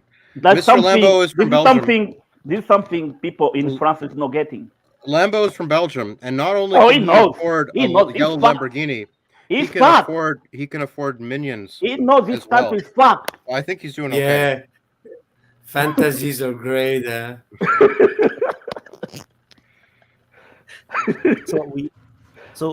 We are 4 hours. So I want to do closing because I got other work to do. So no choice. So Bakiari, you want to start? Yes, I was actually about to dip. Yes, nice chat, guys. I really enjoyed the conversation, and the last thing I want to say is, I believe within the next few weeks we're gonna see a lot of changes on the ground. I've been monitoring this Ukrainian situation like in depth, like listening to the rhetoric and studying what everybody's saying, back and forth, and within a few weeks, there are going to be a lot of changes, mostly political, not military, mostly political. So, but hey, eventually it has to come to an end. Otherwise, it's going to be another North Korea and South Korea frozen kind of stuff. But anyways, guys, nice chat. I appreciate you guys. I hope you guys have a good rest of your evening. Have a good one, man. See you around, my Bye, man. Take it easy, man. Have a good night. Thank you. Schizo, closing. Yeah, it was a pleasure meeting everyone that I haven't already shitposted with on the forum. It's been good talks all around. Definitely like getting a lot of wide takes. And of course, as soon as Archimedes told me that there was a Paki officer on, like I know I have to compete with that mustache game. So I was already there. That combat stash stops wars in its tracks. It's combat stash. You got to have one, man. That's what I'm saying. Everyone's got to get one. But other than that, just to close with, I'm going to be on Tommy's podcast unless we end up in scheduling hell on the 4th with Archimedes here. We're going to be talking Indo-Pac spy games. Be there or be a fag. You know, that's It's on up to you. Rumble. It's on Rumble only. So we can say fag on Rumble, Send the link. unlike YouTube. Can you put it in the Wyatt? Can you put that in the comment there? Link. Tommy's podcast. Yes, sir. Yes. Okay, I will drop the link, and also when when the link is going to be up or the video is up, let me know so that I can share it on the DPA's platform. The stream with Tommy. Yeah, Wyatt also was on Tommy's podcast a couple times. It was really good he's show my to buddy look now. up if you check it out. Yeah, really good Yeah. shows if you guys are looking for something to listen to. Okay, FCS. Yeah, man. Yeah, with the Ukraine context, I think it's just another the West trying to run away and say, okay, this was one offer, this was their own instabilities. That's why we have to withdraw, because they can easily mute that whole nonsense if they want to. But in general, hey man, this the war in Ukraine, the war going on in Palestine, all these things. So I think it's just a distraction from the main players. We that let all that happen. We can always just change these things anytime we want to. But again, we're too scared to do so. Until then, survive. So I dropped the link. So this Tommy's podcast. I have been on Tommy's podcast like 3 times. So yeah, we never talk serious stuff. I tried to get you on to talk maps, and you guys just talk shop about creator shit, and I'm like, motherfucker. Was closing. Yeah, you know, it's nice open mic. You know, it was nice. Just want to say, you know, Senior, it looks like a good deal for the lounge. I hope he's gonna join the lounge there, and it's nice to see people talking about the relationship between India and Africa. You know, we are tired. In Africa, we are tired. Always it's like France is gonna do this, UK is gonna do that. German is gonna come back. For what? Yeah, it's nice to see India trying to do something. And I believe these people, I know they're gonna get advantage. But these people gonna help. Africa needs help. Africa needs partners. No fucking another boss. Now we need partners. And like China, like Russia, and India is like they're at home. If you go to that place in East Africa, especially out down south, southeast, you're gonna see a lot of Indians. A lot. I mean, when I mean a lot, I mean a lot. Some of these countries, like 3 or 5% of population, they are Indians. So means there's a lot of people. We're talking about millions. Yeah, that's all I gotta say. Thank you, Ross. Vaughn. Yeah, I was just going to say, I mean, I expect the Russians to keep putting pressure on the Ukrainians. I mean, Avdiivka is obviously the hot spot. I think they'll start pushing them out of Robotny. I think over the next week or two, Kherson will probably pretty much wrap up as far as the Ukrainians being on that side of the river. And then, you know, maybe something happens around Kupiansk or Kremenai or Seversk or Bakhmut just because there's all this pressure. Or maybe something breaks loose in Kiev. I mean, there's just a lot of things that could happen. So I would just say, just keep your ear to the ground and listen. I mean, I'm sure something's going to happen. I mean, there's so many rumors and, you know, I mean, if you're paying attention, there's a lot of, I mean, you can just see how they're just 1,000 needles pointing at them right now. It's like, what's going to pop? So I figure anything can happen up until the end of the year. That's all I got. Like, share, and subscribe. As always, I love these panels. I love hanging out with everybody and shooting the shit. You know, new people come on, and then you can hang out in the open mic afterwards and shoot the shit some more. Thank you, Vaughn. Toby came on just for the closing. Yeah. Spooked him. to say thank you for everyone. It was an interesting panel. With regard to Ukraine, like, it's worth pondering the Israeli conflict just for a moment. Think of the hostility, the animosity between the Israelis in that region and the Muslim population in that region. I mean, this is a deep, ancient hostility, but it's not that ancient, right? Israel's not that old as a country. Ponder the hostility between the Polish and the Ukrainians, right? That's 3 times as old at least. You're talking about Orthodox versus Catholic. You're talking about all kinds of genocidal wars. I've said for a long time, any Westerner who wants to go over to that part of the world and get involved in a civil war between Slavs, they should be shot for stupidity. It's like, we have no business there, right? Like, those people have been going toe-to-toe over all kinds of things for hundreds and hundreds of years. And it's worth pondering how much intelligence Russia has on the ground. Like, Vaughan and I have talked about this in other chats. Russia has an unprecedented ability to gather intelligence. They speak the same language. They've got, relatives everywhere. Russia is playing a very smart war. And I don't mean that Putin's clever. What I mean is they have a monumental intelligence advantage. Ukraine has got, it can't do anything without it being eavesdropped. It's right next door.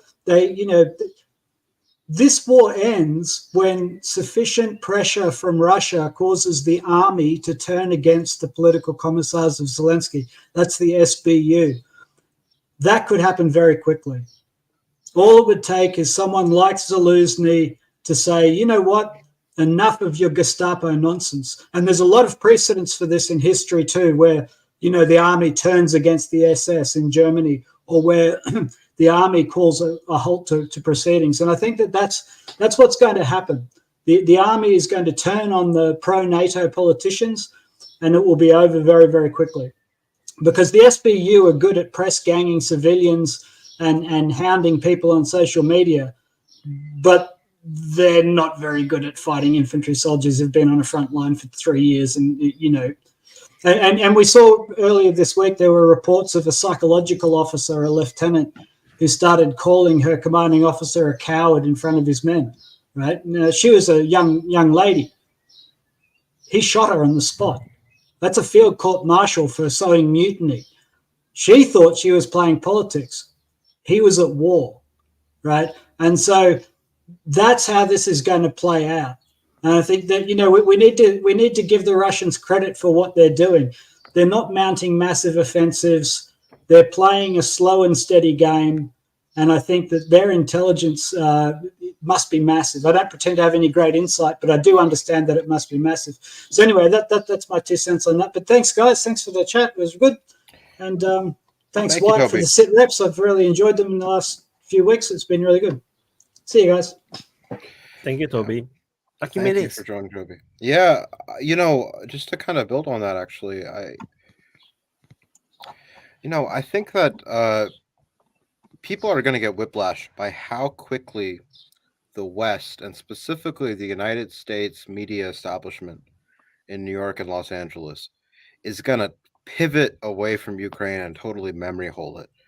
It's going to be extraordinary. I mean, it's going to be like a complete 180 all of a sudden. If you look at the media coverage about Ukraine before any of this happened, Ukraine was this, it's this ex-Soviet. I mean, they're basically Russians. They're so corrupt.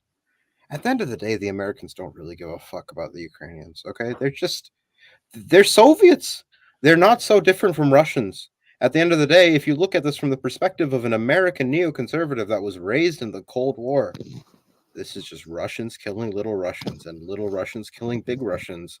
This is a win-win for the American neoconservative. The media establishment is going to forget about Ukraine. They're just going to be Slavs that we don't care about. And the Slavs, they're going to look at us as though we're Nazis, because that's basically what we're doing with our dismissive attitude about the plights of those people. Because, we're going to basically see them as being this subhuman, separate people that we can just forget about. We can give all this weaponry and money to and make them kill themselves and then forget about them. And it's going to be a really shocking thing. And there's going to be a lot of NPCs out there. And I do use that word, NPC, non-player character. There's going to be a lot of these people that are going to completely just accept it. That are going to accept the programming and move on to the next thing and totally forget about Ukraine. But what I hope is that there are enough people that wake up, that notice the inconsistency of the mainstream media. Just like happened during coronavirus, I do think a lot of people noticed that the mainstream media was pushing COVID until the BLM riots happened. And all of a sudden, you can't get coronavirus from going to an outdoor event with 5,000 people shouting at you.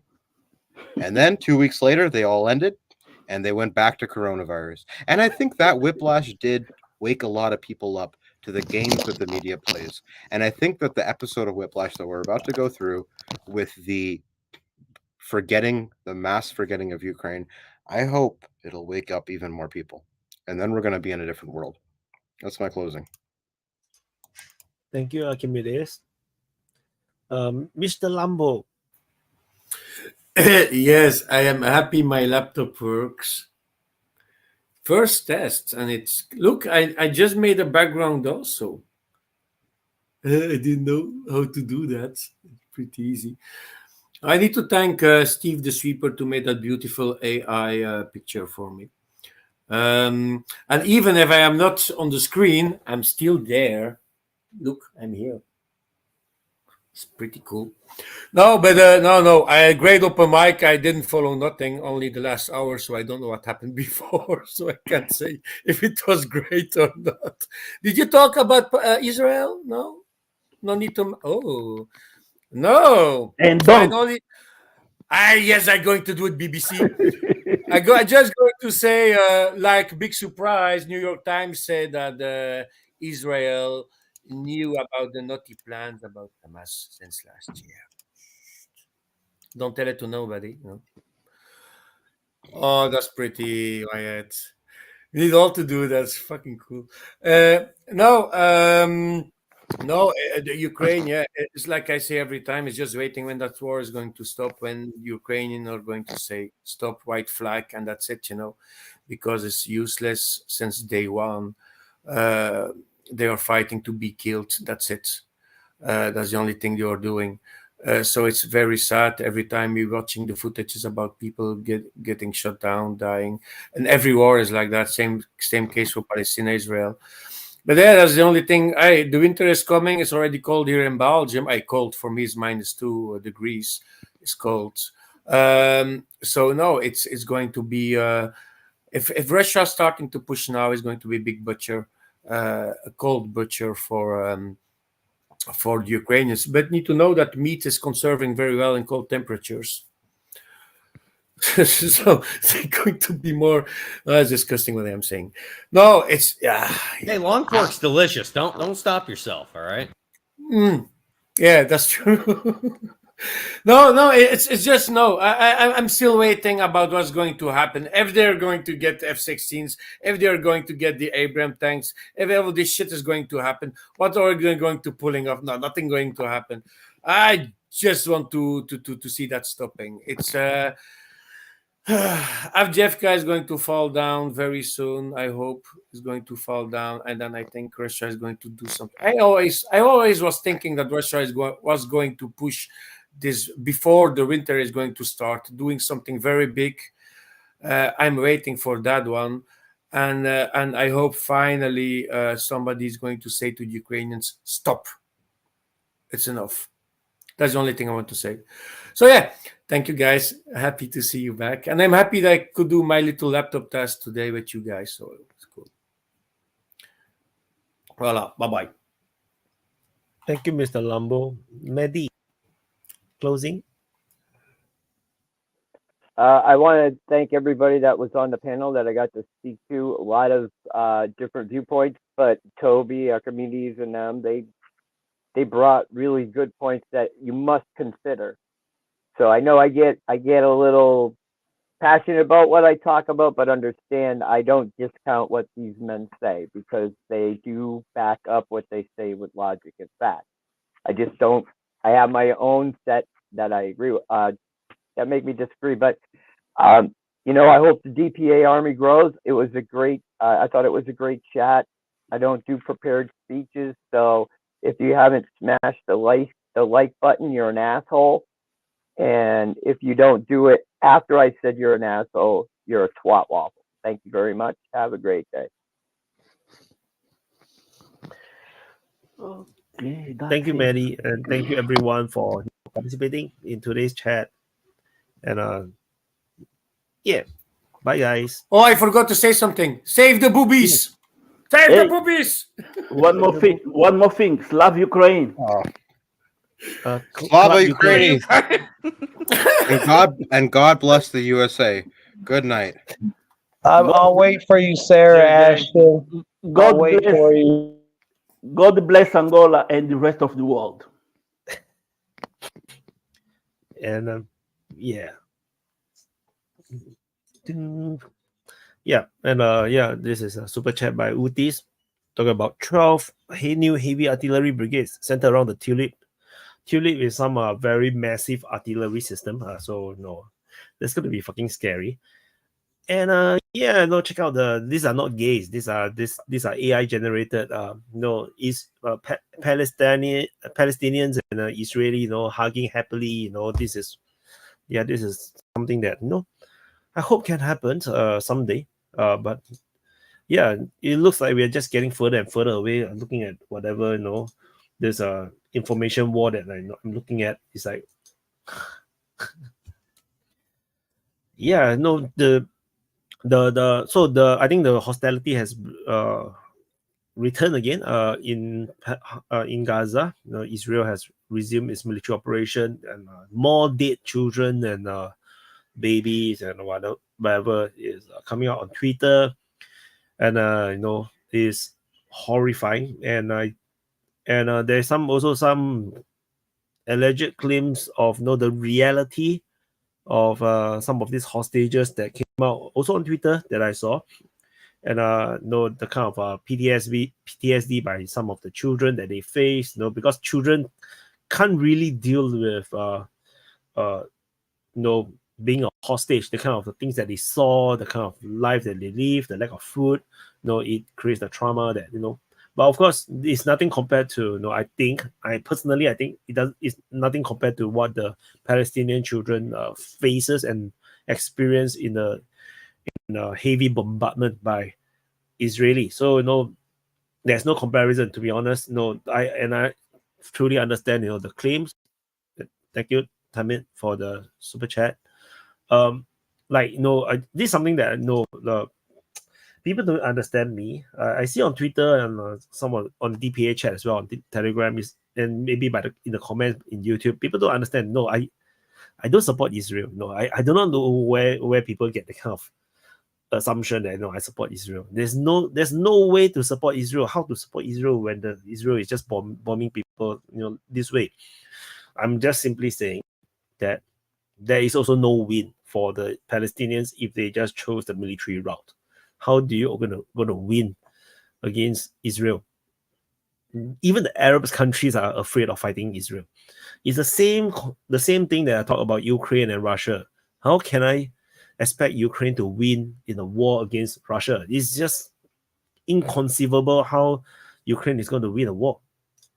What is a Talmud? Sorry. What is a Talmud? I actually don't know what is a Talmud. I saw this word before, but I don't know what is that. But yeah, I can denounce it, although I don't know what is it. So what is the Talmud? Can someone write in the comments? Yeah, so I just want to highlight some of these things, because I saw on Twitter people keep arguing with me. Even I post Ukrainian stuff, they're talking about no Palestinian shit. It's like, come on, man. It's like, no, I don't lose sleep. To be honest, I saw too much of this crazy, brutality of war and death and destruction throughout the past 1.5 years. I'm kind of numb into that sense. So I just continue to sleep and live my life, and so I'm just sharing stuff. So so life is, I mean, in terms of DPA, the main channel is currently in jail. I posted some videos. I look at the reach. That means how far the number of impression. That means how much YouTube is pushing the video. Is quite bad. It's at most half of what DPA War is getting, despite DPA main channel actually have more subscribers. So that's the situation. So Talmud is written after Bible 3,000 pages. There are two Talmuds, but Babylonian Talmud and Palestinian Talmud. I have no idea why all these things, man. Yes, I'm kind of like, yeah, I'm dead.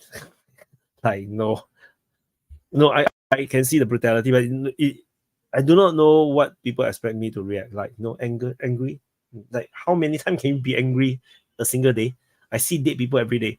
I see drones chasing after soldiers that they already given up. Like, I saw soldiers that are already hit by a grenade. They are dying, and then the drone double tap, triple tap.